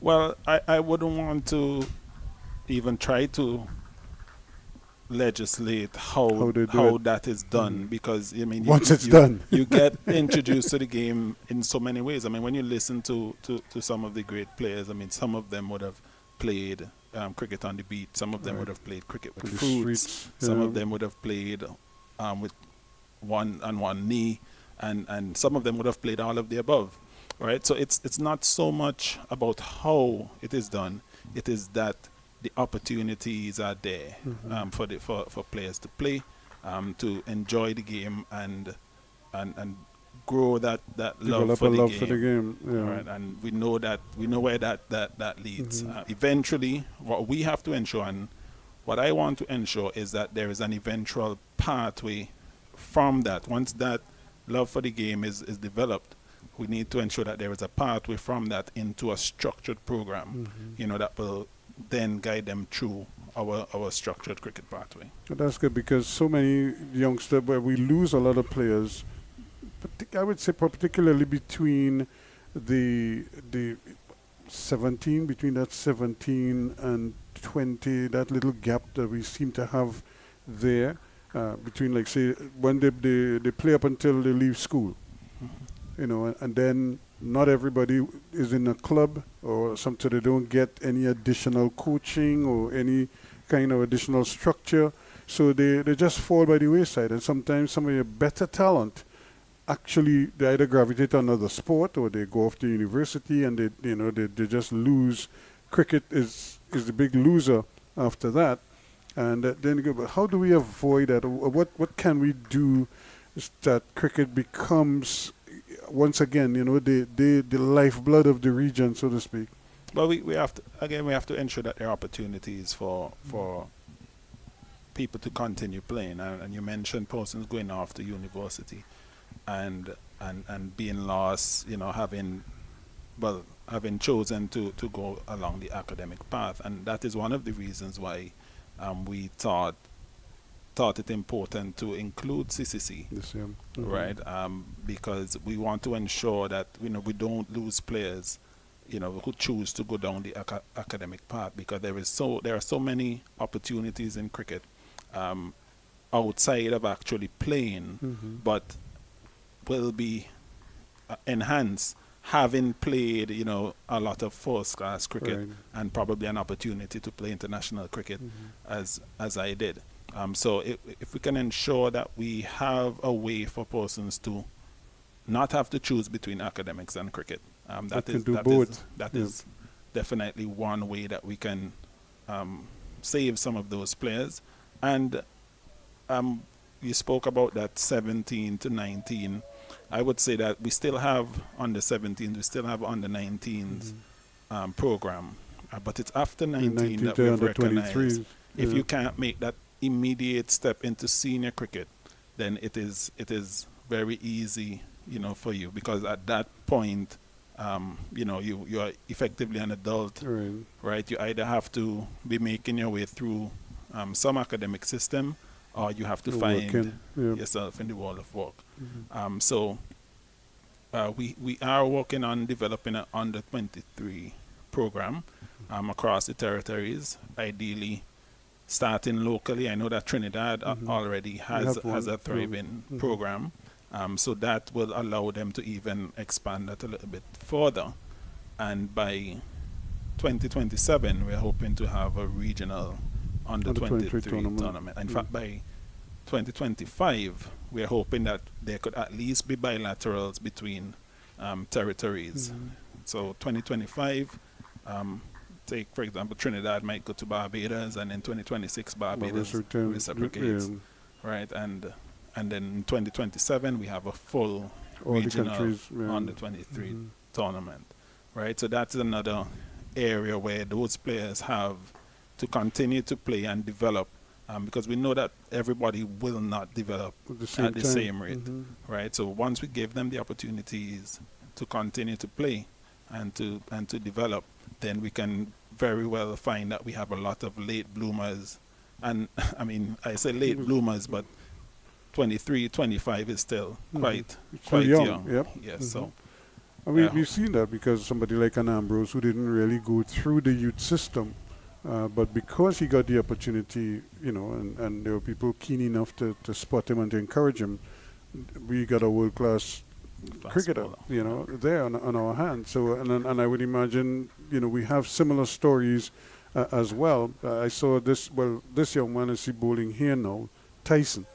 He's 27 now, but you could see there's this amazing amount of potential in him, and it's really now, how do you fast track that to get him moving, because he doesn't have the coming from the under 17, under 19 or whatever, that is going. So now you have a different animal to deal with. Now you have somebody who is a full grown man, and you want to put him into a situation where he could be successful and maybe become a world-class cricketer as well. So that's another area that we probably would have to look at also, because there are players in other sporting disciplines who probably played cricket young, but they're going off, they're probably better now at something else, if you know what I mean. And but they probably still have the love for cricket, But if there's and the only reason why some of them probably might have drifted is because they didn't see the pathway. Correct. They didn't feel as if, their efforts were being rewarded, or they didn't get selected for a particular team or something like that, and they just give up. But the potential and the love for the game really didn't die. It's just that they saw the situation in a particular way, and they moved away from it. So how do you capture some of those people and sort of bring them back into the fold now? Well, it's about making the opportunity attractive, right? And at the end of the day, that is what they will deviate from cricket if something appears to be more attractive to them. We have 90 professional players, right? So there's an opportunity in every territory for 15 players to be, Contracted training, players and training. correct. Right. Have cricket as your job, earning a living from cricket, and having that opportunity to keep to be able to keep working on your game and developing your skill, and potentially put yourself forward to play international cricket and elevate to an international contract. And then you have The world is at your the world is yours. and so many opportunities are out there in terms of franchise leagues. That's a vicious delivery. Now, I'm not sure if it hit his hand or if it hit the helmet, and it looked like it's run. So it probably just hit the glove, and that was a brute of a delivery. And he, to me, is the only player in this match who has been able to generate that kind of sharp, steep bunks on this wicket. This is a placid wicket, but yet still, Tyson, he doesn't look to be 100% either, because he seems to be carrying a little niggle of some sort. But even then, he can produce a delivery like that. And that's why I watched him in the first innings, and I'm saying, you could just see it. You know what I mean? There's something there. I can't tell you what it is, but there is something there. And I mean, that just bore it out. Nobody else has been able to reproduce or get any. He did it in the first innings as well, and here we saw it again. That ball just took off there, and he was the only one who's been able to generate that kind of lift, especially with the new ball. And I don't know what you guys are feeding them up the islands. He's from Dominica, I think it is, right? Dominica, yes. And but he's certainly showing me that there is something there, and I hope you all stick with him and they're able to keep him going, and that he remains, interested in the game, because that is what I think, that is what is going to help us as a region really become world beaters again, when we can produce, 3 and 4 players who just, you just ask them to come and they will show you what they have, and they will do it willingly, but like you said, it's supposed to structure and put in all the systems in place that allows them to see cricket as a viable option now, that they can work with. Now you mentioned something about the women's academy. Was that the first official thing that you had kind of put in place, put a women's academy together, so that these women now have, I saw the West Indies team, every so often you call them to camps. So we have like a spin bowling camp, we have like a fast bowling camp, batters go and they spend a little time at Coolidge. Is that becoming universal now, or structural in terms of a way that you want the players to develop? Yes, well, we want to have a big picture, and we want everything we do should be a part of moving everybody forward to where we want them to get to.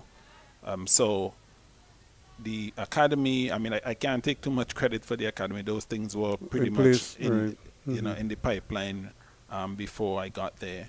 But it's definitely a part of the same plan. It's something that I really advocated for, and very happy to be able to bring it across the line. And now we just have to make it a place where players come and leave a better player. Right. Improve skill and holistic improvement on a whole. And it has been working well. Definitely has been working well for the men. We see that game in Coolidge that still seems to have quite a bit of intrigue about it. And generally, the entire round, this is entire round, and just the fact that you have 4 teams that are still vying for the title. Vying for the title. It's really a good sign. We just saw an excellent chance there, a caught on bowl, but that had to stick. Those you don't really catch those. Those stick in your hand as a fast bowler and you follow through. He just stuck out the left hand there, and the ball just hit the fingers, and it went down. But certainly, Ryan John had a chance there, but it was hit so hard by Louis as well that it was difficult to catch it. But I'm really glad that you are putting so much emphasis now on the development side of things, because people see the players all around the world. They don't. I tell people that there are times I would come here, there'll be a fete going on in the corner here, right? Fete going on in that car park over there, and yet still Karen Pollard and they're batting in at 12 o'clock in the night. Those indoor facilities, they have done wonders for Trinidad and West Indies cricket, because you'd see Lara in there, the Pollard, the 2 Bravos, Sunil Narayan, the whole host of them, and they would spend hours in there. And it has, because they all play for Queen's Park, they like each other, they hang out together, so they obviously come here and they spend an awful lot of time in those nets. And I think the West Indies, and the world cricket, has benefited from that little facility you see there, and because it offered them that opportunity to hone their skills at any time. When rain is falling and other clubs can't do anything, they're in there. Like I tell you, you come to a fete and you hear patang, you don't know what's going on. It's because they're inside there, blazing away. They're learning the slower ball, how they can bowl the slower ball, or if they're batting, they're working on specifics. They have bowling machines, so they can set the machines and just bat and bat and bat for hours. And sometimes I say, but you all lose track of time. It's 1 o'clock in the morning. No problem. They're just going. They come in the day, they start maybe 12 o'clock if the rest of the team is practicing from say 4, they're here from since 1 o'clock, 2 o'clock, doing their own thing as a group. So it didn't surprise me that so many of them went on to do, play for West Indies and then go on to play for some of the bigger clubs in the world. And that is what I would like to see happening in other territories as well. Not everybody will have an indoor, but I feel each one should have at least one, so that they can, because it rains a lot in the Caribbean. We live in the Caribbean, it rains, and but the cricket doesn't stop because of rain, and that is what this facility has been able to do for not just Queen's Park, but for Trinidad and Tobago and West Indies by extension. I know, the Trinidad Cricket Board has its own down there now. St. Mary's College just behind us. They have just put in a multi-million-dollar facility, an indoor facility as well. And this is just a college. They're just trying to get their players to that level. Okay. So in the middle of the football season, when we're doing commentary there, you see the cricketers walking by with their kids. Raining outside there, but they're going in the net so they could practice. And that is something that I would really like to see happening throughout the region, because I feel if what I saw with like I say, with the Bravos and them here, I could see that, in so many other parts of the region. If only because we live in the tropics. We have a dry season and we have a rainy season. And, when the rainy season comes along, the cricket shouldn't stop. I agree. I benefited from the indoor facility at Cave Hill, and the HPC, when it was there, the High Performance Center. Grenada. They use that facility. So the likes of Jason Holder, you have Sunil Ambrose, who benefited from that as well. Quite a few. In fact, it was during my time at UWE where I recognize what happens when you give our players structure, you know, and you expose them to people who are technically proficient and they have time to work on their game. And in every instance we have seen those players, even if it did not happen within a year or two, you know, 4 years down the road, 5 years down the road, those players would have benefited from that structure. I would say you take a Kyle Mayers, for example, who was also, you know, one of those persons who were fortunate enough to be in that high performance center. It didn't materialize right away, even though his talent was obvious from the start. You know, but you know, eventually, you know, he came through. And I do agree with you completely that an indoor facility should be a staple across the region, because it allows you to really do some intensive training. I remember some evenings you could get in 300 balls, and if as a batsman you bat 300 balls, that's an entire 50 over inning played by yourself. Right, so it certainly does go a long way in your skill development. And, but it certainly is great. It's great to hear that these are some of the things, the directions that we are pointing at. But one of the areas that we tend to overlook a lot is we were just talking about the fitness levels. I was looking at O'Shane Thomas bowling here, and he's not the only one. Shannon Gabriel. I saw Shannon Gabriel as a 18, 19-year-old. I was doing commentary in a game down at Guacara Park. Even Reg Perret called me when he was listening to the commentary. And he was asking me if he was that quick. I say, yes, he's quick, but he has a problem with his run-up. If Reds called me today, I'll probably tell him the same thing.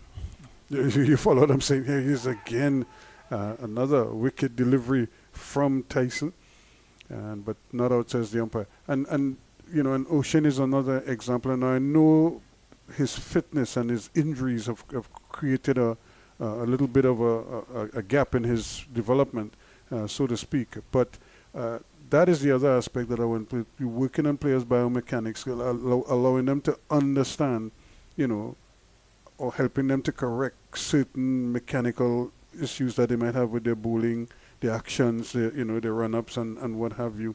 How much of that are you instituting in all of these plans that you have? Well, what we want to be able to do is help the players from where they are. So in terms of fitness, all the franchises now have a strength and conditioning coach and a physio. The physio travels with the team. Hopefully, in the future, we can have both the SNC and the physio traveling with the team. In terms of biomechanics and things of that type, it's a lot has to do with the expertise. Having the expertise available to us. We have looked at the possibility of doing camps, fast bowling camps. It's something that it's not anything new or novel. Those are things that we have done before. But again, we need to have them done within a broader framework. All right, so it's not just an isolated camp. And you make some small gains, but then there is no follow-up. There is no. When they go back to their clubs, they don't have that they don't hear these things. And one of the other things too, as we're talking about that in terms of fitness and what have you, is bowlers' actions. How do we recognize when bowlers might be crossing the line, and how do we help them? You know, that's where, you know, we have I feel we really have to look at that as well in terms of, you know, because we can't wait until they go and play and then they get reported, and then we have to go through the whole 9 yards of correcting it then. And by that time, I think we lost Jermaine Lawson that way too, because he was in the farm system. I think he was in Grenada at the academy there. Came up, you know, on the scene and did so well. And then, you know, he got called and he was never the same bowler, even though he had gone through the process.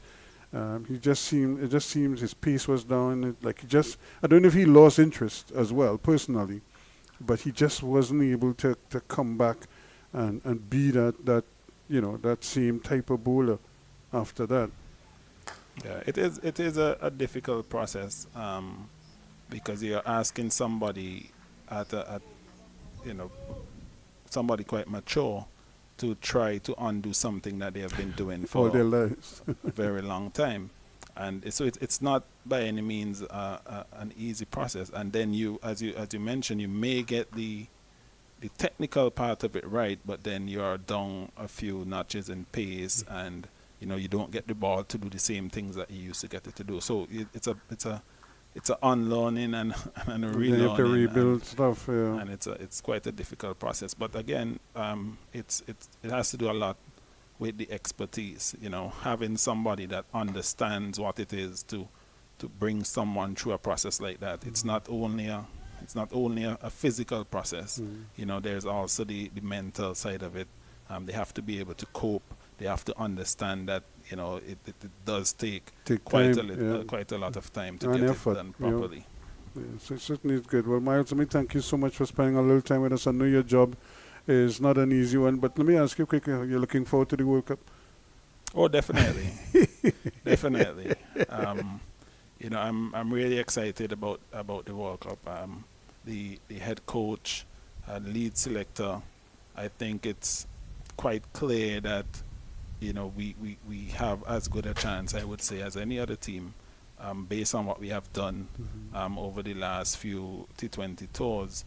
We have shown that we pretty much beat anybody, right? And based on the confidence that I'm seeing, emanating from the group, and the confidence that I am seeing from the coach, and it's not blind confidence, and it's not just man management and motivating. I have also been privy to a lot of the technical work that has gone in, the research and the use of data, and I am very confident that the West Indies team is going to make us proud. Yeah, if you've spoken to Sunil Narayan, everybody wants to know who is going to speak to him to try to convince him to come out every time. I have not spoken to him myself. I'm quite sure that he has enough persons in his ear trying to sway him one way or the other. But he's a world class player and seems to be getting better with age apparently. So it would be a lovely story. I think it would be a lovely story. If it gets to a point where he does decide to come and we go all the way, it will certainly be a bit of a fairy tale. It just certainly will be one of that. And one final thing here, in terms of our former cricketers, all these greats that we have, what role do you want them to play in West Indies cricket? The role that they are most adept at playing, where they can contribute the best. As I said, I've sat with Dr. Haynes, and you can hear it, the love that he has for batting, and the mastery that he has, the understanding of batsmanship, which is something that I think is sorely lacking in our cricket. We see the talent all the time, but then we see the lack of awareness and so on. How to build an innings. Correct. When to speed up, when to slow down, Yeah, just that understanding that I think is it's not missing, it's just, not as developed as we would like it to be for where a lot of our players are. And, someone like Dr. Haynes and Brian, I've had the opportunity to sit and chat with him as well. He dropped it. It just dropped in front of him. It didn't carry. Again, I'm watching at Tyson here, and I'm even more impressed with him because he's really bending his back here and giving it effort. He just can't get the breakthrough just yet. Good stop by John, though, because he had to go quickly to his left. But we see this all the time. Eh? Look at where he's standing at slip. He's really more of a second slip than he is a first slip. Had he been in first slip, he might have been just going forward to take a catch, but he had to go tail. When you're that wide, you have to go both ways, as opposed to going standing and then going just one way. get another good delivery from him. He's really fired up now. And as they say, he pulled the choke here now, and he's really giving it his all, which is good to see. Yes, it has been a very good West Indies championship to look at. I think players like him have been a hallmark of this tournament, and the young batsman that he is bowling to as well. Yep. He has played as though he has been playing A first class veteran. cricket for the last 10 years. And it's really good to see, that level of competition and that contest and the camaraderie. So it really has been a very good. I've been, quite happy looking at the West Indies Championship this season. We've said here as a group, we really feel it's Craig Bradford, him, and one other as the three openers. I'm not picking your team for you by any means, but we just feel if you're playing him on form, because he has over 500 runs now, coming in. Actually, no, he has over 600 runs now because he scored 100 in the first innings. So you have to, if you're going to pick him on his form, then now is the time. And I've also said, I think I mentioned this to Mr. Dr. Shallow earlier, the board may have to find a way to get him in England early so that he can at least get used to those conditions. And even if it's just to play in the leagues, one of the leagues in England, just to get acclimatized to it. If that is the thinking, let's say you have a discussion with Desmond Haynes and you say, look, this is somebody that, could very well be on the plane for England. How do we give him every opportunity to be successful, and in that environment? And to me, as soon as these championships over, and they said if he gets a couple of weeks off or whatever, then, this is a board decision now. Let's send him to England. If we have to pay part of the way, whatever it is, whatever the arrangement, but let's get him in there. Let's see how he goes. And don't send him by himself. Maybe send somebody else with him, or like you said, if you can get a coach or somebody to go with him so he doesn't feel that, this is not a joyride. This is work, but the bigger picture is you want to see him do well, against England when that series comes up. So,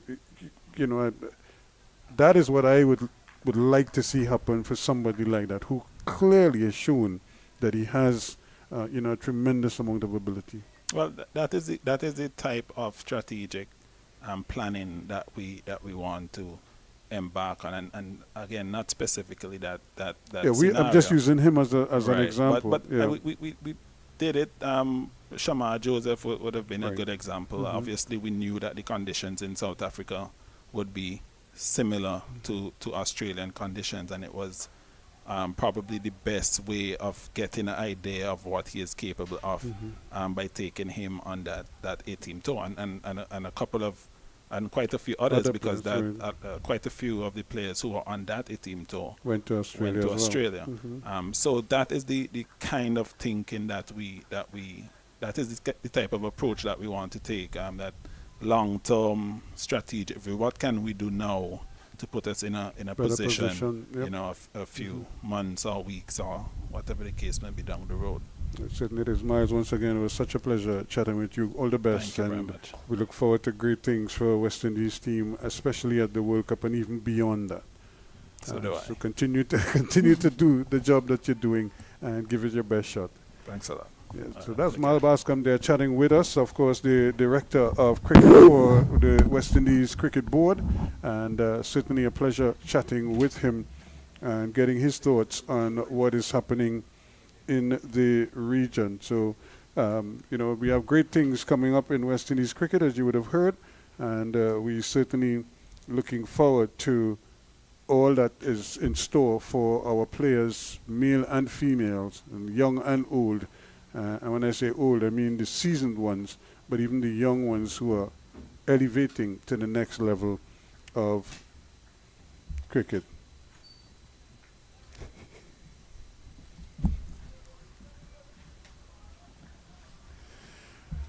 So this has been a good start by these two, 25 without loss, but they've had some issues. They've had their problems. It hasn't been all hunky-dory. These two bowlers have made life fairly uncomfortable for them at times.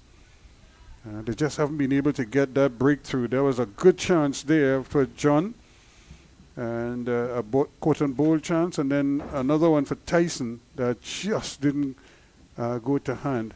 And there is Kieran Powell again, coming close, and that one spearing into the pads, but just getting an inside edge to keep it out. 26 without loss at the end of the over. It means that that lead continues to build now. Remember, they had a 121 run cushion. So 147 in front right now. So that's it's always going to be a bit of a challenge for them to contain the scoring. But the best way to do that is to take wickets. And that's what they did in the first innings. And they just need to keep going. The challenge here for Atenes as well is to not just try to take wickets, but he also has to try to limit the scoring as well. So his field placing has to be very strategic, and it also has to be very positive as well. In fact, it has to be innovative, one would have to say. But Tyson here has really put on a show. This could be a chance. Oh, he dropped it. It came. It was going to be a tough catch indeed. But he ran a long way, got both hands to it, and unfortunately, Jeremiah couldn't haul it in.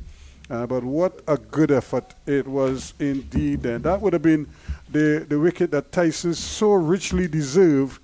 And as we'll be chatting with Colin Murray in a bit, but I was telling him earlier, he was telling me nobody could get the ball up to the height. Tyson has been, he has been producing some snorters here. Even the inform Louis has had some difficulty.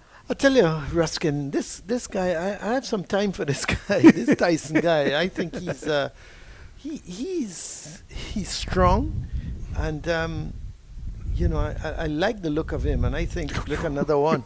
I think he can keep, if he's on the right development path, and he's someone they can work with. All of a sudden, he just emerged, Colin. Yeah, he's 27 years old from Dominica. Where did he where was he all the time? Where was he at 20, 21, 22, 23, etc., etc.? I think he was playing, and then he kind of went away from the game, and now he's back playing. Yeah, well, that's good because I could see this guy in a year or so. Really, if he continues along the path, in a year or so, he could be really challenging for a place on the West Indies team. Well bowled again. I was just speaking to Miles Bascom about that, and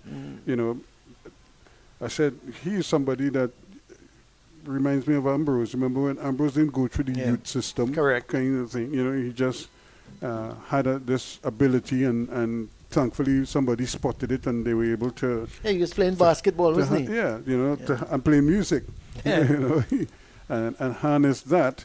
And do it. So, but he says that with all the different initiatives that they have and that they will be rolling out over time, it might just be, well, they've started doing it already. They have these specific camps, batting camps, bowling camps, wicket-keeping camps, spin bowling camps, kind of thing. So they started doing that. So they want to roll out a more expansive program with that so that players from all over can benefit from it. I was telling him about what I saw with the vast improvement in our cricket locally, which coincided with the construction of the indoor facility here at the Oval. That's another one bad. Oh, couldn't get it. Couldn't get it, and it's just an unfortunate there that he was close. Is that Larry Edward? Yep, he's the substitute out there. Yeah, close, but not close enough. It was well timed, wasn't it? Yep, it flew down there. Oh my, he hit it really well. Yep, but he's living a charmed life there right now because Tyson is he's just hustling these two batsmen, and he's making them play shots that maybe to a lesser bowler or to a slower bowler, let's put it that way, because I think the difference here is the pace. Yeah, he's really getting. You look at this pitch and it's pretty flat, but he's getting that ball to look at it again. But look at the And- line. and I'll tell it's you- lined nicely. But- It's good line. And you know what? He's not pounding that ball halfway up the pitch. Let's have a look. It's just back of a length. And unfortunately, this match summary comes up there. But he's just back of a length. And that ball is climbing. And you really have to give him a lot of credit. Because let's hope he stays injury-free. Because I know in the first innings he had this problem with the calf. Let's hope that, and it's a pity. You see, that's the problem now, Ruskin. What happens to Tyson in the next few months? Because cricket is done, basically. He is someone that maybe you Put in a you try and get developmental him, program, or you yeah. get him in the leagues in England Playing or something. Let him cricket. play cricket. The more cricket he plays, is the better he's going to get. Certainly it is. And but Cullen, 31 without loss. Yep, and they 152 lead right now. They continue in here to just grind the Windwards into the ground, and they've got, there was 38 overs was carded for the remainder of the day. Let me 10 just overs completed now. let me just double check that. Yeah, 34.2 overs. So 10 overs have been completed. So there's another 24 overs. Not that we may get it in, we may not. So But 4 you o'clock talk now. you talk 24 overs. Maybe if they can add in those 24 overs. Let's say they don't get 24, they get 15 overs in. You multiply that by 3, that's 45. If they can end the day, say about 80, they will have a lead of close to 200 already, yeah. and going into day 3. So they're putting themselves in a very strong position, Yeah, because or I should say a stronger position. Yeah, chances are we'll be playing until about 5:30. And given the amount of overs left in the day, and if these two continue, because even though we had the court and bowl chance, that was a difficult chance by John, and then we had that edge that went to slip. And John again got a hand to it, but the ball dropped just. He basically took it on the half volley. Yeah. It was a good stop too, but why we see it all the time? We do not have a first slip. I don't know. We have a second slip. So the second slip, and so he has to go both ways. I think they're looking at the wicketkeeper to get across to where first slip would be, but that's also very difficult. Yeah, that's difficult for him. And the speed at which Tyson is bowling, that wicketkeeper ain't getting across there. Unless he really sees that edge and just throw himself, to the right and probably try to get a glove to it. It's hard. So the players are taking a little bit of a refreshment. We'll take a break and we come back with more as soon as play resumes.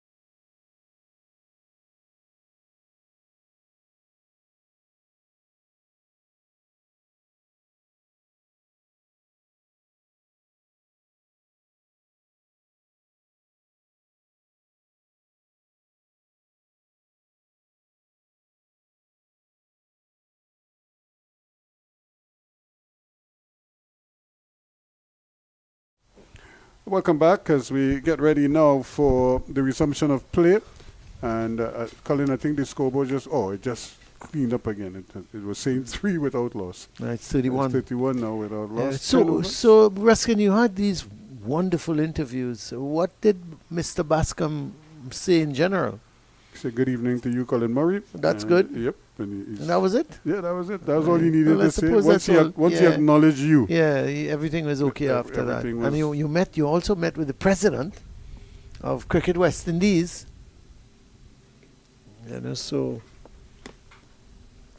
our viewers are up to date with all that is happening over the plans. I was asking them about tickets for the World Cup. Indian Yeah, fans. I think that's a big issue. Yeah, a lot of people would be happy to know that they are making every effort to ensure that there are tickets available for people like you and I who like to buy a ticket and walk in with a ticket. Yeah. Yeah, that they have those tickets available for they may not have many because by the time the online folks around the world purchase their tickets, it wouldn't be as many available for the walk-in customer or the person who may come to the box office here to purchase their tickets, but they will still get some tickets, according to Dr. Shallow, across the region in almost every territory. Yeah, we'll have tickets. That's good news.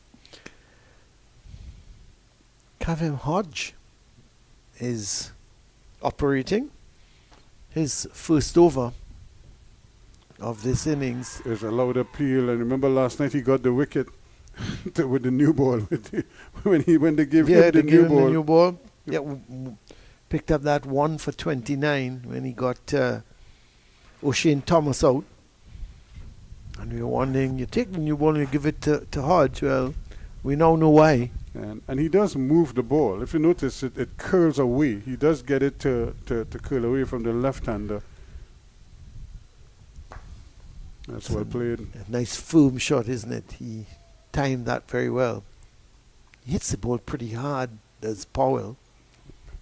Yeah, he has a very, how should I say, uncomplicated batting style. He's really just, he's very kind of fluid. He just kind of brings the bat into play and strokes the ball. He's not afraid to present the full face of the bat to the ball. Now they're taking the mid-on Tomas Springer, and putting him back to long on. Gives you the impression that he's not flighting the ball at all, is Hodge. So you're just wondering, you're just wondering why is he going to do that? Why? But I suppose if he gets the length wrong, Louis may look to go over the top. The end of the over, 32 for none. 11 completed. Louis is 15-17 to Powell, and they've certainly done a good job, these two, of denying the Windwards that early breakthrough that they were so craving. But it hasn't been without its challenges, because the man who is bowling from that southern end has really come here with a real determination, a bit of steel, and then he has the bit between his teeth, as they say, and he's just rushing in here with tremendous energy and venom. Now he's going around the wicket, it looks like. So he's going to bowl from around the wicket, just the one slip. Look at how wide that slip is. If he's bowling around the wicket, you have to be straighter at first slip. Even straighter than where he is now. And he's edging, but it's safe. There's no third man. He's square. Yep. Man out there is square, so I think once you pitch it up to Powell, it's giving me the impression, Ruskin, not that he's suddenly going to go after the bowling, but I think he's got instructions once they pitch up that ball, go after them. And he's doing that. He certainly, and he has the ability to do that. It's not something that he hasn't done before. He's done it all his life. He's been a tremendous shot maker, especially against some of the faster bowlers in world cricket, and he's taking them on. But he has his hands full here with this man. This is a shot that, again, it's a shot in the dark. Literally, he was trying to hit it through the offside, but tugged it on the angle. tucked it from outside the off stump and pulled it to mid-on. So Tyson again causing a little bit of a false shot there from Powell, but he got a single, so he's at the non-strikers end as the score goes on to 37 now. Nice cool conditions here. Colin Murray would enjoy bowling in this. Yeah, Get a little anything like swing. this. And not only that, the sun is not beating down on you. This is, you know what I like about Tyson as well, Ruskin? He's very smooth. His approach Reminds is... me of Keith Boyce. Yeah, He has a little bit of Boise in him. his approach is it's not a long run up. You'd think the kind of pace he's generating, that his run up would be a little longer than it is. But it's I think he obviously uses a lot of his shoulder, but it's a very uncomplicated run in. He just he sort of sprints in, and does that ball come through quickly? He has a quick arm action Yeah. as well. He has a good action, actually. Yeah, he does. Yep. I'm really impressed with him. The first day I saw him, look at that. I wasn't all that short. Remember yesterday, he was kind of down on pace, and he looked like Yeah. he was struggling with the calf, or he had some kind of an injury, a lower leg injury, some kind of a muscle injury, but he's put that behind him now. What was good about him yesterday as well, in the first session, when the pitch had a little bit of moisture, he was getting that ball to lift from a good length, and both Louis and Powell, and they were struggling at first. I mean, these guys, they only put on 15 for the first wicket before Tyson got Powell.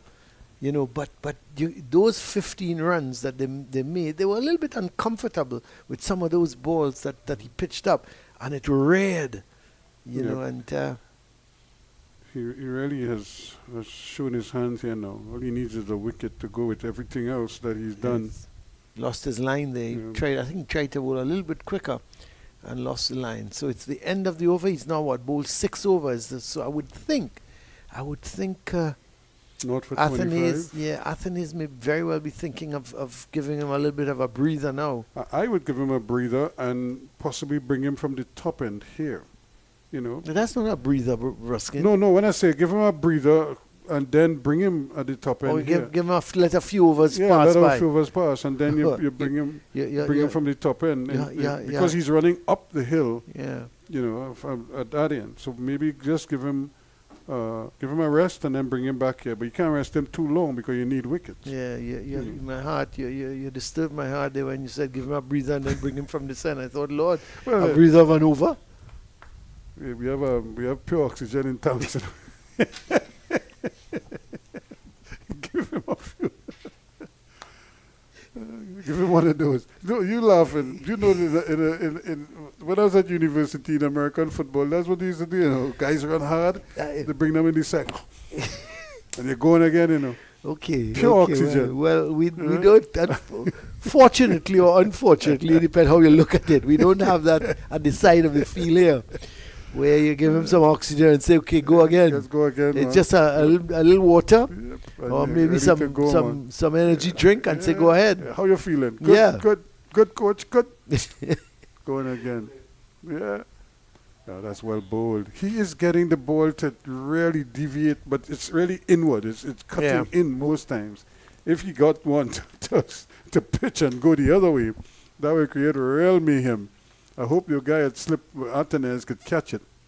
And look at where Athens is now. It's really it's strange. He's almost behind the keeper. Yeah. You look at the keeper, Benjamin. Benjamin, and look at Athens. He's very, very straight at that slip.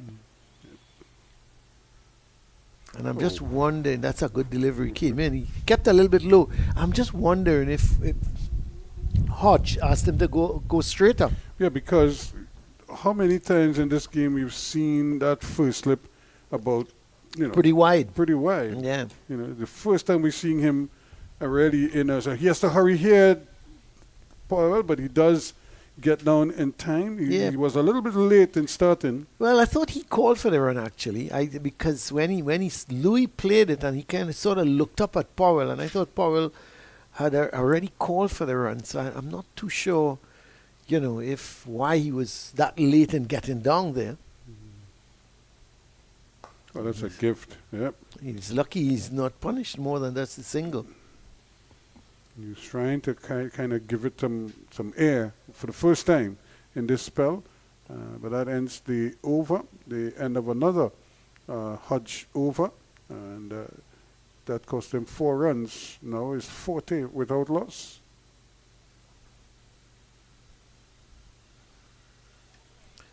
Or is it 39 without loss? 39 without without loss. loss. Yeah.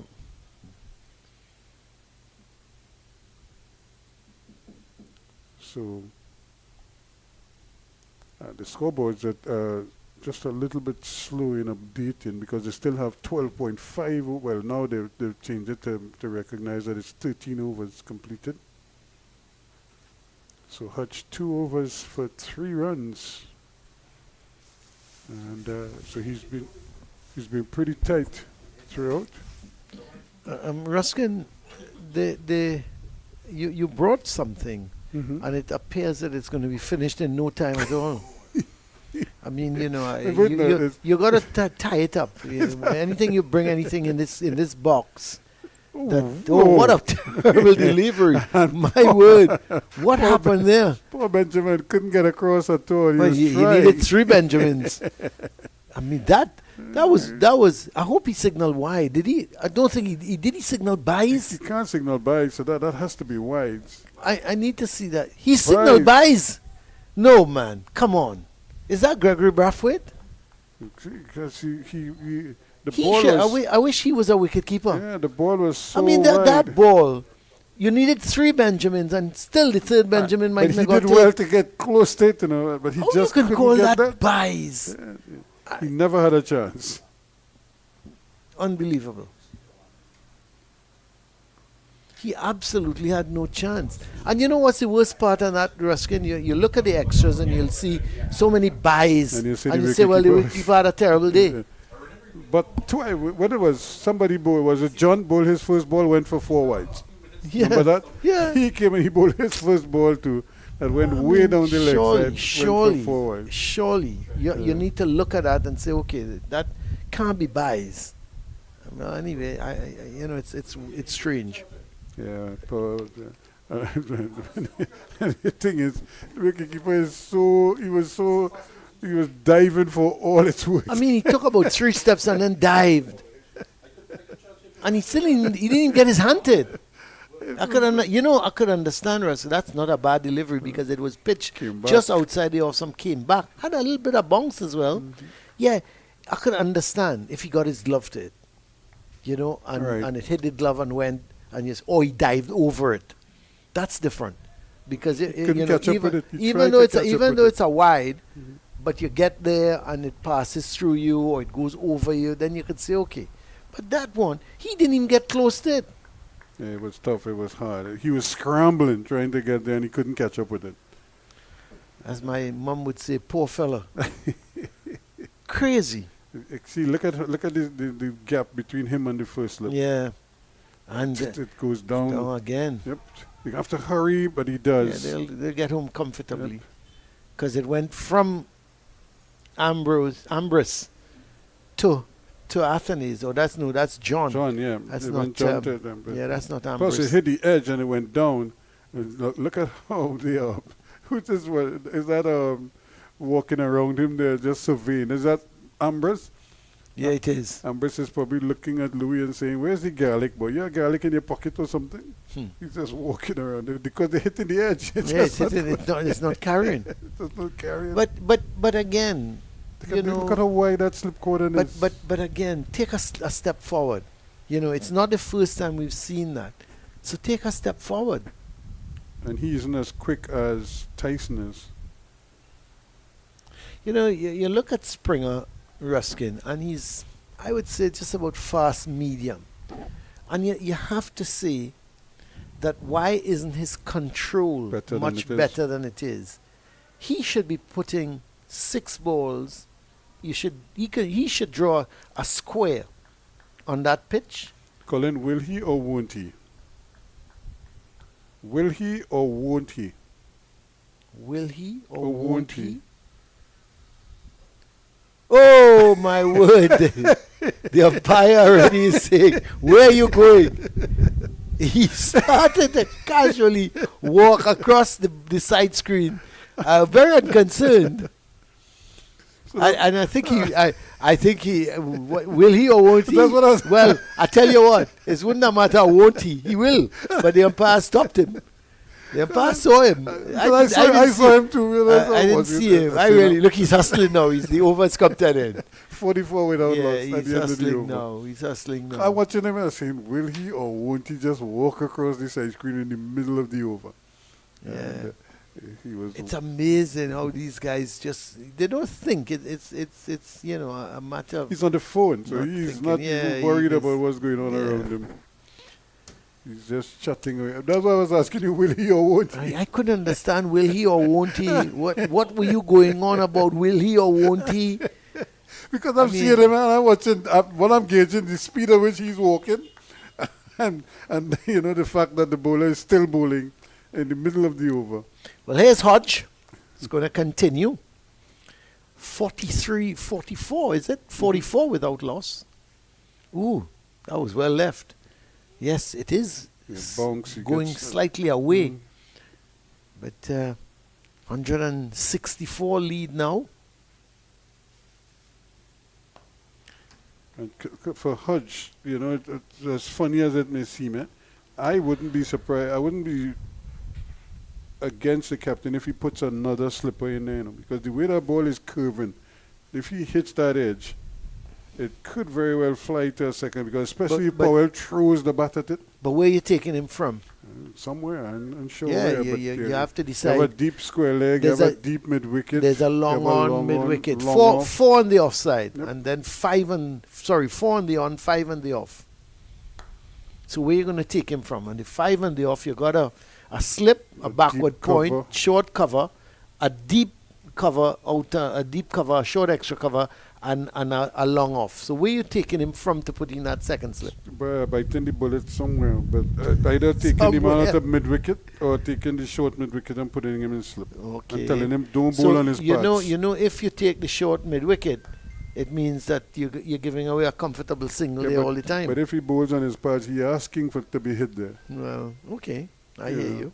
you. You're basically starting the ball on the off stump, just outside the off stump, and you're taking it away from him, because you can't take the ball away, and it curls quickly. Yeah, he's pushing it through, isn't he? Look where the ball passed.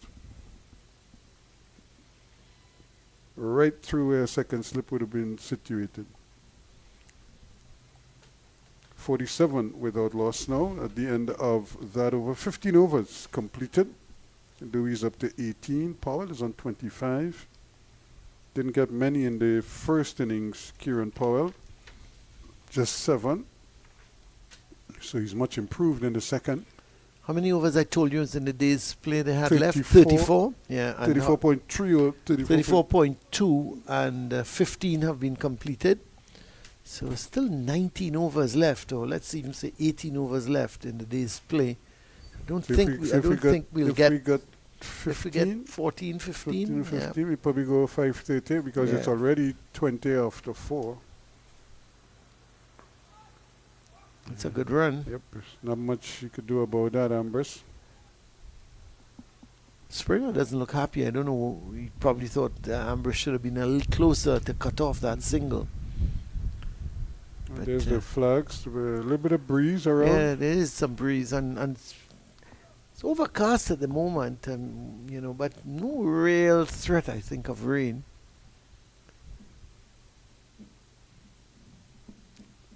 Flag of Trinidad and Tobago.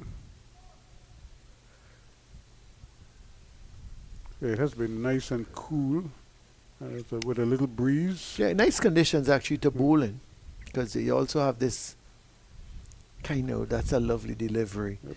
Thing with Louis, he plays at a few deliveries, and doesn't get the edge. And then when he gets the edge, the ball goes down. Goes down, yeah. Because It's, even though he when he drives, and sometimes he drives hard. Yeah. But a lot of times, if he's not driving, then he's playing with soft hands. And that is, like you said, sometimes the ball hits the edge, but it goes down almost immediately on leaving the bat, which is a good technique to have. Like I said, I used to always marvel at Kidure because he played like that. When the ball hit the bat, it went straight down. He was an excellent cricketer, wasn't he? Not only that's a good shot, that's not going to go into the boundary. Yes, it does.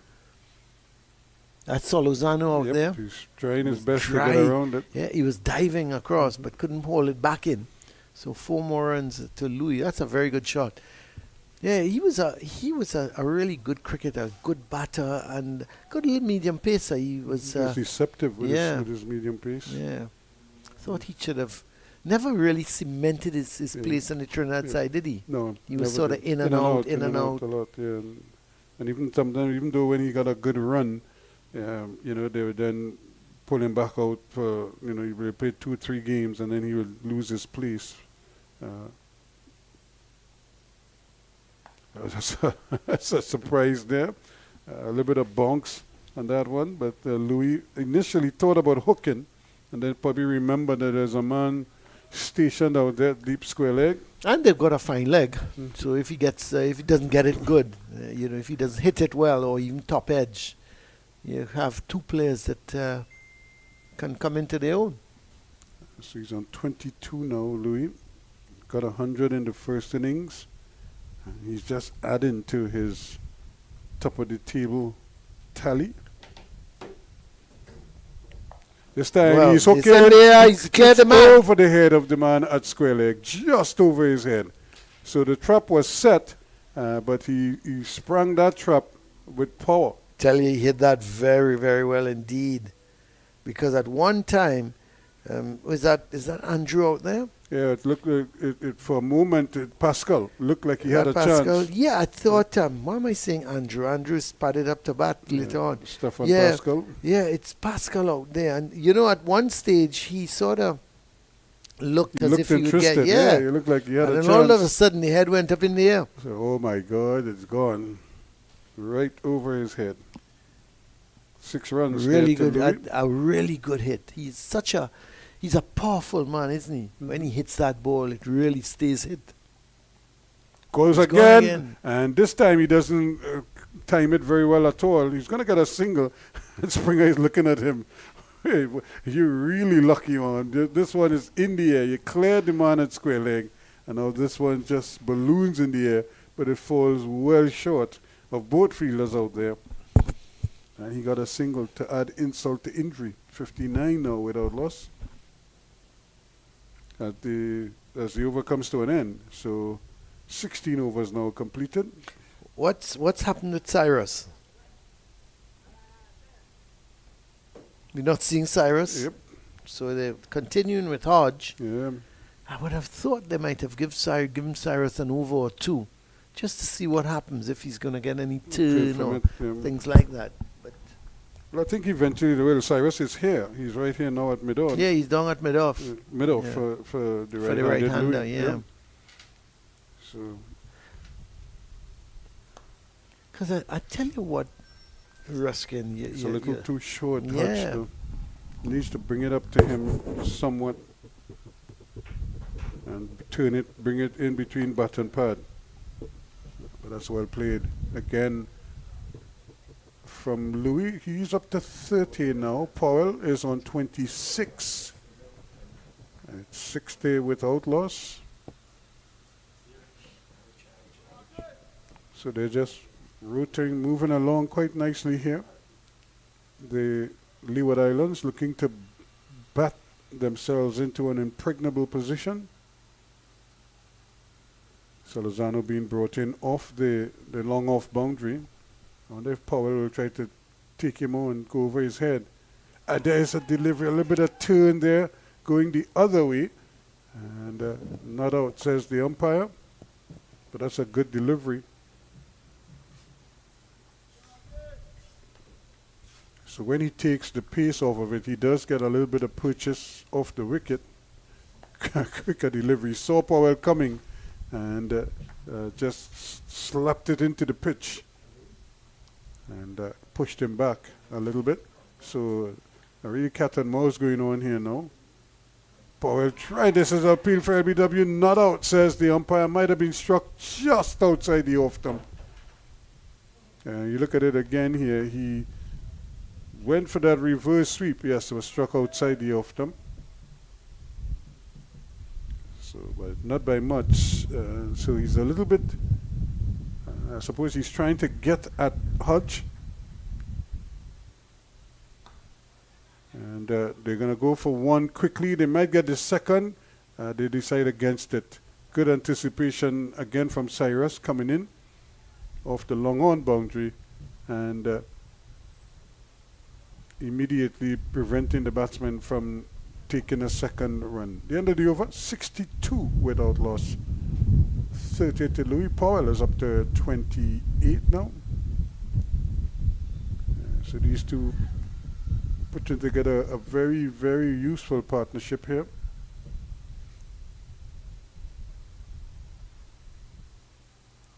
One that obviously is what the Leeward Islands as a team would want.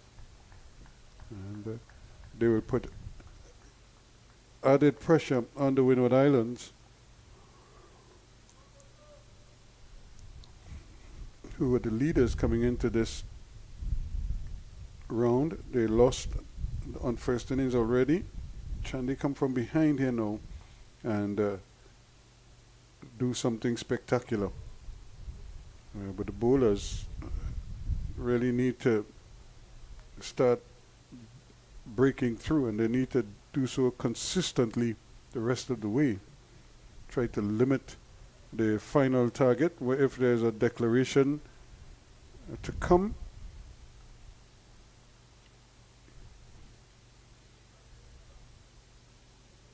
Let that be a smaller target than the Leeward Islands would have anticipated. We feel that a score of about 300 might be on the cards here, maybe even more. Well, that's well played, but that's straight as a pin.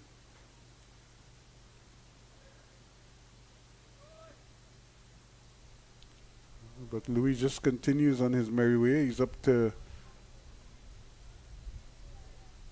31 now.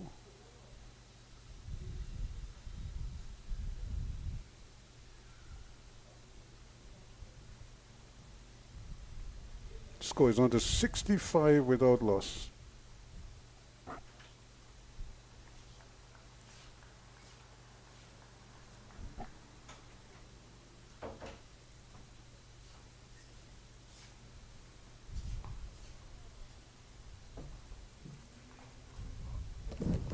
Powell looking more and more confident now as he spends a little time at the crease. He always seems to be a batsman in a hurry when he first starts. You know, you when you think of Powell and his record, you don't think he should have done better, Ruskin? You don't think he's a player that that when you look through his entire career, that he hits the ball very hard. He's doesn't have a bad technique, but he just gives away his wicket 8 out of 10 times. Trying to play over the top or something like that. Remember one time he went into baseball. Yep, briefly. And, yeah. Well, he does have a semi-baseball swing. When you look at the way he arcs the bat, but in baseball, contrary to what many people believe, while it's a full pitch you're hitting, those balls are moving. That's a beauty. That's the It's gone. That's the end of his innings. That's a lovely ball. Yep. Absolutely brilliant from Springer. Yeah, he goes for 31. A good catch too, taken by the keeper. 60. Well, the scoreboard is going berserk again. So he goes. That's a good catch. 31 to Powell. He had a play at it. Yep. Came Lovely. across him and took the outside edge. So he goes for 31, and it's now 66 for 1. Really and truly. And we're now talking about Powell and, how he's not, sort of done much better in his career. He's such a good player. Hits the ball really hard. And you just have to say that, you just have to think that, he gets us sometimes into the 20s and the 30s. Well, I'm trying to figure out what is it. I am almost of the view that What are you talking about now? Louis is the one who was on 31 and Powell was on 30. Oh, So I think they were confusing the two scores, but now they've taken off Powell's score. But they had Powell well, you have on Louis 31. is Louis on 31? I think Louis was on 31 because he was on 30 and he took the single and the over, and was able to get down to the other end, and that's how Powell was facing. Yeah. And so I really think that Powell is the one who was on 30, and Louis was 31. So we have Carty. Casey Carty has come to the crease. Made a duck in the first innings. I'm sure he would want to make amends.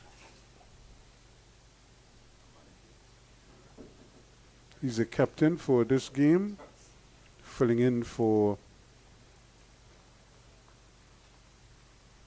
the big fella.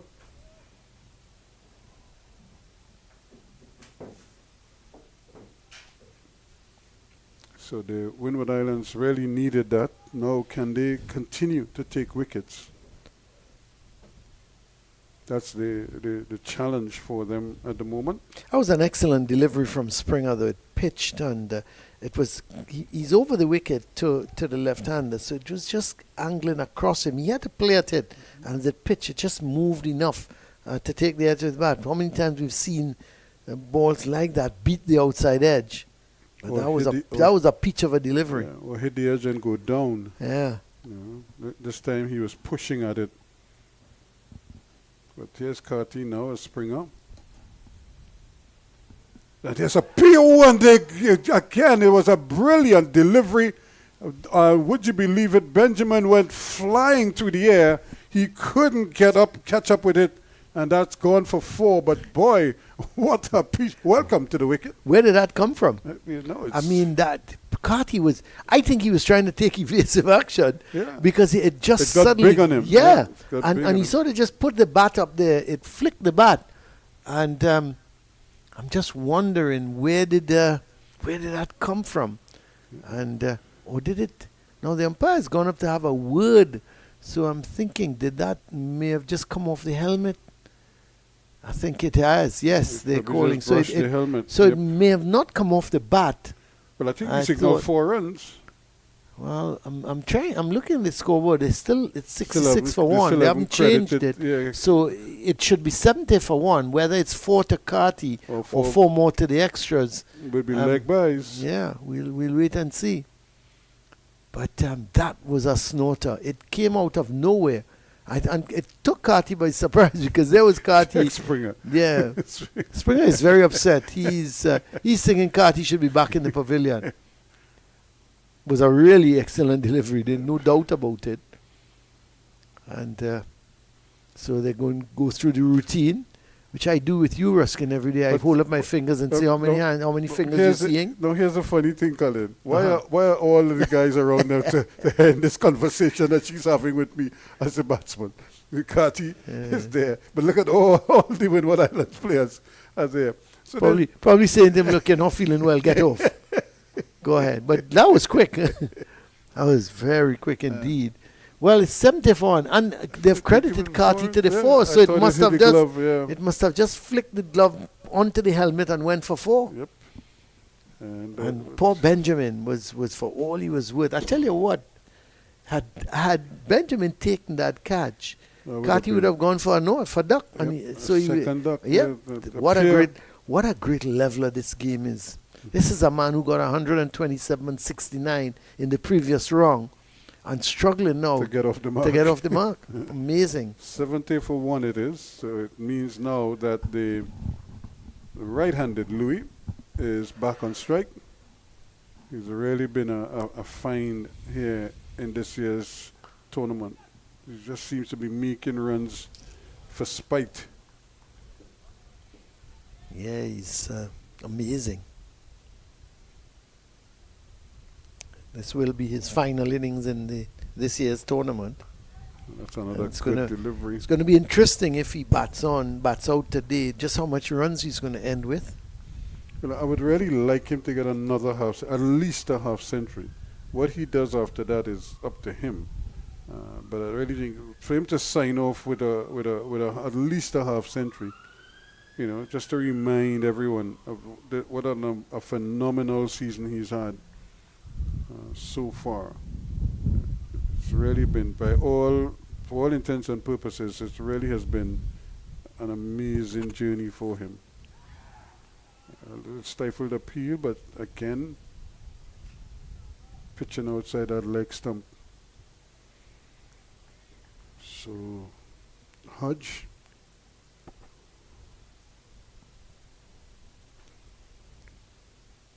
Just wheeling away here at the top end.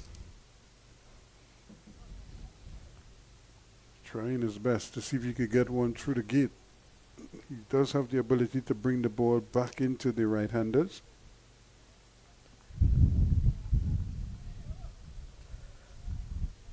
So again, he's asking Solizano to come into mid-on. Now that Carty is on strike.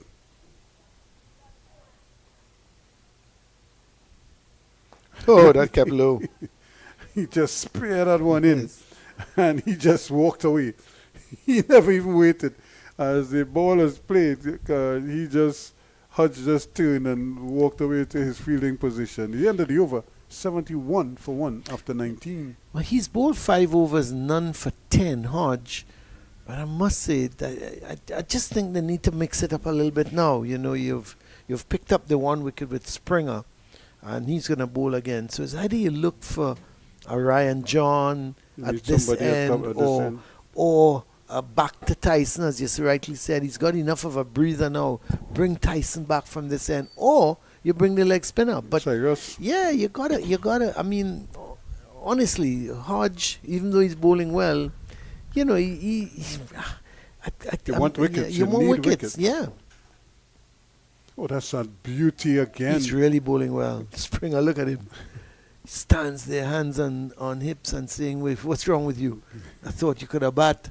That was another beauty. Yeah, they all, and the thing is, I really like the spirit in which this game is being played. It's almost like they're rooting for each other. They're in the middle of a battle. They know it's a championship encounter. Championship decider. Yeah, more, but they're not.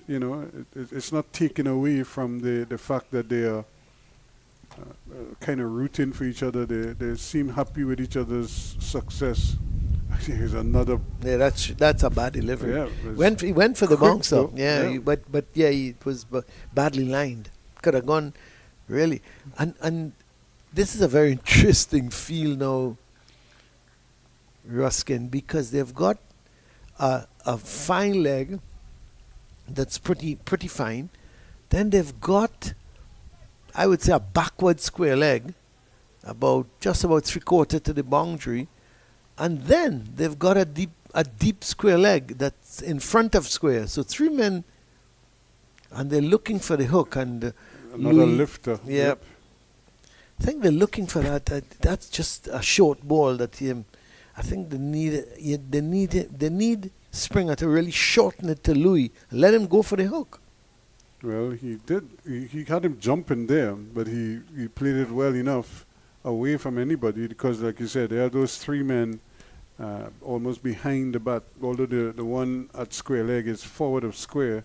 If he was behind, that would have been a no ball, and hence the reason why the umpire has gone over to the opposite side, so he can see straight across the line and see if that fielder under the Trini Posse stand there is transgressing. Is that Pascal?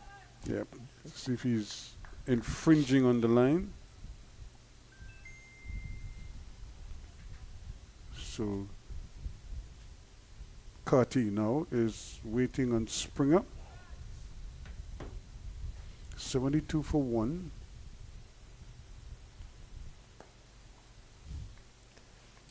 Carty, who's another one of those players with this amount of time to play his shots. He just seems so relaxed at the wicket. Sometimes he looks too relaxed.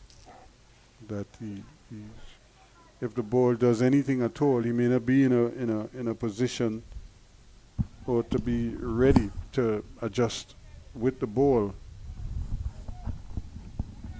And we've seen a couple keep low, but we've also seen a couple jump.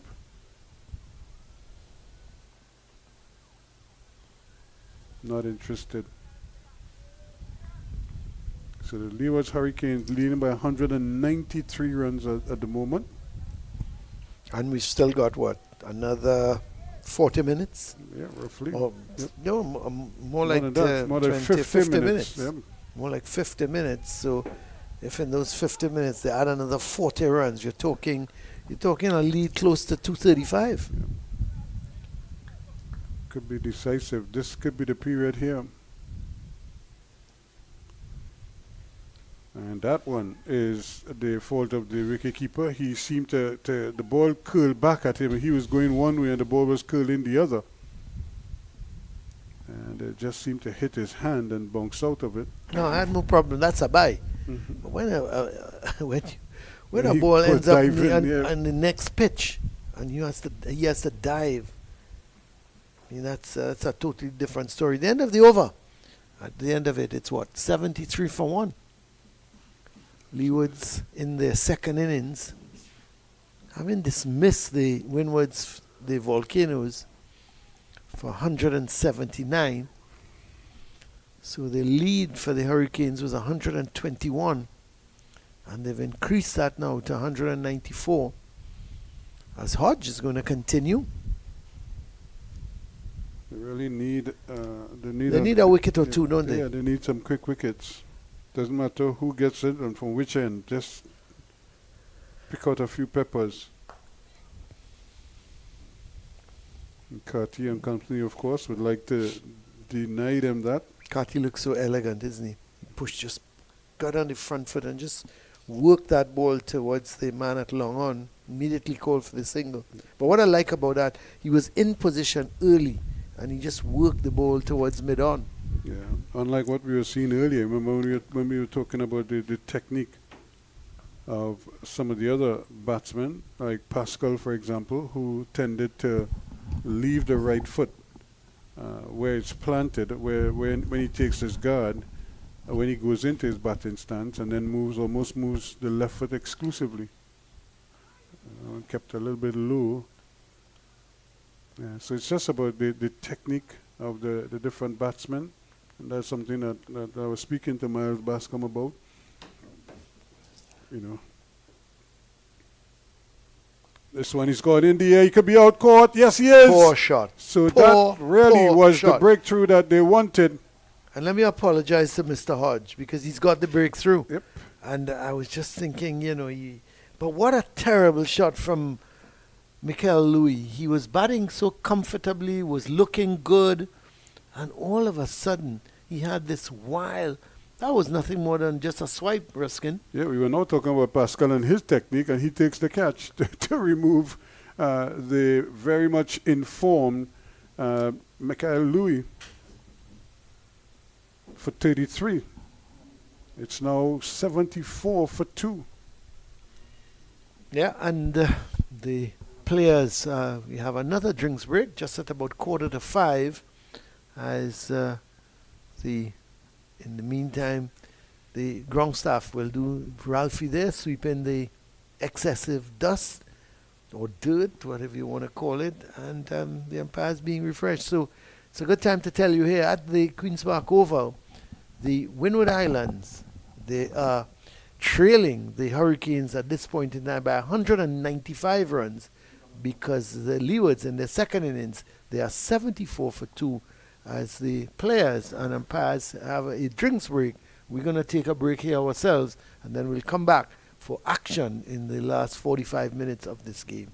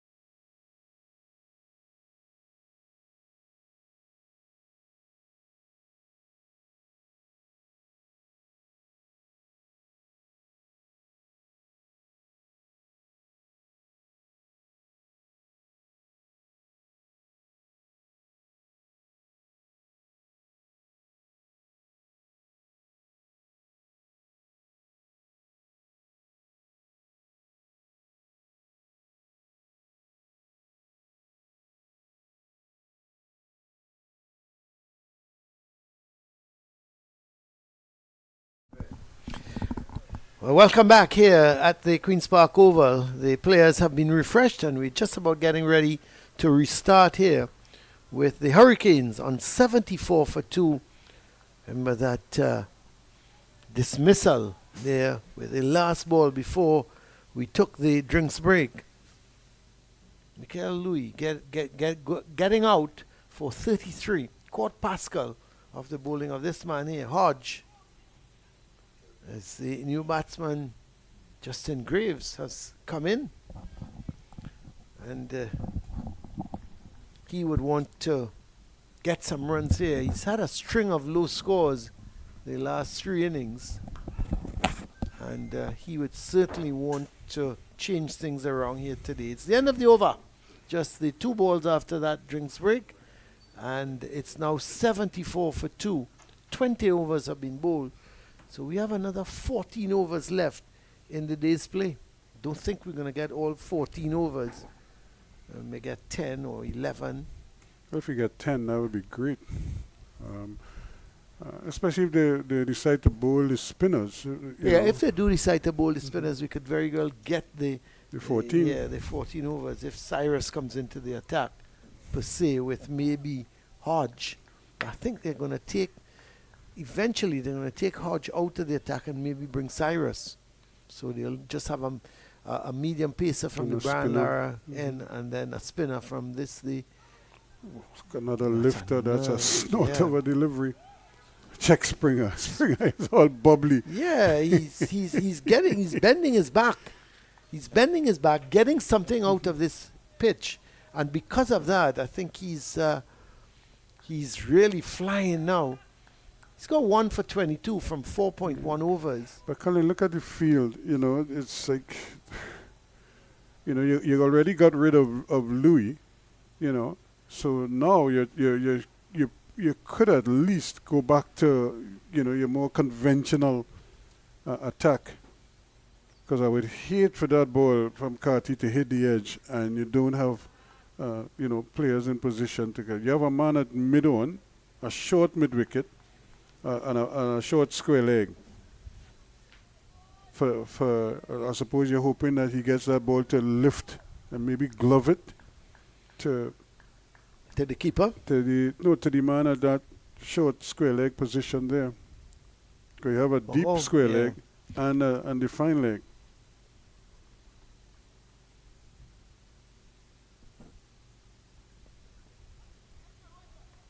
Needs to keep away from there. I think every time he tries to extend his pace a little bit, he loses his line. Well, but again, if he concentrates on that off-stump line, then that short mid-wicket that they have in position there, because to some degree, because of the field is set for him, he's trying to bowl to the field that they set for him.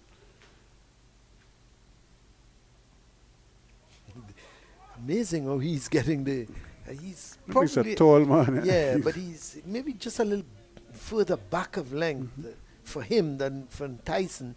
Tyson, I thought, was getting it head high, further up in terms of just carrying it a little bit more up.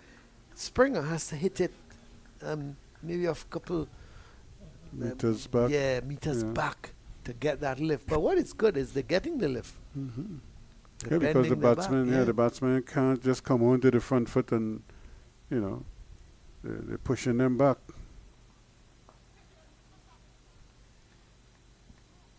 Well, the ball is being played to that. Is that Hodge there? No, that's the captain. Athanase, Yep. yeah. Ball played to him there. That short mid-wicket.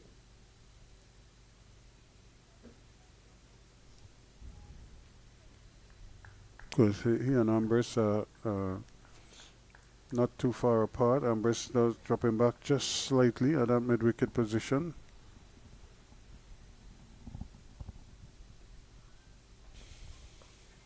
That's well kept down by Carty. Got right on top of it and turned the wrist over. So that ball would be kept down.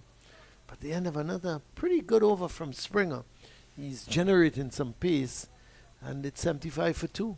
Yeah, Graves has yet to score. Carty's on 6. And the lead just continues to climb, not very quickly at the moment. And of course, they got rid of the danger man in Louis for 33. Kieran Powell also batted well for his 30. So now it's a question of, can they maybe prize out a couple more before, they close the play today? They continue with Hodge. 1 for 11 Hodge so far from 6 overs.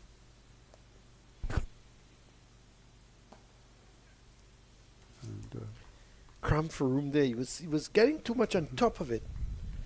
but this is now. Carty looking to drive. He made it into a Yorker. Yep, he almost yoked himself Yeah. here. This is the key wicket now, Carty. Yeah, he's in the air, just dropping short of Cyrus at mid-off there. He's fairly deep at mid-off. I was about to say that. He was in no man's land. Yep. He can't save a single or he can't take the catch. Yep. So it's either he comes in to the orthodox mid or now he's holding his hand up. Now I'm not sure if the captain said to him, you're too deep. Etching, and he put it down. Well.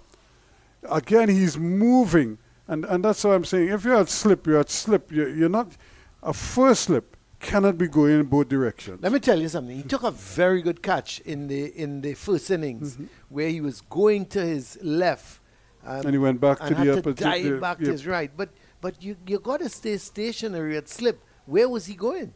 And because look at how wide he is again at slip. If he's standing in front, he's now taking that step to his left. You stand at slip, you go one direction.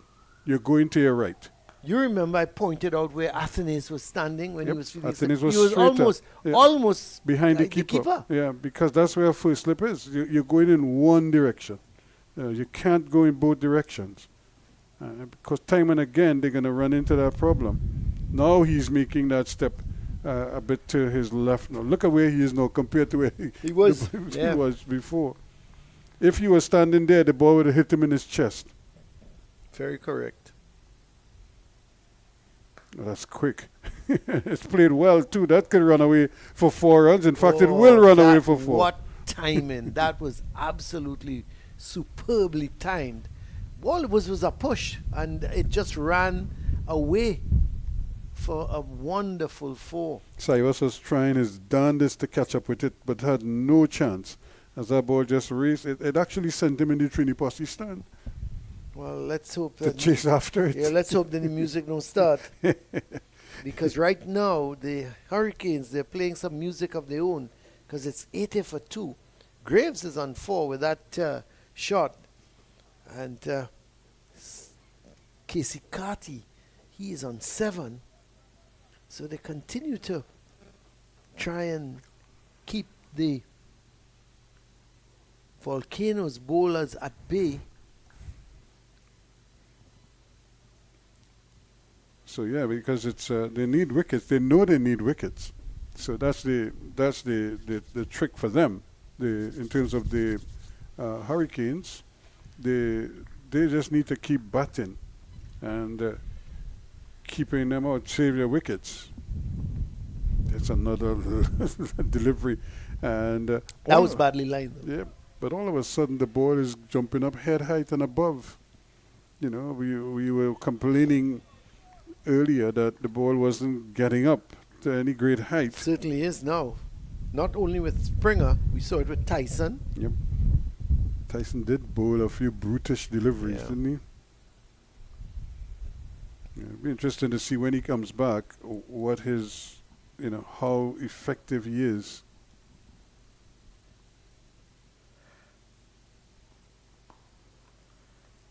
Again, Carty comfortably in behind. And so he now becomes the prize wicket for the Windward Islands. Can they get him out cheaply? They got him for a duck in the first inning. In fact, both batsmen made ducks in the first inning, both Graves and Carty. And now they're hoping that they can at least get them cheaply as well. He's cutting at that one again, not making any contact. But again, look at the height at which he's trying to cut that. good height over the shoulder. And Carty really was trying to, he had his life in his hand there because he was not in control of that one. He's on 7, Graves is on 4. You get one of these two now, you really feel you're in business. Well, there's Hamilton still to come, but not much left. When I say not much left, it's a lot of all-rounders and bowlers. Bowlers who could bat. Yeah, you got and of course you got Andrew. Don't forget Andrew, young Jewel Andrew, had a good 68 in the first innings. So you've got him. You got Jamar Hamilton, who was run out. So there's some batting still left in this side. Yeah, that's why it's probably even more important to get one of these two early. Oh yeah. See if we could get them out. I really would like to see another slip though. You.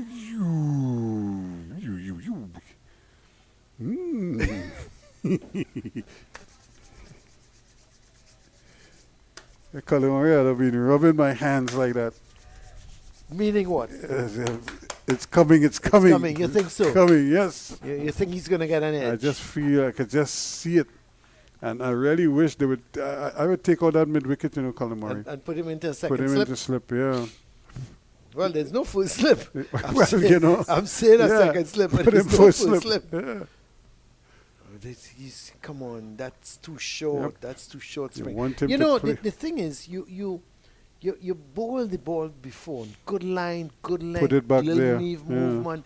He played, he missed. Why not again? Try it again. You come and bowl a ball that's short, really. Nothing delivery. Yeah, nothing really. delivery. 80 for 2 at the end of the over. Graves remains on 4 and Carty's on 7. They're having a little bit of a discussion, and it's going to be Kavem Hodge who's going to continue. And so it's just... Hodges is what? He's in his 8th over.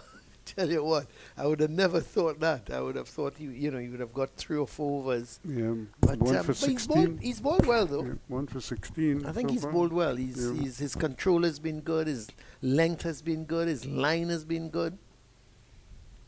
But I think he needs to just flight it a little bit. You're not that high, not that much flight. That's a full toss. Yeah, I think it slipped out of his hand. I think he was trying to flight it because I think when he flights it, he's getting a little purchase off the wicket. But he does have that arm ball that kind of curves quickly. And that to me is the danger ball that he has. And if you're not aware of what he's bowling, he could really undo you here with that because it could sneak in between bat and pad very quickly. So you always have to kind of keep your eyes on him. And if he can do the traditional left-arm orthodox spin, that would be even better. That one got a little bit of a little curl away. Of course, the lead now, Ruskin has gone beyond 200, 205. Yeah, so it's pretty handy. 205 for 2, basically. Yep, against a team that you bowl out for 179. Another full toss. I think he's getting tired. Suddenly he's bowled 2 full tosses. In the same over. Yep. In 3 deliveries. So the slip and that forward short leg.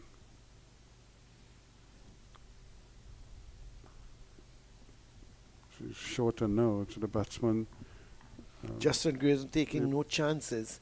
Again, these two were part of the tour to Australia, both Hodge and Graves, so they know each other pretty well.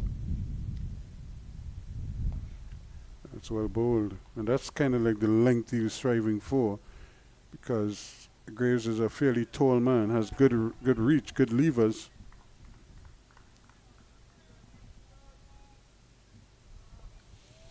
It's really just a plethora of wonderfully talented batsmen in the region now. So he finishes the over very well. Just didn't bowl in the first 3. He had 2 full tosses, but he's come back very strongly. 1 for 20 from his 8 overs. Graves is 8, Carty is 7. It's 84 for 2. 25 overs now gone. So we were at 34. So there were 9 left. And it's, well, may get it in, but they're bowling the quick bowlers from one end. Well, they're bringing They back haven't- Tyson, it looks like, or is it?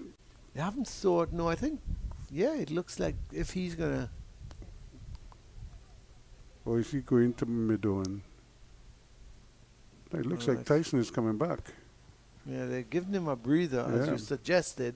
The only thing is, Ruskin, they're putting him Back, the back on same- from yeah, that Brian Lara same Pavilion that end. That same southern end there, Yeah. yeah. I thought they'd have given him the luxury of, bowling from the top end. Have we seen him at this top end at all? Did he Yeah, bowl he at bowled this one top end? over. One He over, yeah. bowled one Yeah. over, and that was it. They took him back out of the attack, brought back Ryan John. Mm-hmm. But generally, we've seen him bowl from that Brian Lara Pavilion end. Let's see what he does.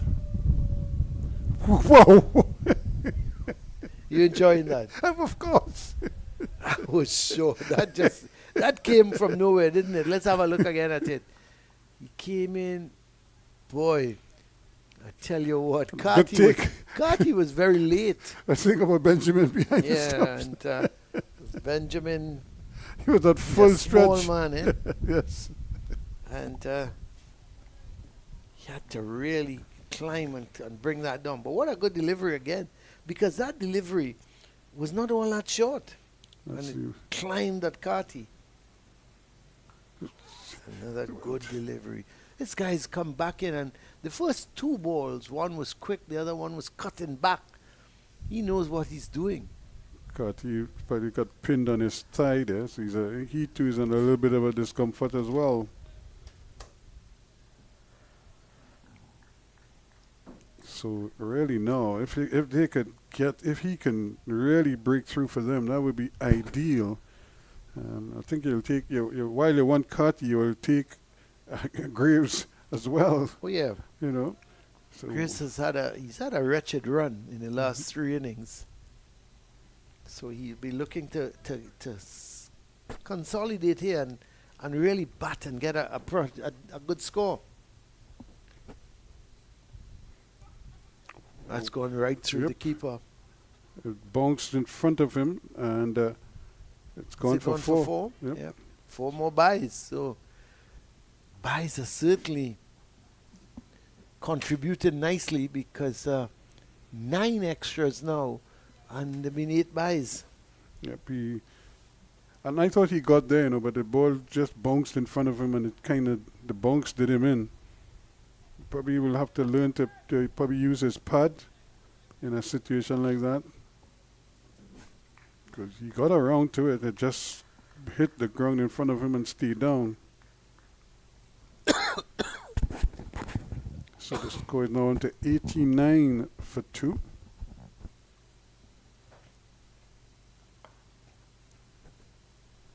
Thinking of a second run there, and they're going to get it taken on the arm of Solizano. Wayward return well over the head of wicketkeeper Benjamin. But very good running though, Ruskin. As he played it, he immediately Graves called for 2 and Carty responded. Well, Carty was going to the non-striker's end, which should have been the safe end. But that's what you call really good positive running, because as Carty played that ball, you heard the call of 2.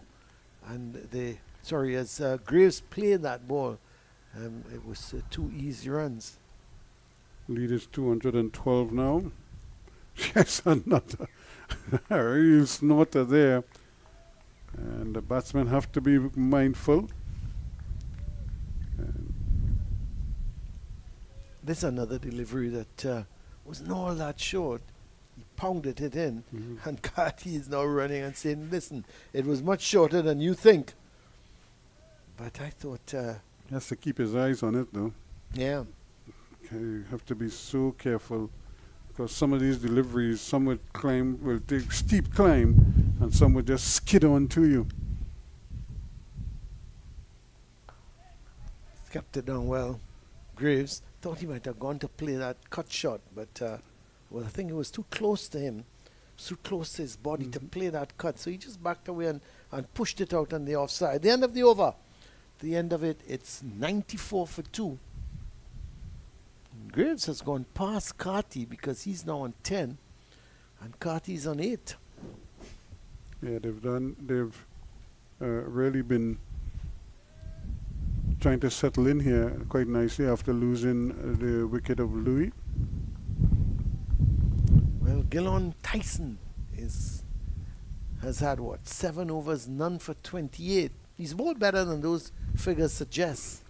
Yep, he's caused some problems. He's caused some real anxiety for the batsmen. And this is where they're going to have to really tighten up here now.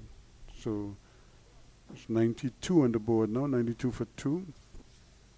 26 overs. We're in the 27th over.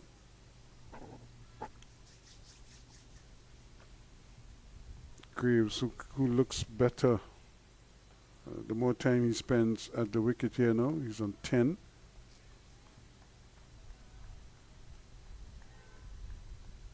And you know, a lot of people remember these players going to the Australia tour, but a lot of them also went to that A-team tour before that. Yeah. You know, and they kind of showed the promise there. And when the other senior players weren't available, well, the West Indies board didn't have a problem. They just shifted gears. That's well played. He's just going to get a single. Because Solozano has to quickly move to his left, but good piece of fielding. Things are starting to look a little easier now for these two batsmen. Still getting a little pressure when they're facing up to the fast medium bowlers and that ball pitching up to them and just leaving them. But outside of that, I think they've handled themselves well, Graves and Hodge. Yeah, it's up to Kavim Hodge now to really try and see if he could consistently hit that off-stump line and then try to move the ball from there both ways. He can bring it in with the arm or take it away with the spin.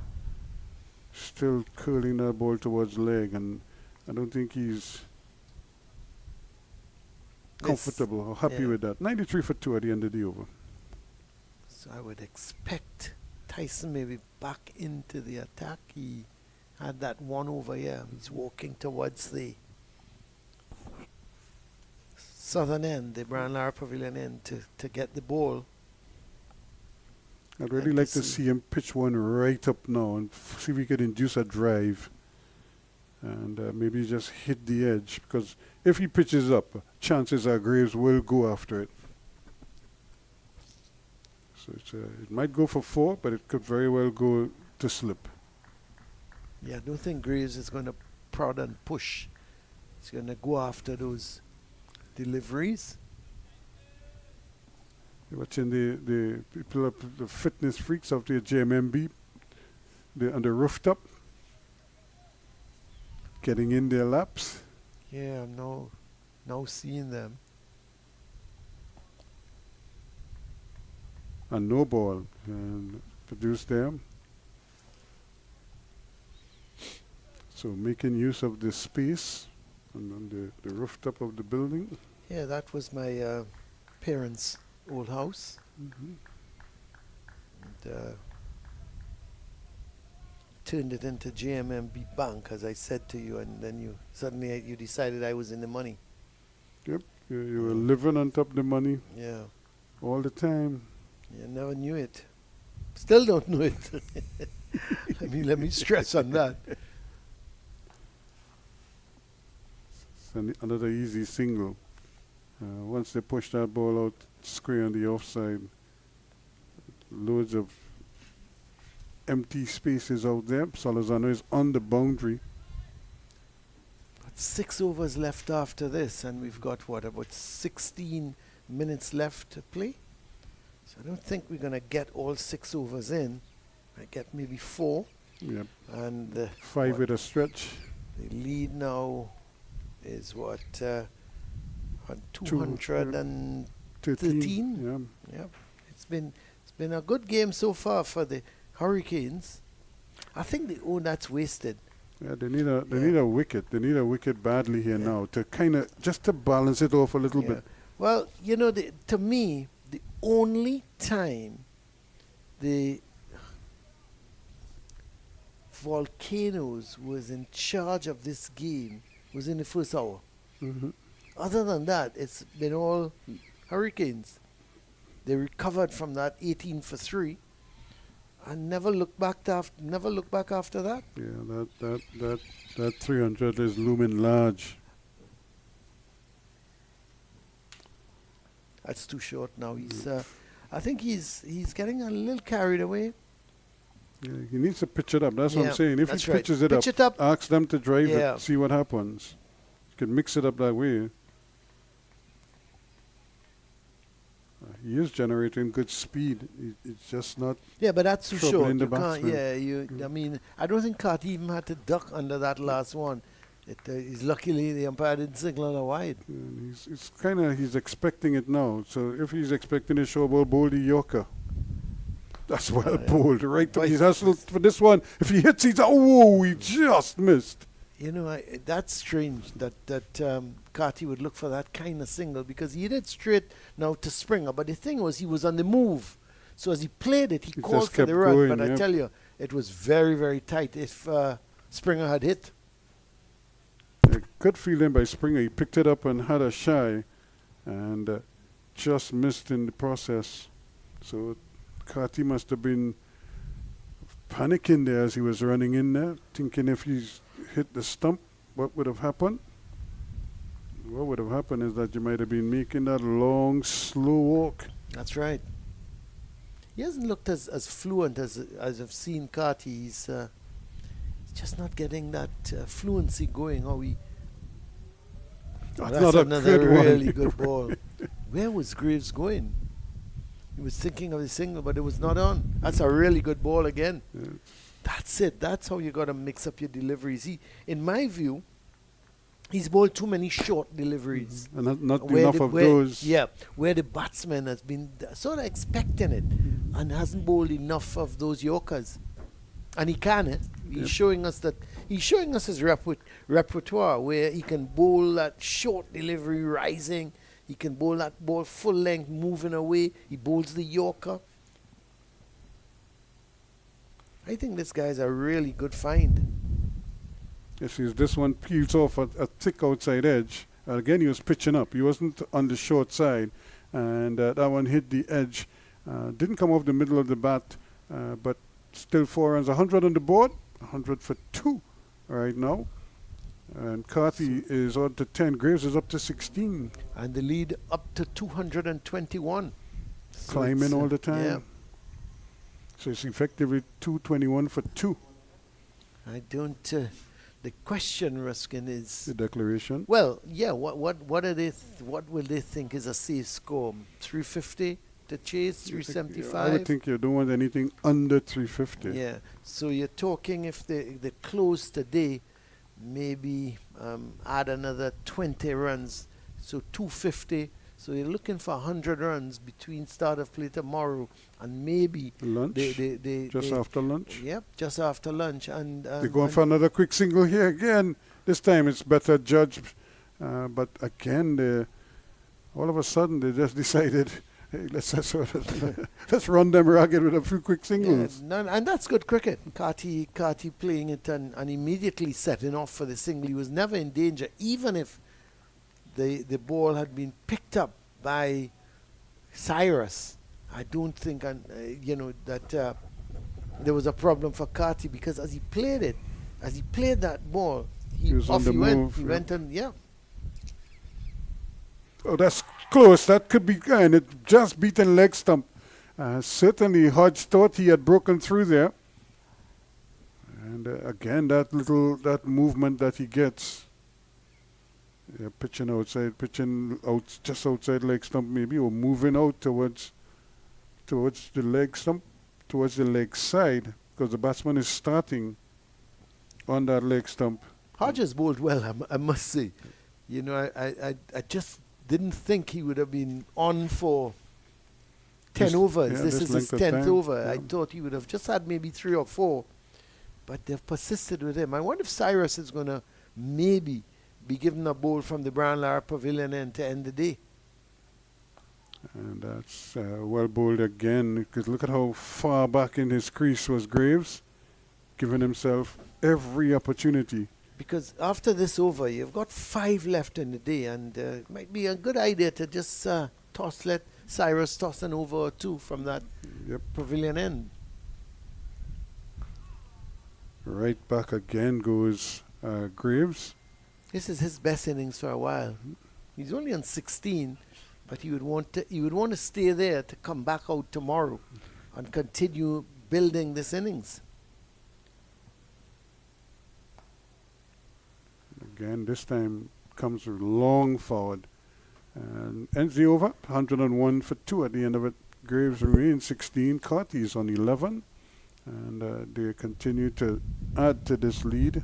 I think Cyrus is going to take up the attack. I think they've decided to give, let me see, Tyson, or is he going to... Tyson is coming back. He's coming back, yep. He's going to continue. I thought they would have given Cyrus an over or 2. Well, what I would like to see him doing this over is bowl a couple more of those Yorkers, fuller length deliveries. Even though the one went for 4, it was a good ball. You know, it hit the outside edge. I don't think Graves was trying to open the face. He was really just trying to find the middle of the bat. And it just kissed the outside. It hit such a thick edge. It went past the lone slip. But now they've persisted with this field, and I'm not quite sure that's the best field for him. But we'll see. He's going to more of a leg gully now. He's going at a leg gully, you have to say. There's a fine leg and a deep square leg as well. And right where he was at square leg, that short square leg, they turned the ball right through that gap and tick off another comfortable single, 102 for 2. Heard any scores in the other games, Ruskin? Not lately. I know that the West Indies women won this morning. Yep. Yes, they won their game. Was there a Pakistan-New Zealand game today? The last I heard, it was a rain delay, and I okay. haven't checked on it since then. They've been trying to play this for so long, and then rain now slows them down. That's the line. That's the length he wants to bowl, not that line. You know, but that's the length he has to bowl. He's so quick through the air that he could really create some real problems. You know, and he, like I say, he has all the tools. He's big and strong, and he looks like has good stamina as well, because he's been going for a little while now, and he's really been running in. And that's always a comfortable single. Not much you could do about that, but at least he isn't leaking boundaries. Yeah. You know. In a lot of ways. He went for 4. There was a 4 of the last ball of the previous over. But again, that was a thick outside edge. But they all count. It's 103 for 2. 4 overs left after this one. Don't think we'll get it in before our 5. May get maybe 2 more. Another short delivery. It's a little ineffective now, I think. I think he's just doing it a little too often, and the batsmen are comfortable now. They're reading it, and they're sort of expecting. What they may not expect, Ruskin, is that Yorker length delivery. Yep. Well, that's what I'm saying. I'm hoping he bowled that one just to try to push them back a little bit, and maybe now he's coming with the fuller length deliveries. So you have to be smart. There's the batsman padded up there, waiting to enter the fray if necessary. That's a delivery coming in. There's a loud appeal. Not out, says the umpire. I think it was doing a little too much. Yep, and it certainly pained the Carty. Yeah. Did it hit him higher up than we anticipated? Let's have a look. It came on the knee, on the inside of that knee. So it's a good delivery. And the physio has to make another sprint out. She's been running in and out quite often. Now, this is interesting because we've got just about 6 minutes, maybe about 5:22, about 8 minutes left. And the umpires will have to call play at 5:30. Yeah. So this could very well, Carty's taking off the pad, and this could very well be the last over. Yeah, like he got Or hit maybe on one over after this. Yeah, like he got hit on the knee. And so he's rolled the pants up. Not too sure where did that hit? It looked like it hit him because she sprained the knee. So it must have hit him on the knee. Either that or when he moved the leg, he probably jarred the knee. Yeah.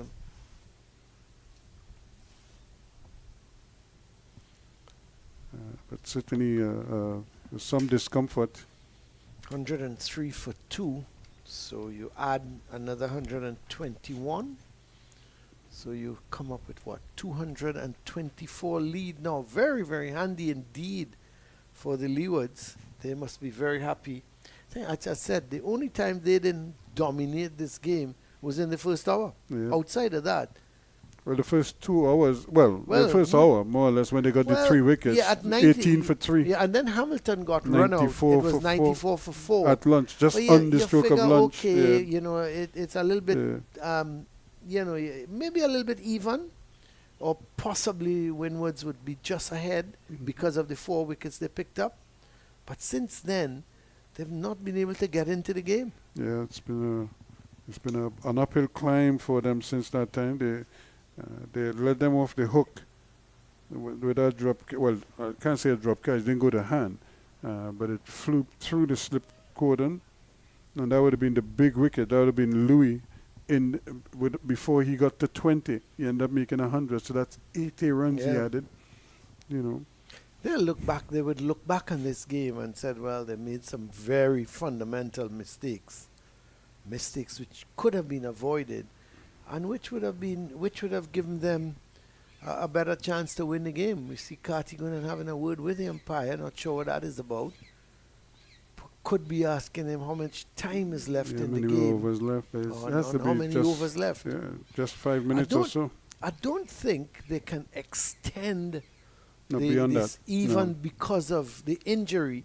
You know, with football wrestling, you know it's different. You say added 5 on minutes time, added yeah. on time, and a guy goes down. You still keep the for 5 2 minutes. You still play on. You play 7 minutes overtime because of the injury to the player.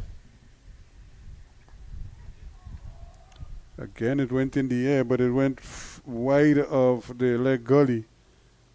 And Carty is struggling a little bit. Yep. You saw he ran down there. He was almost like a I think hop. we'll have another over. Yep, we should getting another over because it's just about 26 minutes past 5. See, Brathwaite looking at his watch. And Carty does get through his overs fairly quickly. Yeah. Or Kareem Hodge, rather. Hodge, you mean, yeah. I thought they would have given Cyrus at least 1 over. But it's not Cyrus. They're giving the 1 over to, or it's going Hodge to be again. Hodge going to continue. I thought they would have given Cyrus just to change things up slightly. Well, this is where I think Atana's kind of, a little slow in recognizing the big picture scenarios and how little things could impact the game in total. Because some of the field placings, like how he's bowling Hodge now for this extended period, while he may not be leaking runs, it doesn't really look like he's going to get a wicket. Although, having said that, there's appeal for a catch down the leg side. Not out, says the umpire.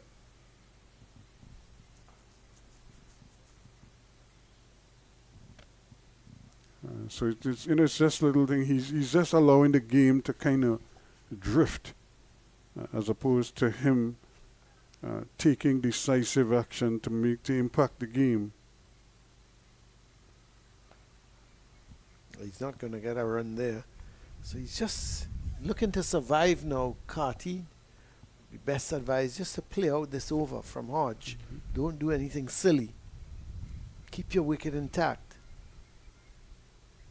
This one is going through. There's another appeal, not out, says the umpire. Again, he was long forward, but that's a good ball. That one came back at him. And Hodge has been able to do that consistently. Ew. That's interesting. This might be height. Height? Yep. Well, I'm not sure on that, Ruskin. That looked a good delivery. Might looked at had Carty in all sorts of problems, and Be the came inside back edge. and, Yeah.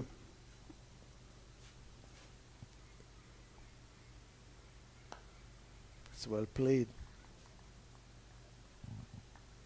Carty trying to walk out that little niggle that he has there. There's 2 deliveries left.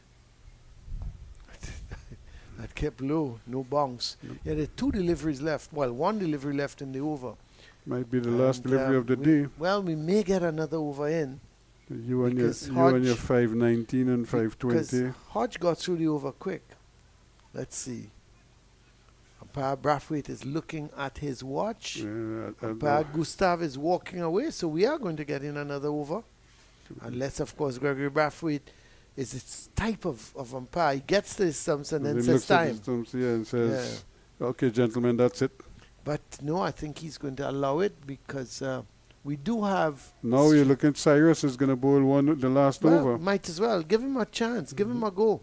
I thought they should have bowled him a little earlier. Right. Just mix up. And the thing is, Hayden Walsh Jr. picked up 3 wickets for 21 with his leg spin. Why not give Cyrus an opportunity? You should have been eager to get him on to bowl, see what he could do.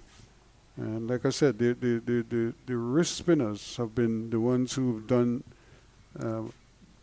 in terms of turn on this wicket, they're the ones who generated the most turn on the wicket.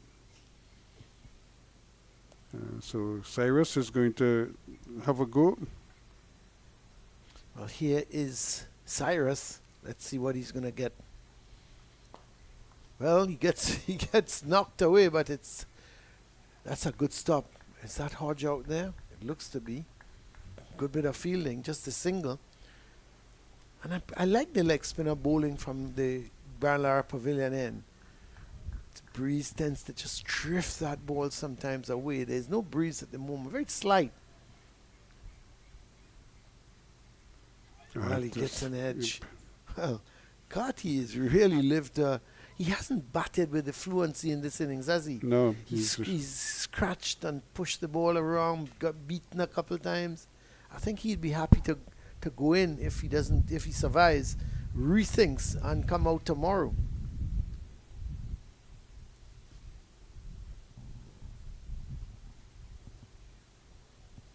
Carty making sure it's This is the last over. one. Yep. Athene is looking to put in a second slip after the horse is bolted, or is he going to put a silly point? I think he's going to put a second slip, but the horse, unfortunately, Mr. Athene has already bolted.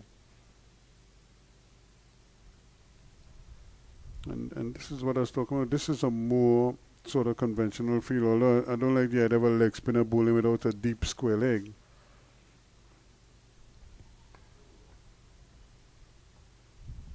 Give him generous flight. And Carty, you could see he's struggling. He's got what? He's on 17 from 42 balls.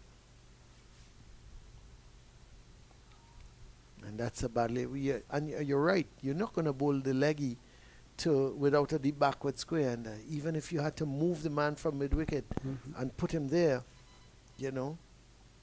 but Carty picks up 2 more runs. Well, I'm up Ruskin, so it's 1 for 2. You're hopping. Again, the ball coming off a thick outside edge. It's not going to get a run because Solozano is there. So I would think we have the final delivery of the day. 1 for 2. Quicker delivery, but far too short. The end of the over, and umpire Brathwaite says time. The players turn and start to walk to the pavilion, and it means that the Leeward Islands, they've closed the day 2 on 111 for 2 after they dismissed the Volcanoes for 179. Means they lead now by 232 runs. They've got 8 second winning wickets in hand. And Ruskin Mark, I would like to tell you that the Hurricanes are completely in charge of this game. Yeah, they- Unless some disaster happens tomorrow and you get a batting collapse, as we saw here with Trinidad and Tobago and the Barbados Pride, and they lose their last 8 wickets for 25 runs or something like that, you would think that Hurricanes, they're going to come out tomorrow and set the Volcanoes a pretty big target, somewhere in the vicinity of 350 to 400. Well, yeah, if they come with high winds and gusts, heavy gusts, then they could certainly blow away the Windward Islands. But it's going to take some effort, I would imagine. However, they are so well placed that you can't see them, messing it up from here. But as we always say, cricket is such a strange game. You just don't know. But it really looks as if they've put themselves in this very, very strong position, a position from which they shouldn't lose from here. The question is, can the Windward Islands somehow pick themselves up and conjure up some kind of a fight back? Only time will tell. So again, the Windward Islands bowled out for 179 in their first innings, trailing by 121 runs. And the Leeward Islands then, with that cushion, opened with Michael Louis, who made 33. Kieran Powell made 31. They put on 66 for the opening wicket. When Louis fell, it was 74 for 2. But since that time, Casey Carty has pushed on to 19. Justin Graves is on 18. Both of them looking solid, although Carty is not his fluent self at the moment. But that could change, who knows, when he comes tomorrow. So that's the situation here. 1-1-1 for 2. And certainly a lead of 232 runs. And that is where the Leeward Islands will resume tomorrow as they look to put the finishing touches on this encounter. So the Leeward Islands Hurricanes, with an overall lead of 232, are sitting pretty entering day 3. We'll have that for you from just about 10 in the morning. So we encourage you to join us then as we sign off from the Queen's Park Oval with the Leeward Islands in their second innings, 111 for 2, an overall lead of 232 runs.